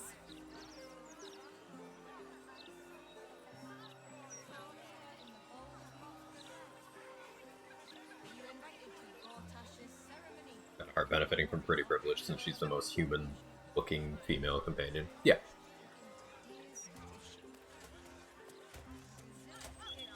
And I do make sure to point this out a lot when we do these character analysis discussions. She is objectively the most antagonistic of the companions in Act 1. Objectively. Remember, Astarion's trying to use you, but he's just trying to use you to keep him safe. He doesn't really care much what you do, other than that you keep him safe from Cazador. Will is lying to you for two reasons. One, he's forced to lie about act omitted by Mizora. He's physically incapable of not doing that. Two, he doesn't bring up the connection to his dad because it really doesn't matter. But also he wants to be seen as his own man. Gale's lying to you about the orb, which is not great. I think that's one that he should be pretty upfront about. Meanwhile, Lae'zel and Karlach are completely honest with you. Completely. Shadowheart's lying to you about how she got the artifact, who she is, what her objective is, and then she will also attempt to pit you against any and all of the other companions in the camp. There's rest event dialogues for each of them, where she will start trying to twist, and there's also ambient dialogue, in particular in her banter with Lae'zel. And also, you know, if you get the event where she's holding a knife to Lae'zel's throat, you can hear her talk about how she's going to just kill her and lie to you about why. I could close the maid early, but then the bosun would be grumpy. Ugh.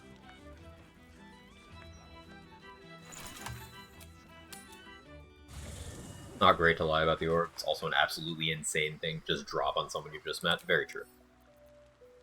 Very true.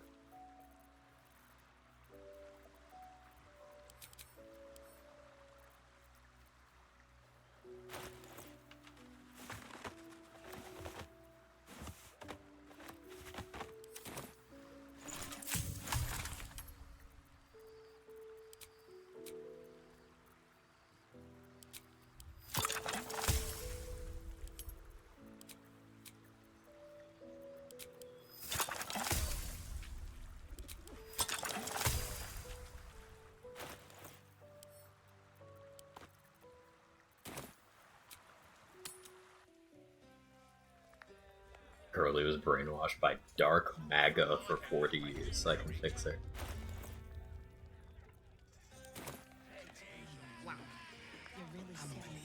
Someone's draw any attention. That's the last time I hit the meat that hard. Yeah. And butter, I believe it. What did you? The nuke conversations for the second date is my rule. I usually have the puke conversation on the second date. Almost the same, right?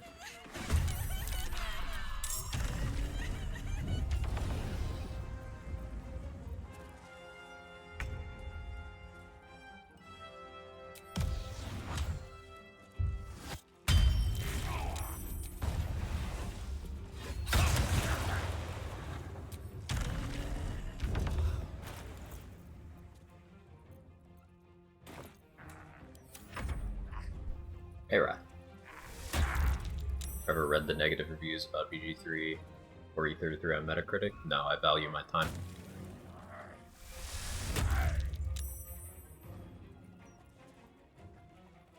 Such pretty skin flaps. I want them.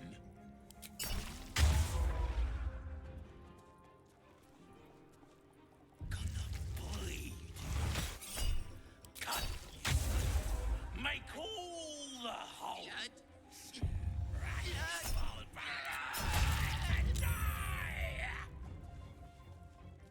Gonna finger your eye hole. Brain rot.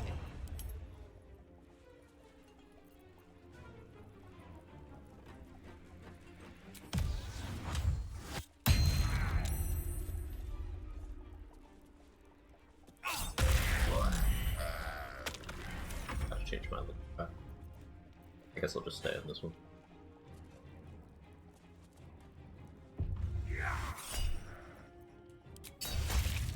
Can't hurt me, man.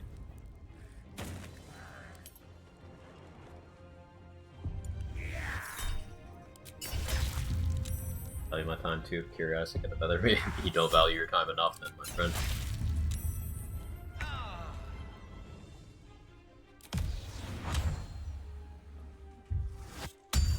Looking at assorted random gamer reviews of any piece of media, especially ones that it's trendy to shit upon for not deserving their success. That is the definition of wasting your fucking time.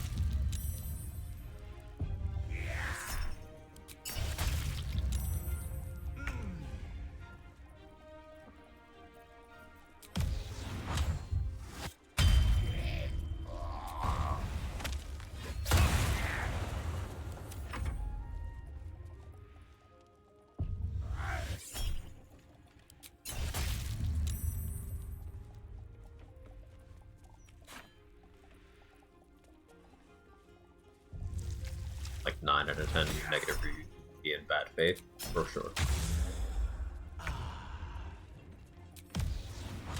And to bounce off of that point, the issue is that it's in bad faith. This is not me saying that people can't have like a negative opinion of something that I regard positively. It's just the whole issue is that, as Chaotix rightly pointed out, it's almost always in bad faith. It's not real criticism, it's not substantive discussion, it's just spew.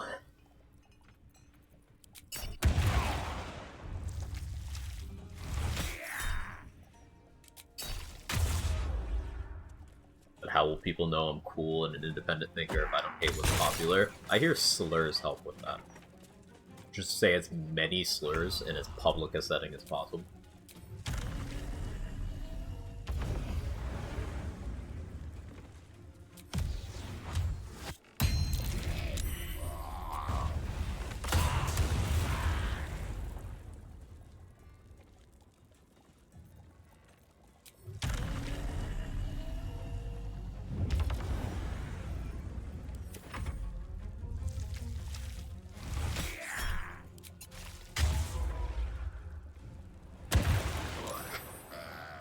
Relatable.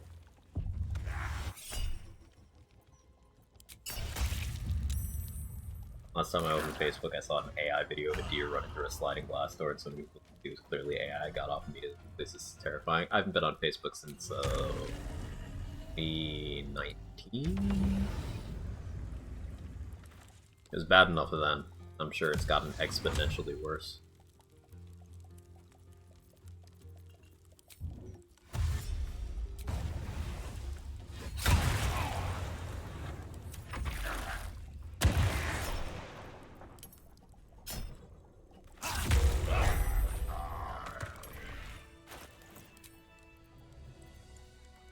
I guess I do kind of want boots at first. I can't be bothered. Okay, I'll catch a break. Very well.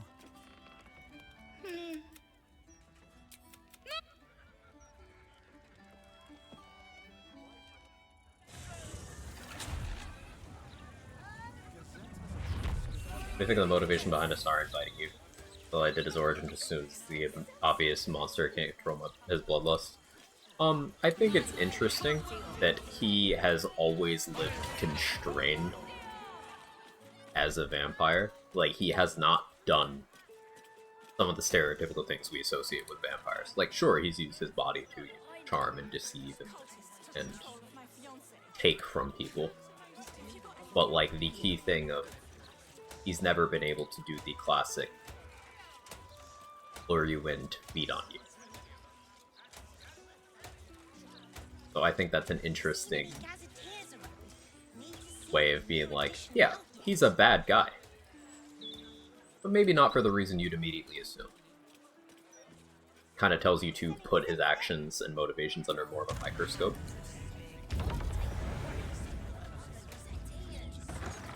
It's going to be all right. My take, anyway. You brought her back. Here.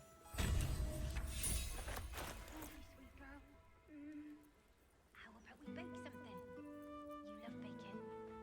Remember?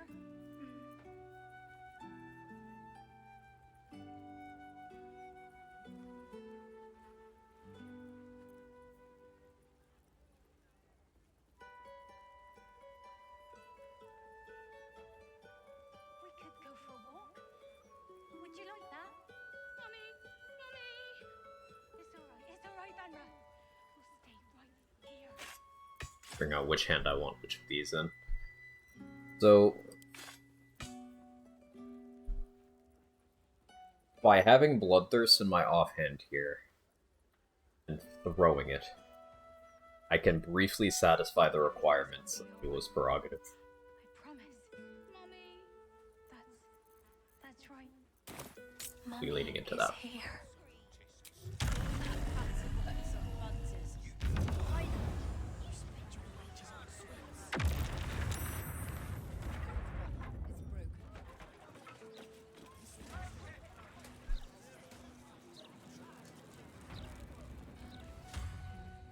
Never seen her go out that door. Huh.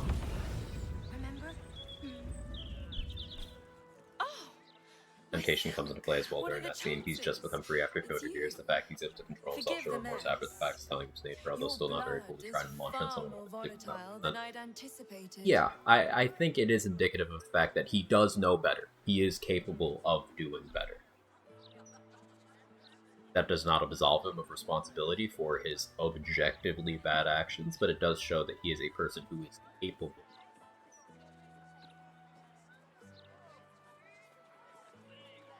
Never better. Don't. If you'd come inside. Yeah. I'm gonna come inside, chat. Go away.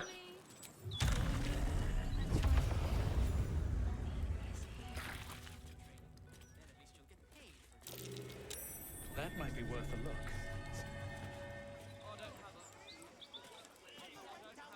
Ah, and now that you're here.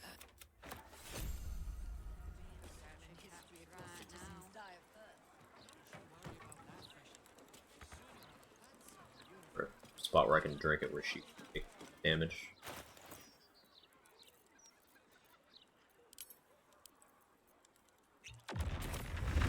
Explosive. This is incredible. All it needs is. I'll only ask, and you really are a fine collaborator.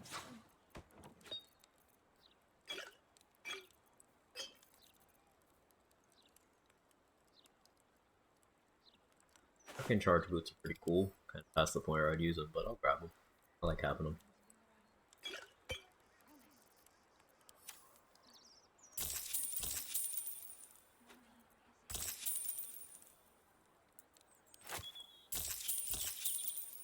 Until next time. Quite a road, as I remember. Everyone else Oh, minds their what? business. Don't look.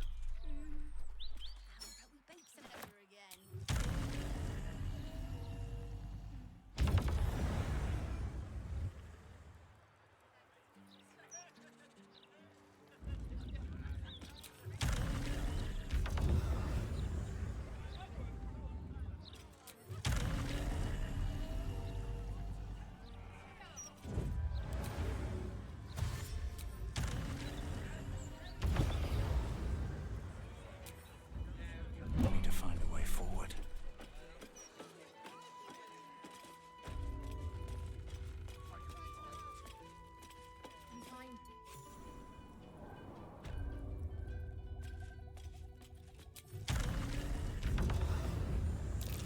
That's curious.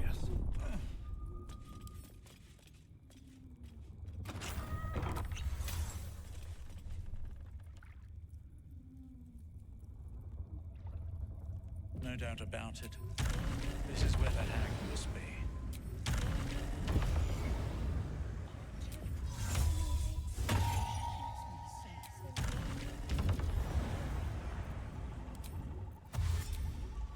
Breathe quiet. Move with You dare challenge Grizzly? Captain of the Blushing Mermaid? This is Auntie's special place. You can't be in her special place. Let's kill it. Kill it and stuff it. For Auntie. Come on, mateys. Let's slit this lad lover from head to heel. Apps.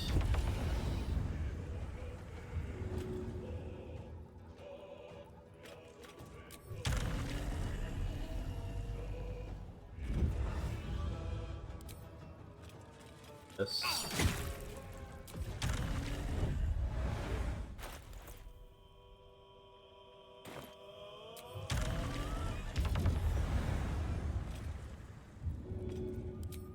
And away I go. Got my reaction back now.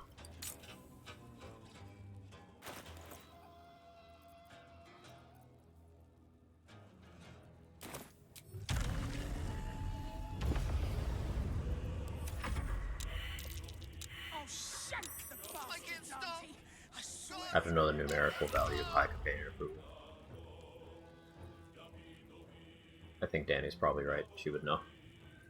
Look, and Trade's working on a no inspiration run. Completing the game without ever fulfilling a single background goal.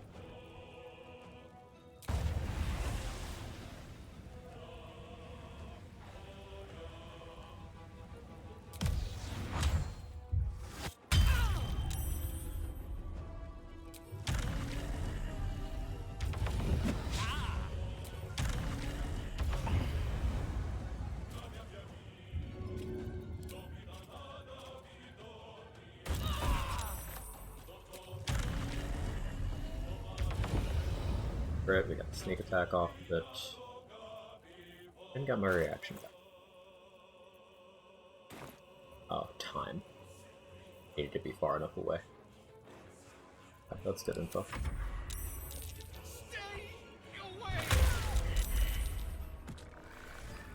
Highest 41 to 60. Oh, 41 for high? That's nothing.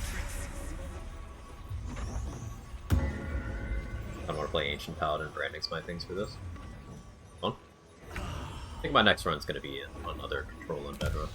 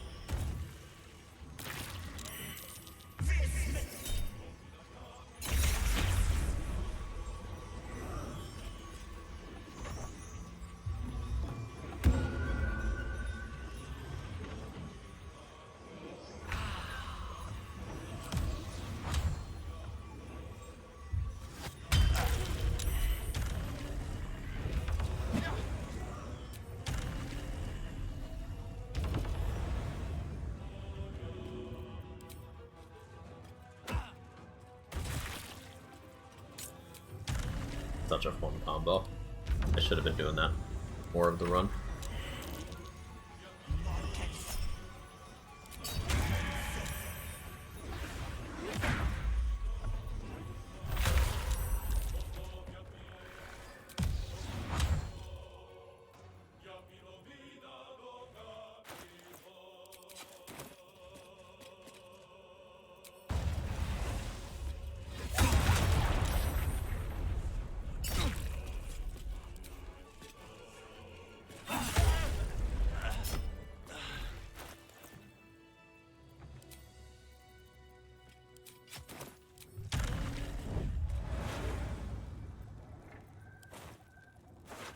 Those are fun.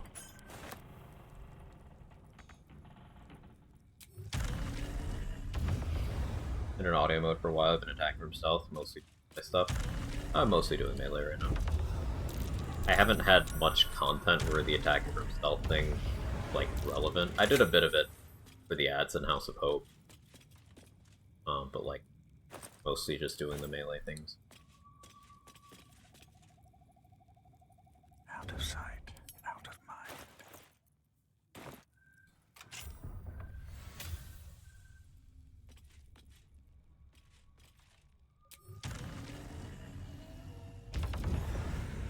I could probably stealth Ethel.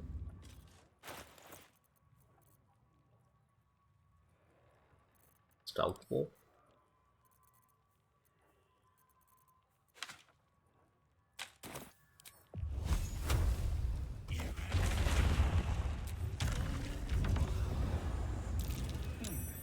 What's that?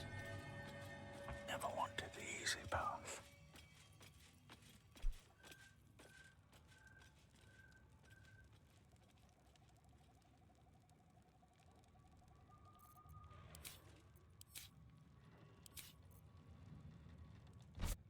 If I wanted my growth seen to petal, it wouldn't be you I'd call.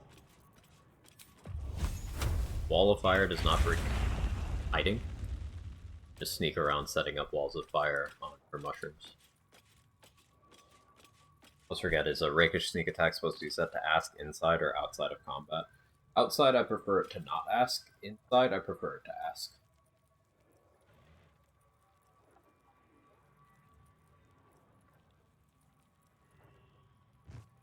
There are exceptions to each of those situations, but that's the majority of how I value them personally.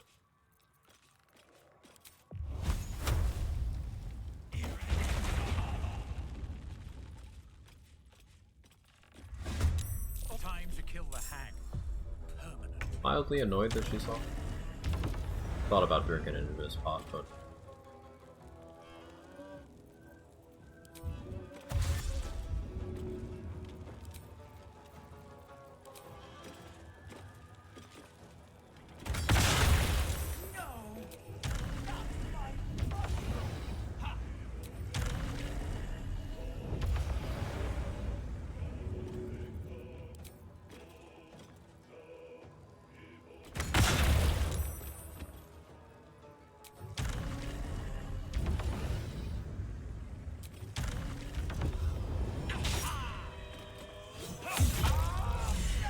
forgot to set that to ask, but that was the plan. They should all be running. What's in here?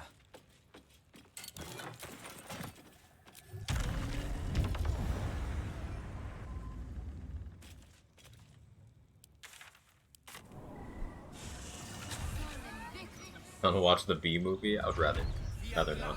Wall of Fire doesn't break hiding? Correct. Other damaging spells do that. Subtle spell, like Trade mentioned, allows you to do that for all of them. I don't remember if Wall of Ice does or not.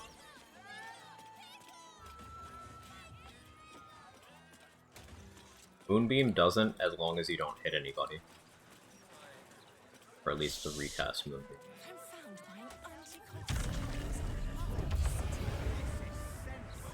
Grasping Vine. That's more of a summon than a damaging thing. Yeah, I know summon spells. You're mostly good. Like, I'd summon Spiritual Weapon into combats that I'm not in fairly frequently. Something's on my mind. but it's gone. I can think Harry Seinfeld's a clearly. terrible person to be movie, somehow not his best work. Agreed and agreed.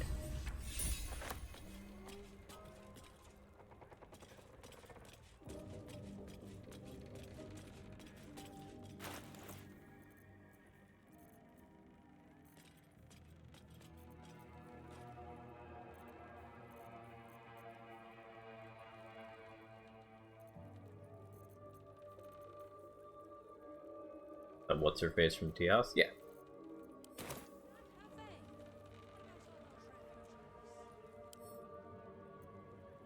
She shows up in Act 3 if you knock her out in Act 1. I sometimes do it.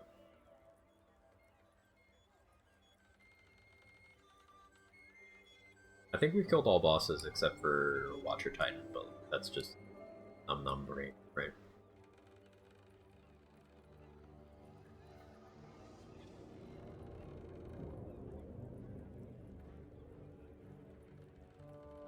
I haven't brought Shadowheart to talk to her parents. I just totally don't feel like it.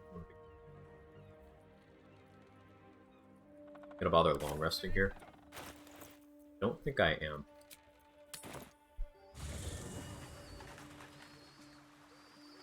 You know about this? Concentration's not broken with the wall. Duration ends after 10 turns, creating a permanent source of concentration restrained conduit ring. Yes. There's a couple other ways to have that happen. For example, if you cast invisibility on Smythen, the guy who's getting pushed into the spider pit, that concentration will stay, like, indefinitely. Till it breaks, but it will stay.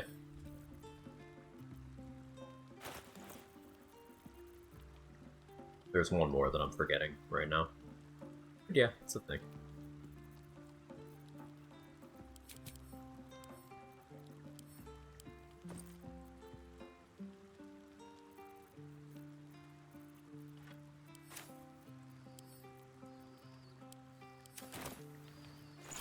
Banishment also does that, right?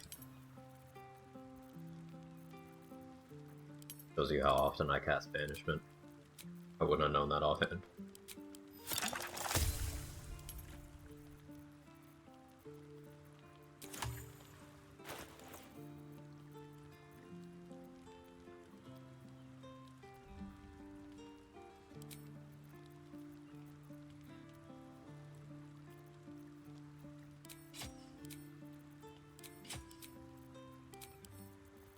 I think we do ballast armor for the brain. Oh, hi Carla.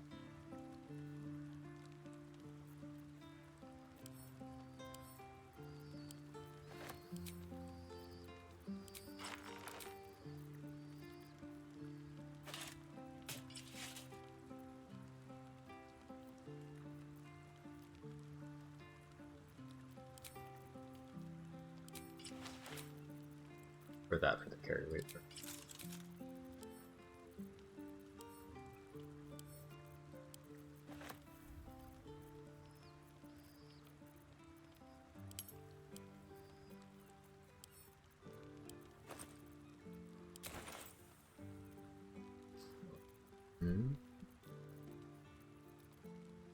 Guess I might need a little bit of additional movement speed. Bring elemental movement.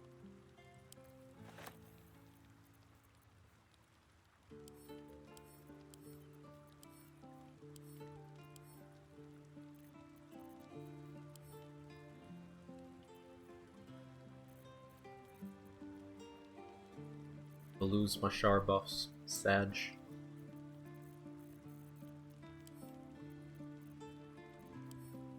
The stat block has certainly been funny. Guess yeah, 22 with Mayclaw.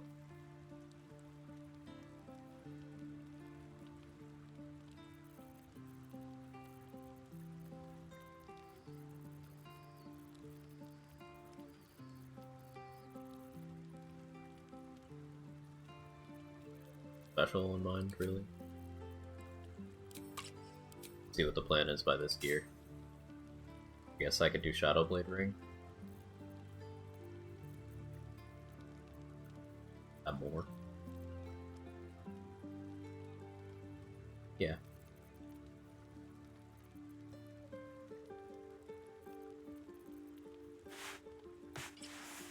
Breaker boots.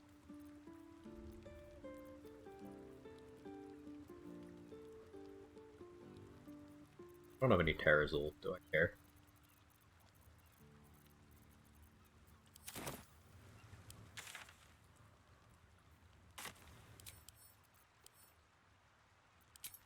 Did I ever bust up that drug deal?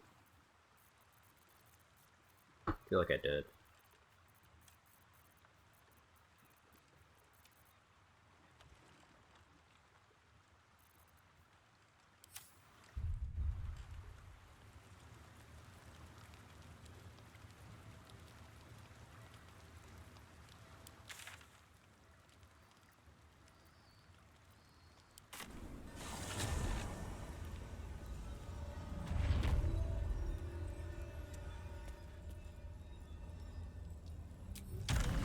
Fellas, is it gay to have a dynamic friendship with your homies? Yeah, and that's why we should all do more of it. We really gotta get our numbers up. There has not been enough gay this quarter. You know who you are. Do better. Not disappointed. But, fortunately, I'm also not surprised.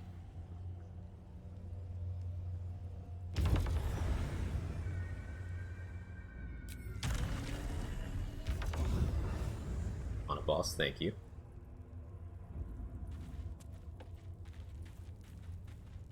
Trying times at the gay factory. Not trying hard enough, David.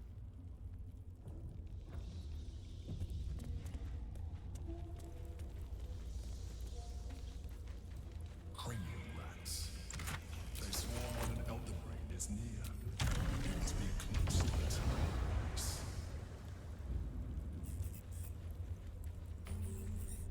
I could stab Gortash to death at the Morphic pool for bunnies, but I feel like it.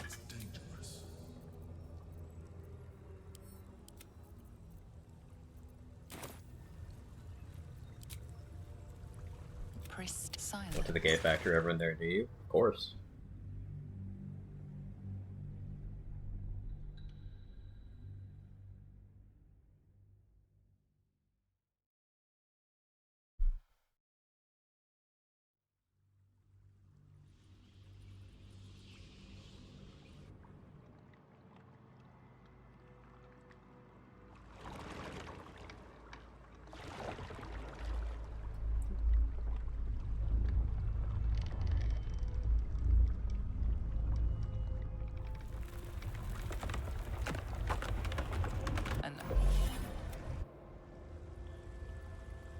Can you smell it? The brine. It's infused with magic. The brain is here. Dream in red. You have to row both sides to go straight. And as we were just talking about bad guys, going straight is not the goal here.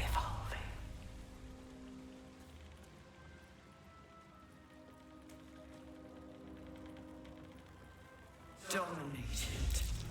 Controlled. Crowd.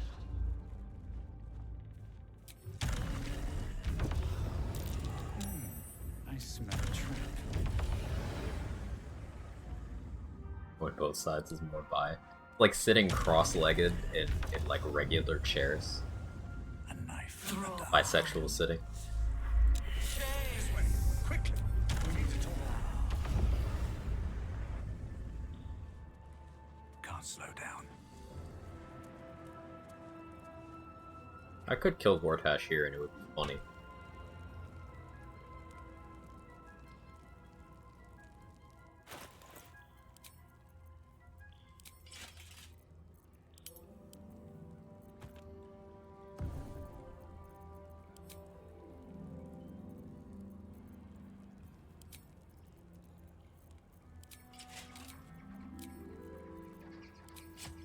I'm gonna, because I think that would be hilarious.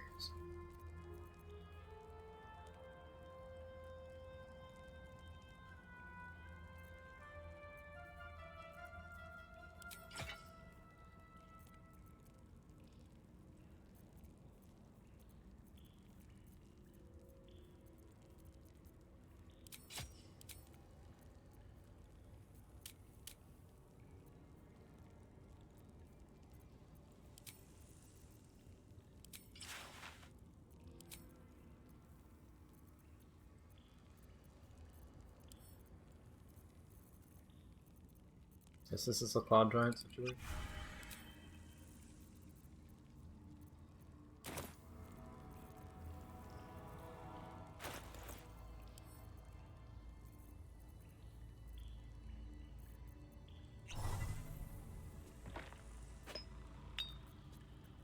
Left my Carabason's gifts. And whoopsie. I think it's the best roast in the game, Dara. She is insightful and emotionally intelligent, which lets her really cut people deep, you know?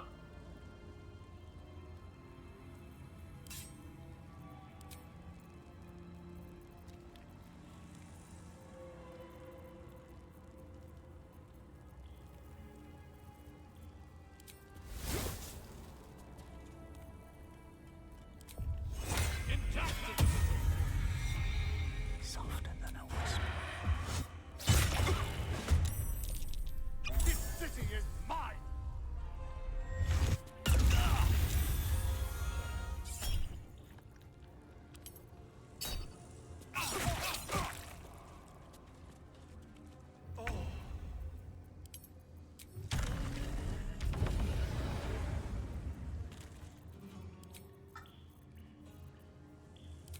Force resistance. You chose to suffer! You chose to die!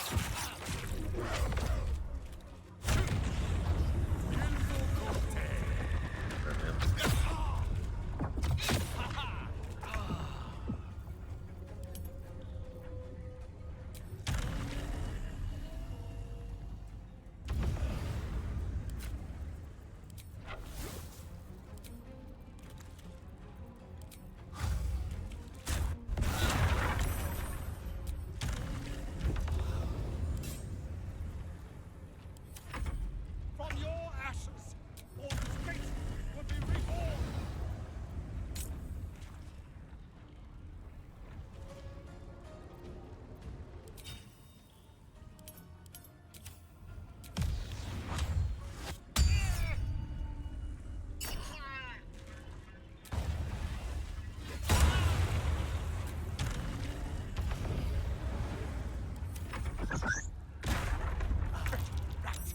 You will not His own take this fist knocked him prone, so now he can't react to me.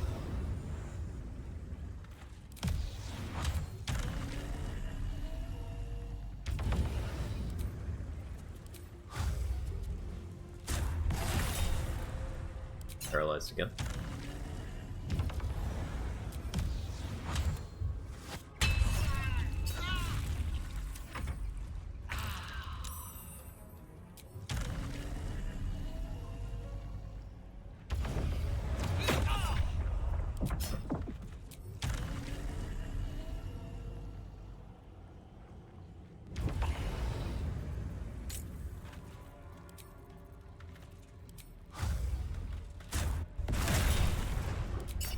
Paralyzed again.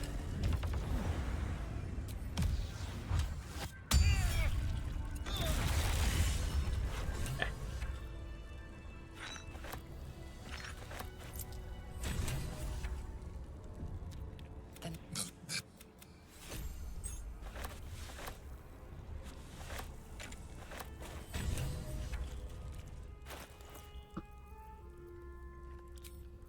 Good fighter, whatever.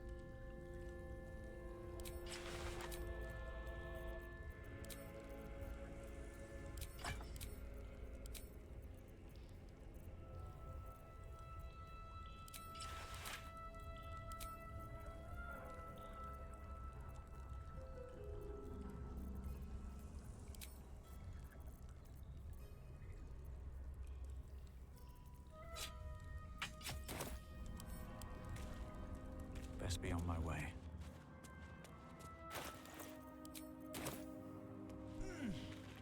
My mind. It's being drained.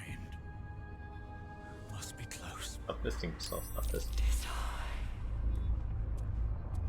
I love Minty, she understands right and wrong and picks wrong. Closet gamer today. On vacation, like, how you doing? Hells, that was strong. Thought my skull was gonna crack.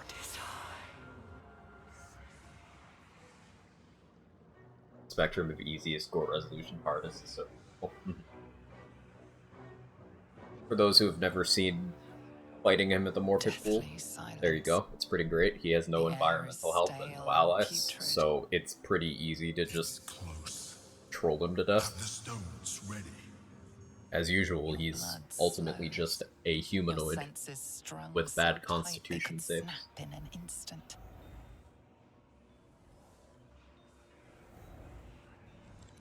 Paralytics are great.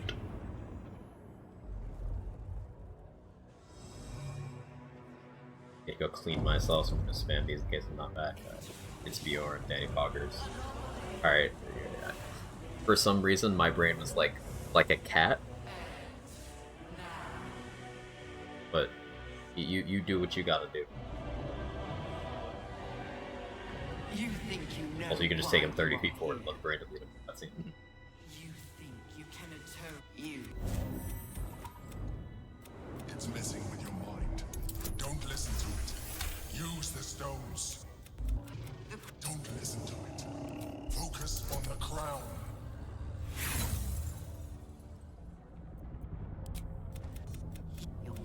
I won't allow it. Again, dominate it. E33 have its own version of raw bad. I don't know. I'm not that like deep build crafting stuff. It has its own version of people won't shut the fuck up about certain things. Like, oh, you have to play this way. It's like, no. No. Good.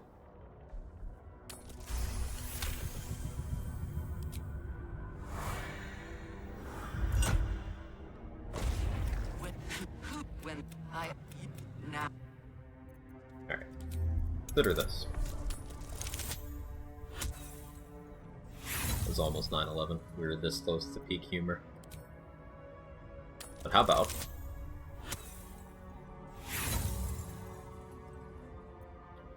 But watch this. See, those add up to the number. Furthermore,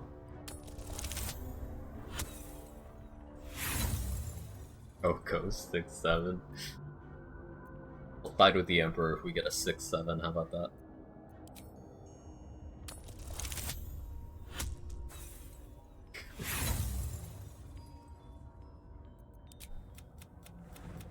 This. Red confidence. You, my non-existent therapist.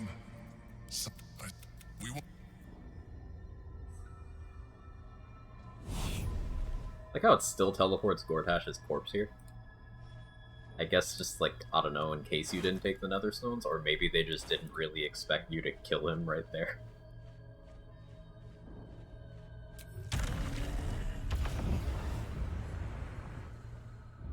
You got no bend luck, rope trash? That's true. Bend luck is pretty funny.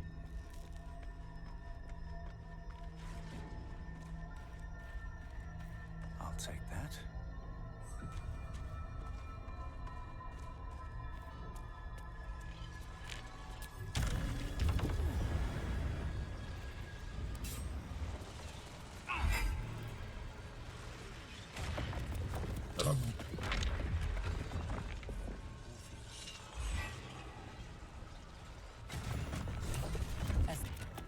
You may address me as make. I will neither forgive. Like all that suffering. At this point, it will take an illithid. Do it. I've been give. Come. It's time for us to meet So my stats now look weird. But they'll at least go back to even numbers from Daniel and Allison.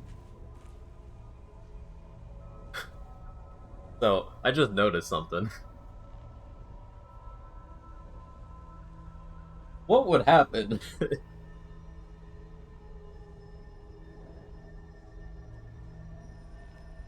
Anything planned for next run? I'm thinking another Control Undead Oathbreaker run. But so, this is the portal we're supposed to use. But this is the portal back to the Interlude Camp.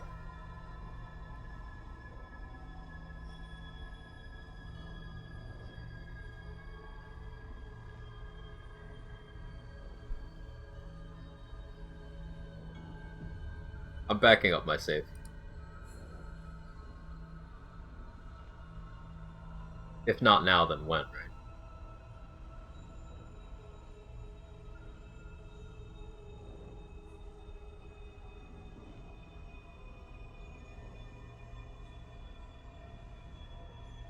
This due to feign death? Yes.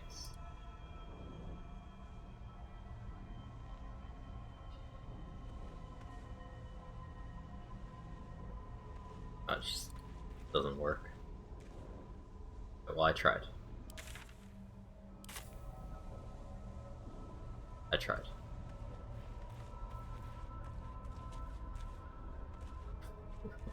Would have been very funny. Act 3.5, let's go.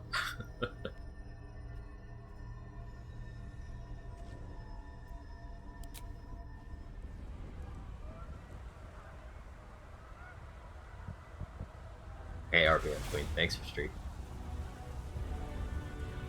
Speaking of funny, I won a game of Magic Gathering Arena that makes my opponent set up auto-executing infinite action cycle that did not do damage, so I won. Playing at the hard cap on Perforation. Hey.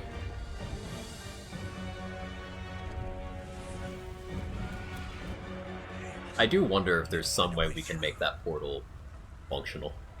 Like, what would have happened if I clicked that before talking to the Emperor? That's a sphere of things to look into.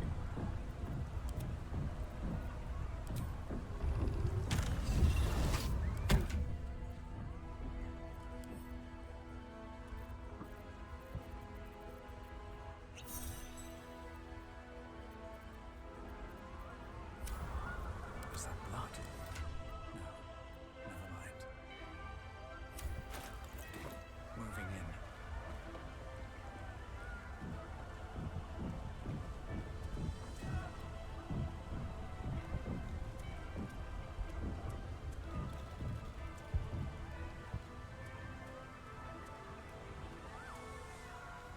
Good question. Finally saved up enough money for a high-end PC. Been eyeing Baldur's Gate 3 for a while. I think I should get it while it's on sale. I think this game is worth getting even if it's not on sale. So, yes. Baldur's Gate will stand. For Baldur's Gate is more than just a city. It's him. It is more than a place of opportunity for those of mercantile spirit. And there's really not many allies. Refuge for those who are lost. More than a home for friends, loved ones. Amazing. I do think it's one of the best games ever made. I don't say that lightly. Maybe I'm biased by having over 6,000 hours in it, but pretty good. Baldur's Gate needs us. Today, we fight for.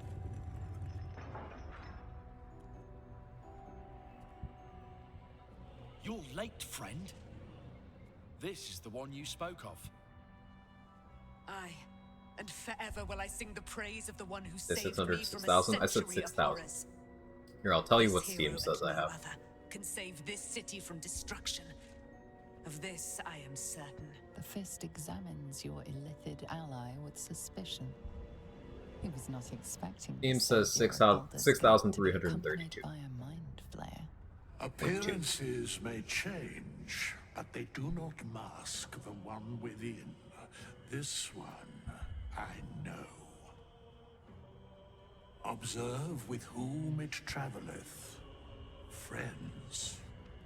This Sure thing, mind titties. I mean, flare will fight with thee. It will breasts, save thy city and thy milkers, The Fist eyes your illithid hangers, knockers, softening to curiosity. withers. His hostility Withers. melting at the recognition that there's more behind those eyes than malice. My steel is yours, and I'm not alone. You the Oh, Yeah, they're expecting a speech. with Balduran's.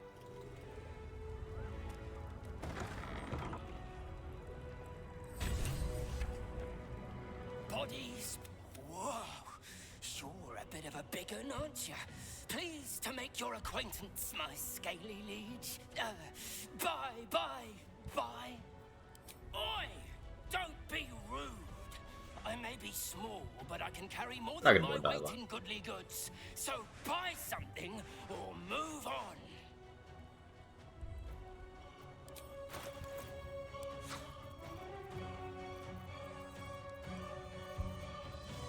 Oh, did I ever buy a risky ring? Certainly meant to. I think I did. Oh well. Don't go.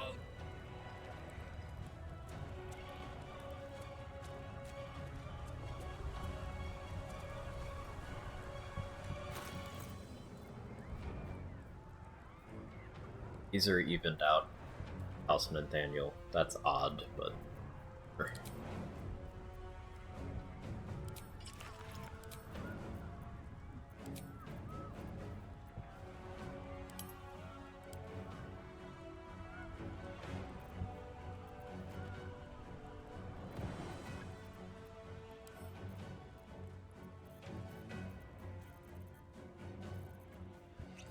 Put Cloud9 here. That's a friendly looking shadow. I never talked to Arabella. Did I, actually? No, I did.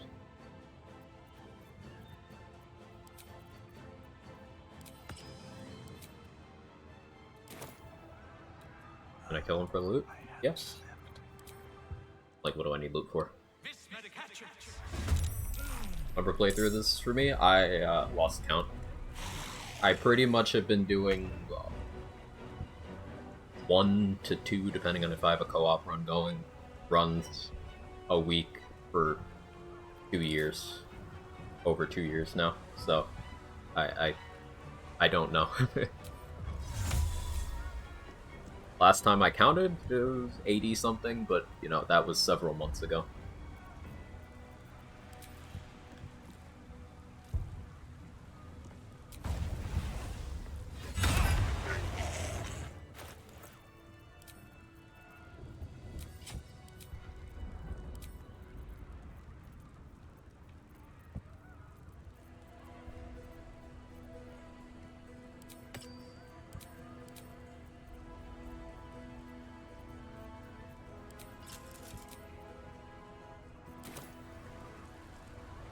If not over, then through. Also, spoiler warning, this is the very end of the game. Overhead. Stay low. If you care.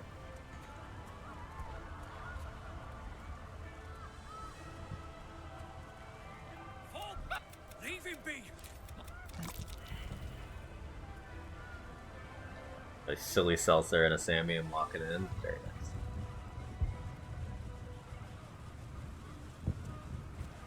They should call you when they make BG4. No. 1, I don't want BG4 to be made. 2, no.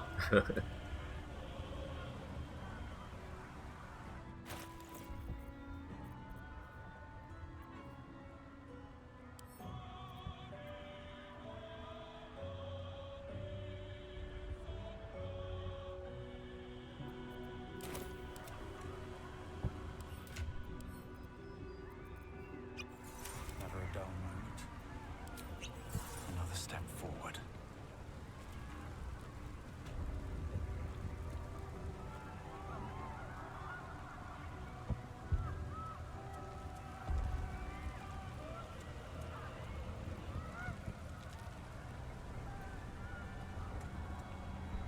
I forgot that it's Bjorn. It'd be funny, what the brain get poked to death right quick.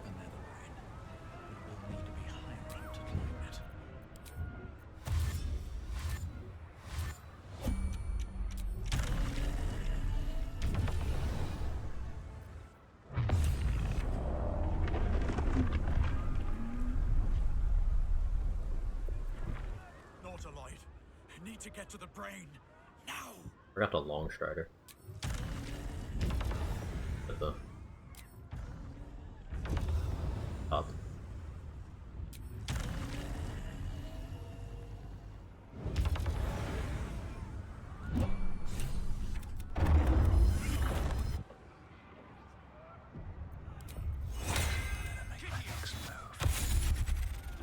Long last potion though?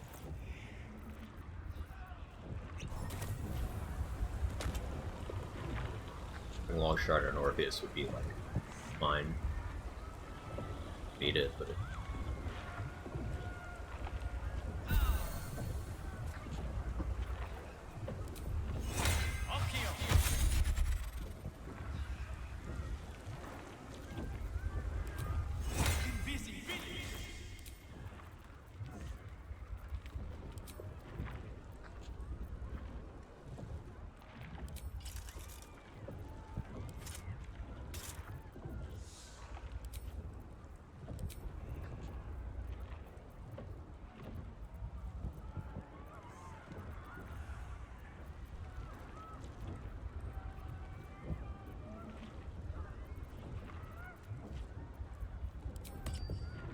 so let's do that.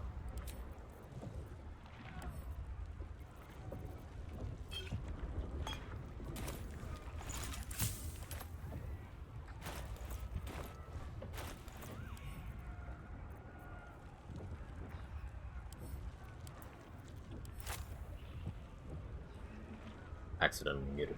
Whoops.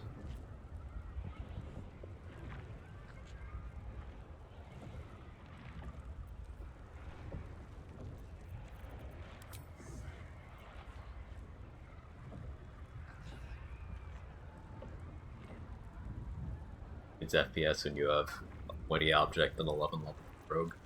Very true.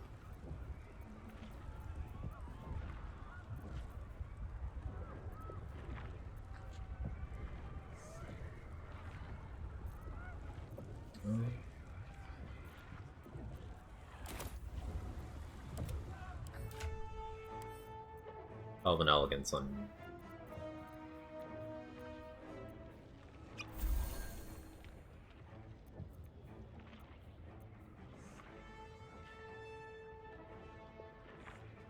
Sure, have some halfling walk Orpheus, so fair enough.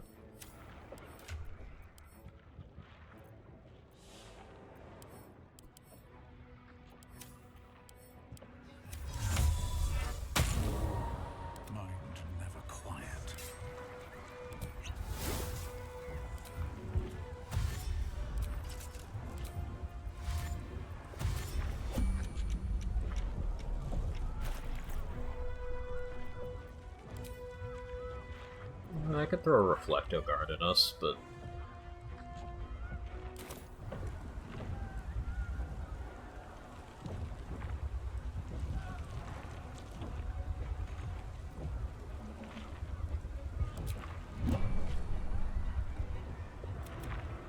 There it is.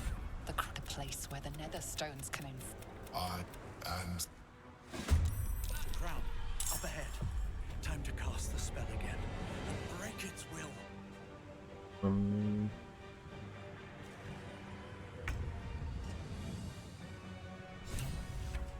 I guess Bloodlust would have been acceptable. This.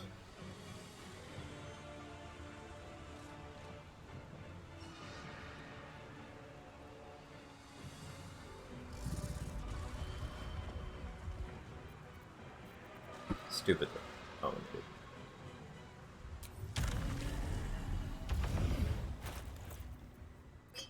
Got a little risky for fun.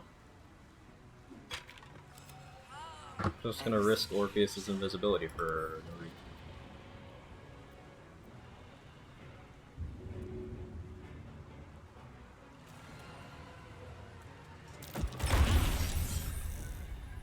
Was 2 checks. Okay, he's definitely gonna fail the next one. Should've just attacked him.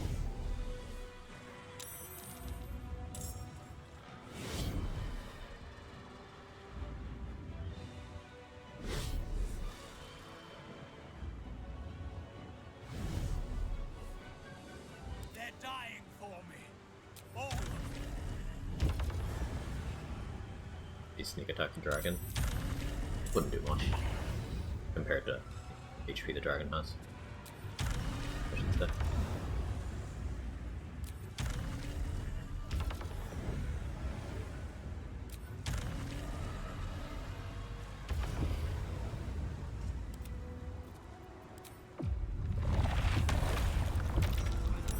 You do?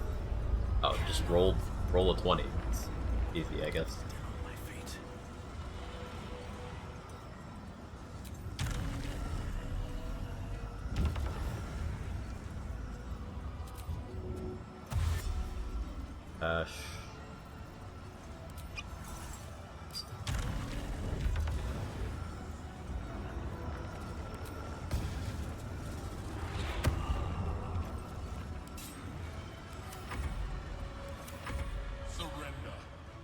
Hey Jeremy, thank you for the 33 months. Happy holidays, you too, buddy. I appreciate the long time support.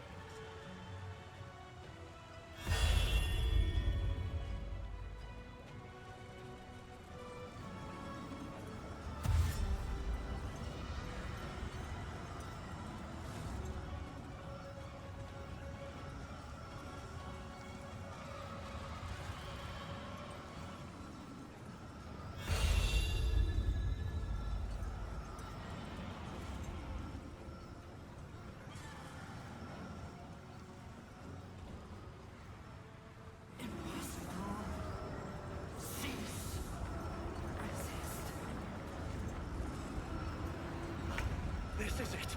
Keep the enemy away until the brain is completely subdued. When you say arrest them, middle of this, it's probably arrest them. Even that. It's fun. Its will is weakening. The brain is almost defeated.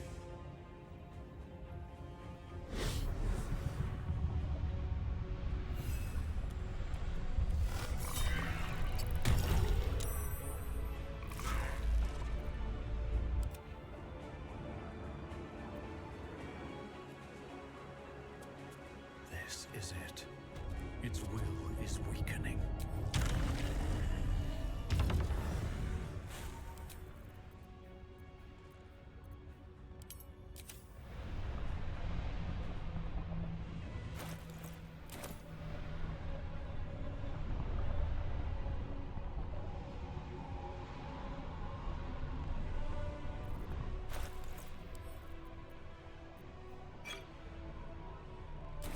Having bloodlust on would.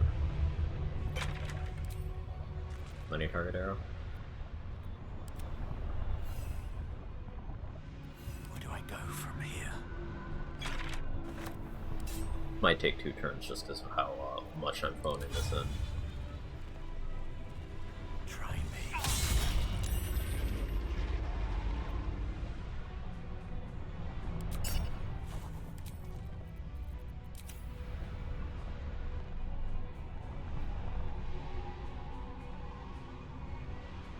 And ask me if I want to convert. Rude.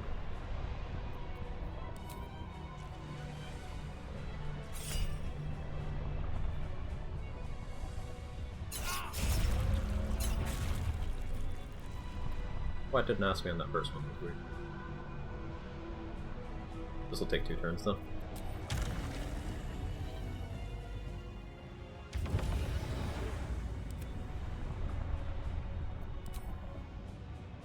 I guess maybe 3. Hit him with Psychic and Psychic Piercing Force. Fire? No, I didn't use one. Nothing important is ever easy.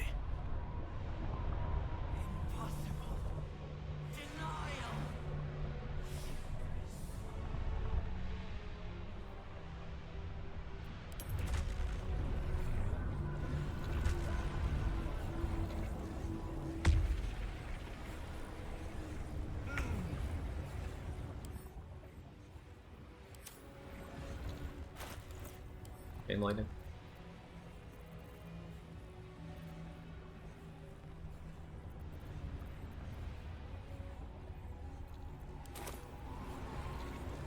Forward.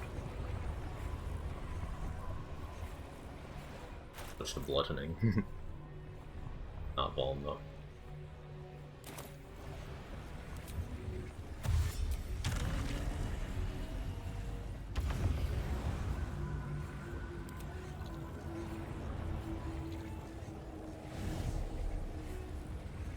Come on. Can't stay idle.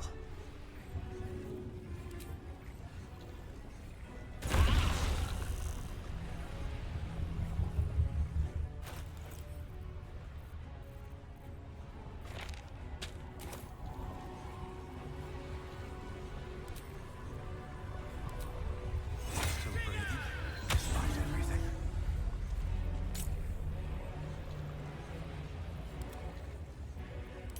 Orpheus is Hartford. Never a dull moment. Is there an ad? How much damage is a big poke? Not that much. He poked twice. Down to 184. Guess that includes Orpheus hit once. Not that much. It didn't prompt me to use my forced crits on the first attack, which was disappointing.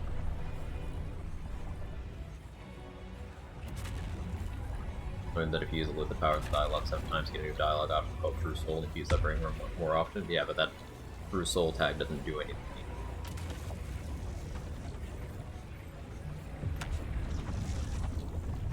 So, like being able to use your illicit wisdom 7 times in a playthrough, that's spamming long rests after doing the most inconsequential of actions. It's interesting trivia, but it doesn't mean anything.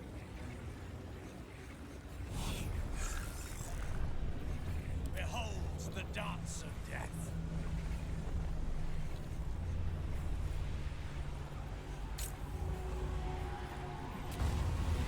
Here we go again. Okay, bye. Impossible. Pain. Fear. Terror. Reconsider. Assess. Use the GGs, everyone. Implore. Plan for the next run? I think I want to do another Control Undead run. There. At last. Gonna mean amount of Oathbreaker Paladin. Join me. I want the build to be good, I'd probably limit it to levels. Maybe I go like Death Cleric vibes, play caster focused. I honor my mother's legacy. Something in that sphere, I don't know. Once again, ended I got time to think about it. The brain is on the cusp of its final thought, and it's taking. Didn't expect to see you all of Orpheus's dragging out the strength brain to keep fight. it Ah, I see what you An did there. opportunity, perhaps.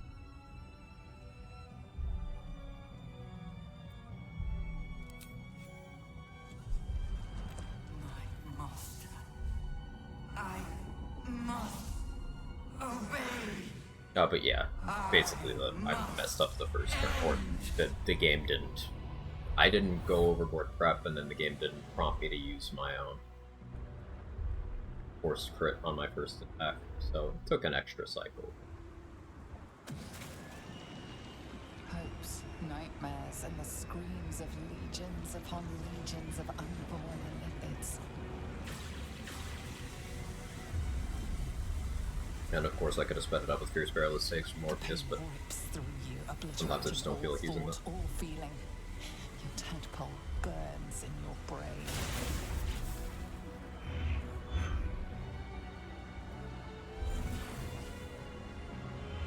Thinking, takeaways from this run. There's nothing surprising to me. Heavy Armor Rogue is incredible. Swashbuckler is incredible. Doing them together is incredible. It is yours.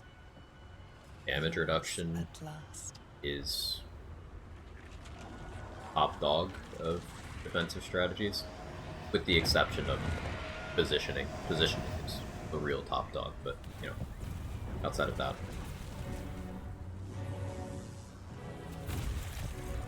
They're incredible? No, you.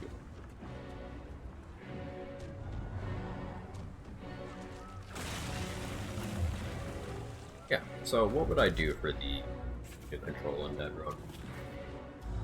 I could lean into... What does Oathbreaker get that's like unique?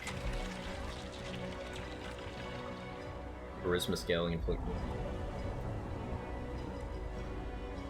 Big deal. Maybe we pick up Sorcerer, Meta Magic.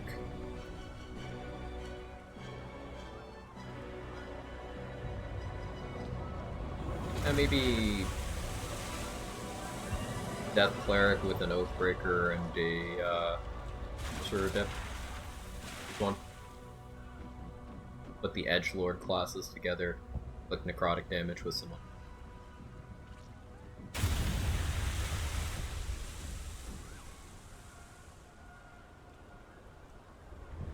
Fit Necromancer Wizard onto them. 6. 1. I mean, that would let me have all those online for level 11. Problem is the one sorcerer level. Really want 2 to 3. Well, probably not Necromancer.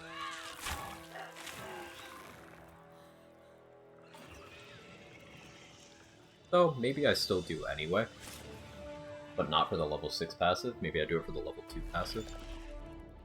Casting a lot of inflict wounds, I could heal off of that.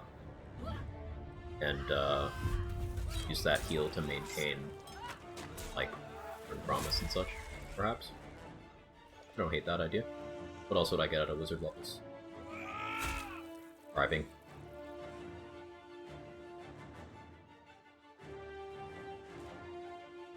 Yeah, maybe. Does a dead tadpole get out of one's brain though? It's just dead worm's brain forever. It burns up. There's a VFX, you can see it burning up.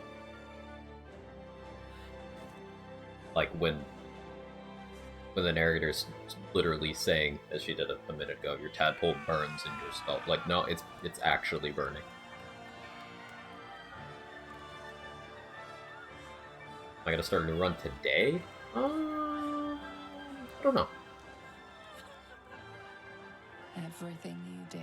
I'm on vacation, so I'm not really on that grind set, so to speak. For this.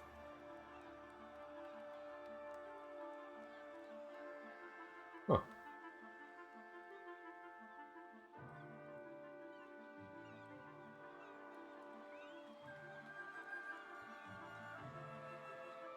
So enjoy vacay? Probably will. When did Distant Inflict Wounds to LARP his daddy? So Black actually did that run. I believe he called it Daddy Gale. It was Take a moment. Death Cleric, Shadow Sorcerer, Gale doing Distant when inflict wounds. And I'm still standing That exact thing. This is incredible. Maybe whatever had changed in me was permanent. No, it wasn't, bro. And the worm squirms no more. Bull need not worry that his seat on my skull will grow suddenly stickier with Mind Flayer juice. Okay, the visual of like Boo hanging out with Mind Flayer and Minsk is really funny to me, though. Like, I feel like Minsk being a Mind Flayer wouldn't even change him at all, and that would be possible. I never lost hope. I knew that my destiny was to liberate my people, to return to them triumphant. I was wrong. It seems I can only fulfill one part of my destiny. Oh yeah, Lae'zel died. Yeah, I forgot. I did kill her to maintain buffs. So we effectively did, outside of the first section of the game before I got Palma's Wrath, we did the entire game in 2 rests. Rather, in 2 days. One that was Palma's Wrath, end of Act 2, and then one that was Act 2.5. Now. I cannot live in this skin a moment longer. So I haven't properly long rested since, like, level 5.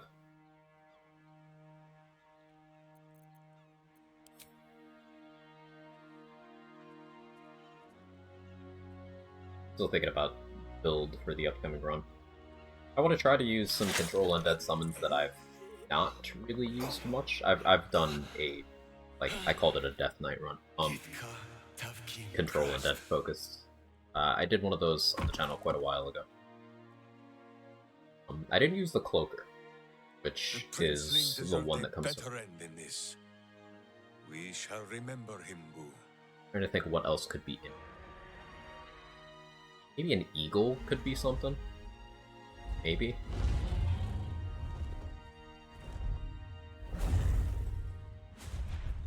Could use Voss. Voss is a pretty good one. Now there's a sight to see. Not that I'll miss them. With the Githyanki gone, there's nothing left Yeah, but the silence. I got time to the think of city. ideas. Smoldering, waiting to be rebuilt. Or cats are your enemies. You joke, but that's But it seems that Gale a run concept that's been tossed around. elsewhere. If you didn't know, you can throw minor Was your illusions. brain entirely liquefied during the battle? The fight is over. It's time to move on. The crown. It's somewhere in the Classic Mithy. Jotha. But yeah, the idea was If I salvage throw the minor stones, illusion at people I and can reforge it. kill them that way. And once I have, I'll return it to Mistra. She'll cure me of my Crown? affliction. Oh, he's crowning. And I'll finally be free. Gale Preg? And a more deserving one this time around. If this adventure has taught me anything, it's that there are things in this world far more valuable than power. Besides, I'm growing quite fond of this merry band of ours, but I'd quite like to see what happens to it. I'm sure Mistra will summon me soon enough, but until then, I propose we celebrate our victory the mortal way, with a drink in our hands and reckless abandon in our hearts. Now you're talking. After all that, I think I'll need a drink in each hand and a third on the table. Really? But I think right of choosing should fall to you. What'll it be?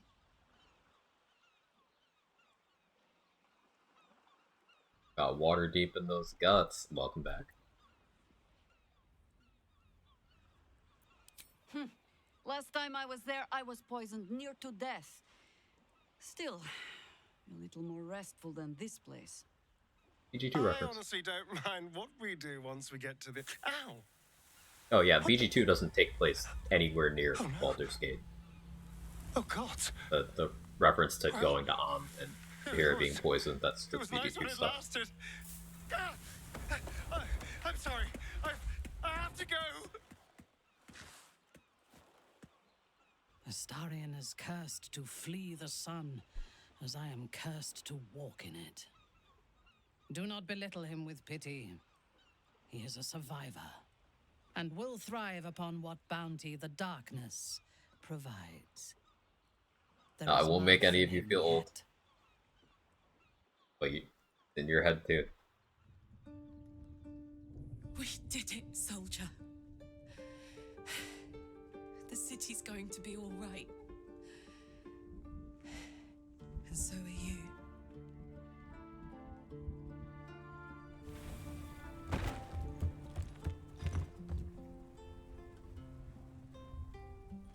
Loving Dara so much, yeah, she's great. Engine's finally cooked. Held on just long enough. So, how'd I do?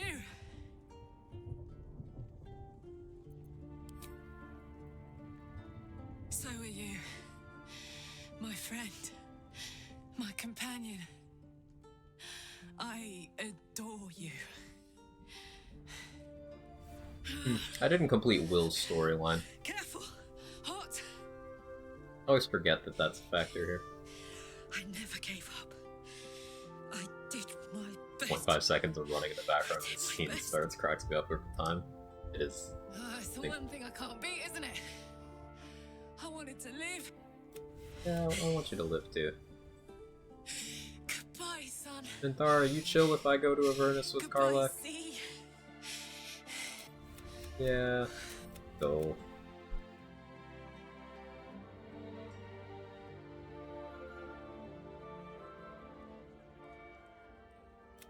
It's over. You.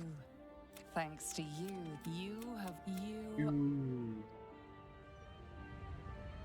We get a supercut of narrator saying you.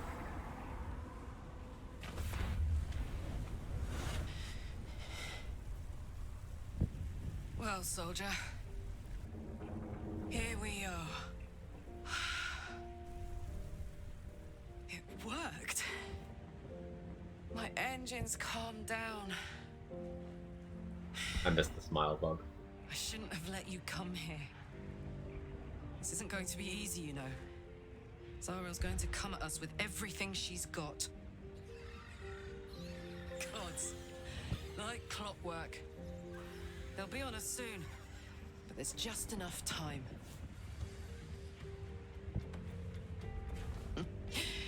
Thought I was done with these. Favorite you in this game? Mine's Harlock for fighting him. Ooh, that's a good one. But then, there was you. I like that one. That's a good you. Wrote her so well, she's so lovely. Yeah, I still find this scene annoyingly cheesy and tonally extremely dissonant from the rest of her story, and mostly there to appease people who just cannot accept a story with anything other than a conventionally happy ending. I don't think much of it. But Karlach as a character is very, very well done.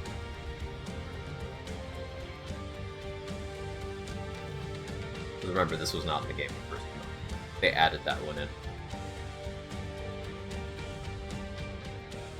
And to support my take of it mostly being for people who can only consume one kind of story, even after the epilogue camp added literally Carlife being like, hey, so we found a cure. We're gonna go do that after this. There's still people like all the time being like, man, I wish Carlife got a happy ending. Dreadful buzz of the wasps and the screams of the damned. Which, granted, it's been in the game for 2 years. Voice echoed in your mind. Withers, he requested your attendance in Faerun to gather with your friends and allies, those who stood against the Absolute at your side. A reprieve from the Blood War. A few hours of respite with the stars above and good company to cheer you. Karlach's heart can take the strain of leaving Avernus for a few short hours. Got a cool armor though? But Yeah. it might burst with joy to see those friends again. Meanwhile, I get that. Thou wert called here, some from above, some below.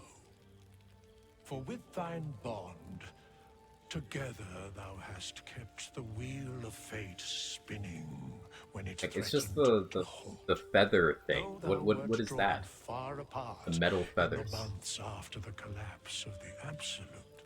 Tonight, fate renews thy bond once more. Thou shouldst take care to preserve it. It is a great weapon, wielded in the hand of good. Go. Know one another once more. Like, biblically? Is this an orgy, Withers? Down. Time to press ahead. Pick out Volo and Halcyon and get started. Also, Vince is not participating, he's just here for the snack. Withers can pluck wine. I must be careful to not overindulge tonight. Here we are. A gathering of allies at a cold campsite with no servants to attend us and few luxuries to enjoy. Ah, we could have been conquerors. We could have ruled these realms as gods. Carlife would peg you to death if you had piercing vulnerability from Ballas. Do you Do you promise? ever regret that we did not take You wouldn't control lie of to the me. You wouldn't get my hopes up, right?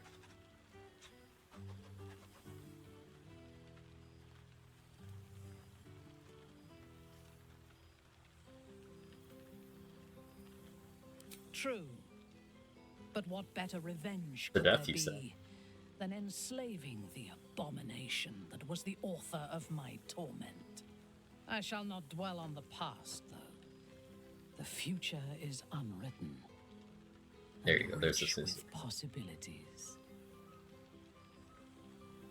I feared that returning to the perhaps it will rebels swarm to my I would no more allow our god to shape my So destiny Minthara's than I would epilogue dialogue is extremely You bugged. may So is observe my works if you lack so is sufficient Will's. occupations of your own, but do not interfere. There are a great number of things that cause Minthara to think you're Godgale, and there's a great number of things that cause Will to think that you're Lae'zel, like astral projection Lae'zel.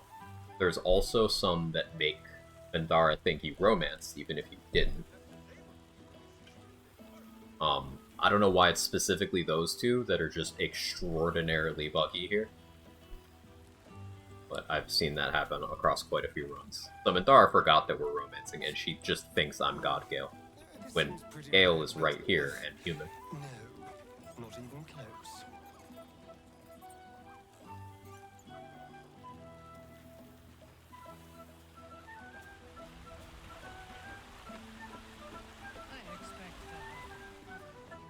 Alright, let's get out of here. This thou art the savior of Baldur's Gate.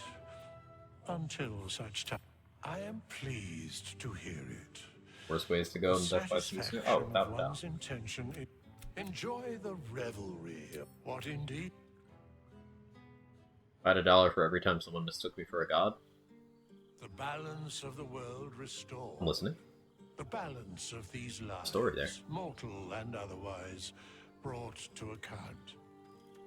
Hear me, thou heroes, wastrels, friends. I have waited long to tell you these words. It is over. For now. Thou played thy part in weaving the fabric of fate itself. But for every Thinking of other thread stuff you I want to do sow, once. so I haven't taken the Polar gods Master recently, and I unravel. would really like to with recent discoveries that have been made. Sleep, rest, revel, but be ready. For thou mayst yet be needed. Probably have a Until we big meet bonk again, today. I wish thee every possible fortune, health, wealth, love, and above all, problems worth solving. All of you, my real family. Dragonborn has nice nails. He looks good. To you.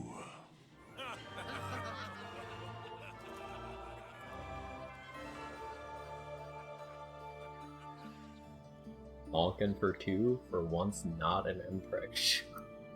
Yeah, Falcon for that one too.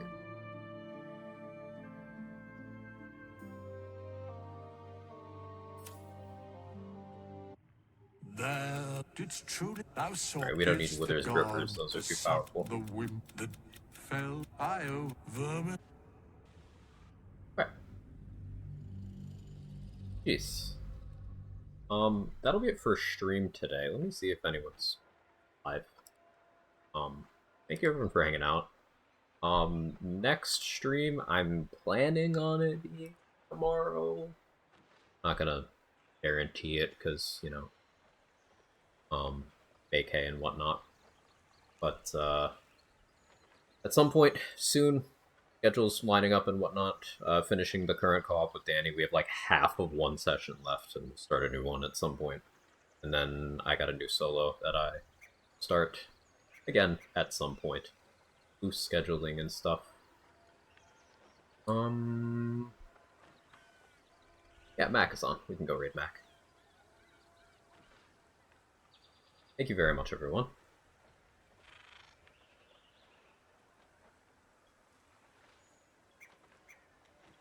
If you got my emotes, feel free to jiggle. I hope you enjoyed the Swashbuckler run.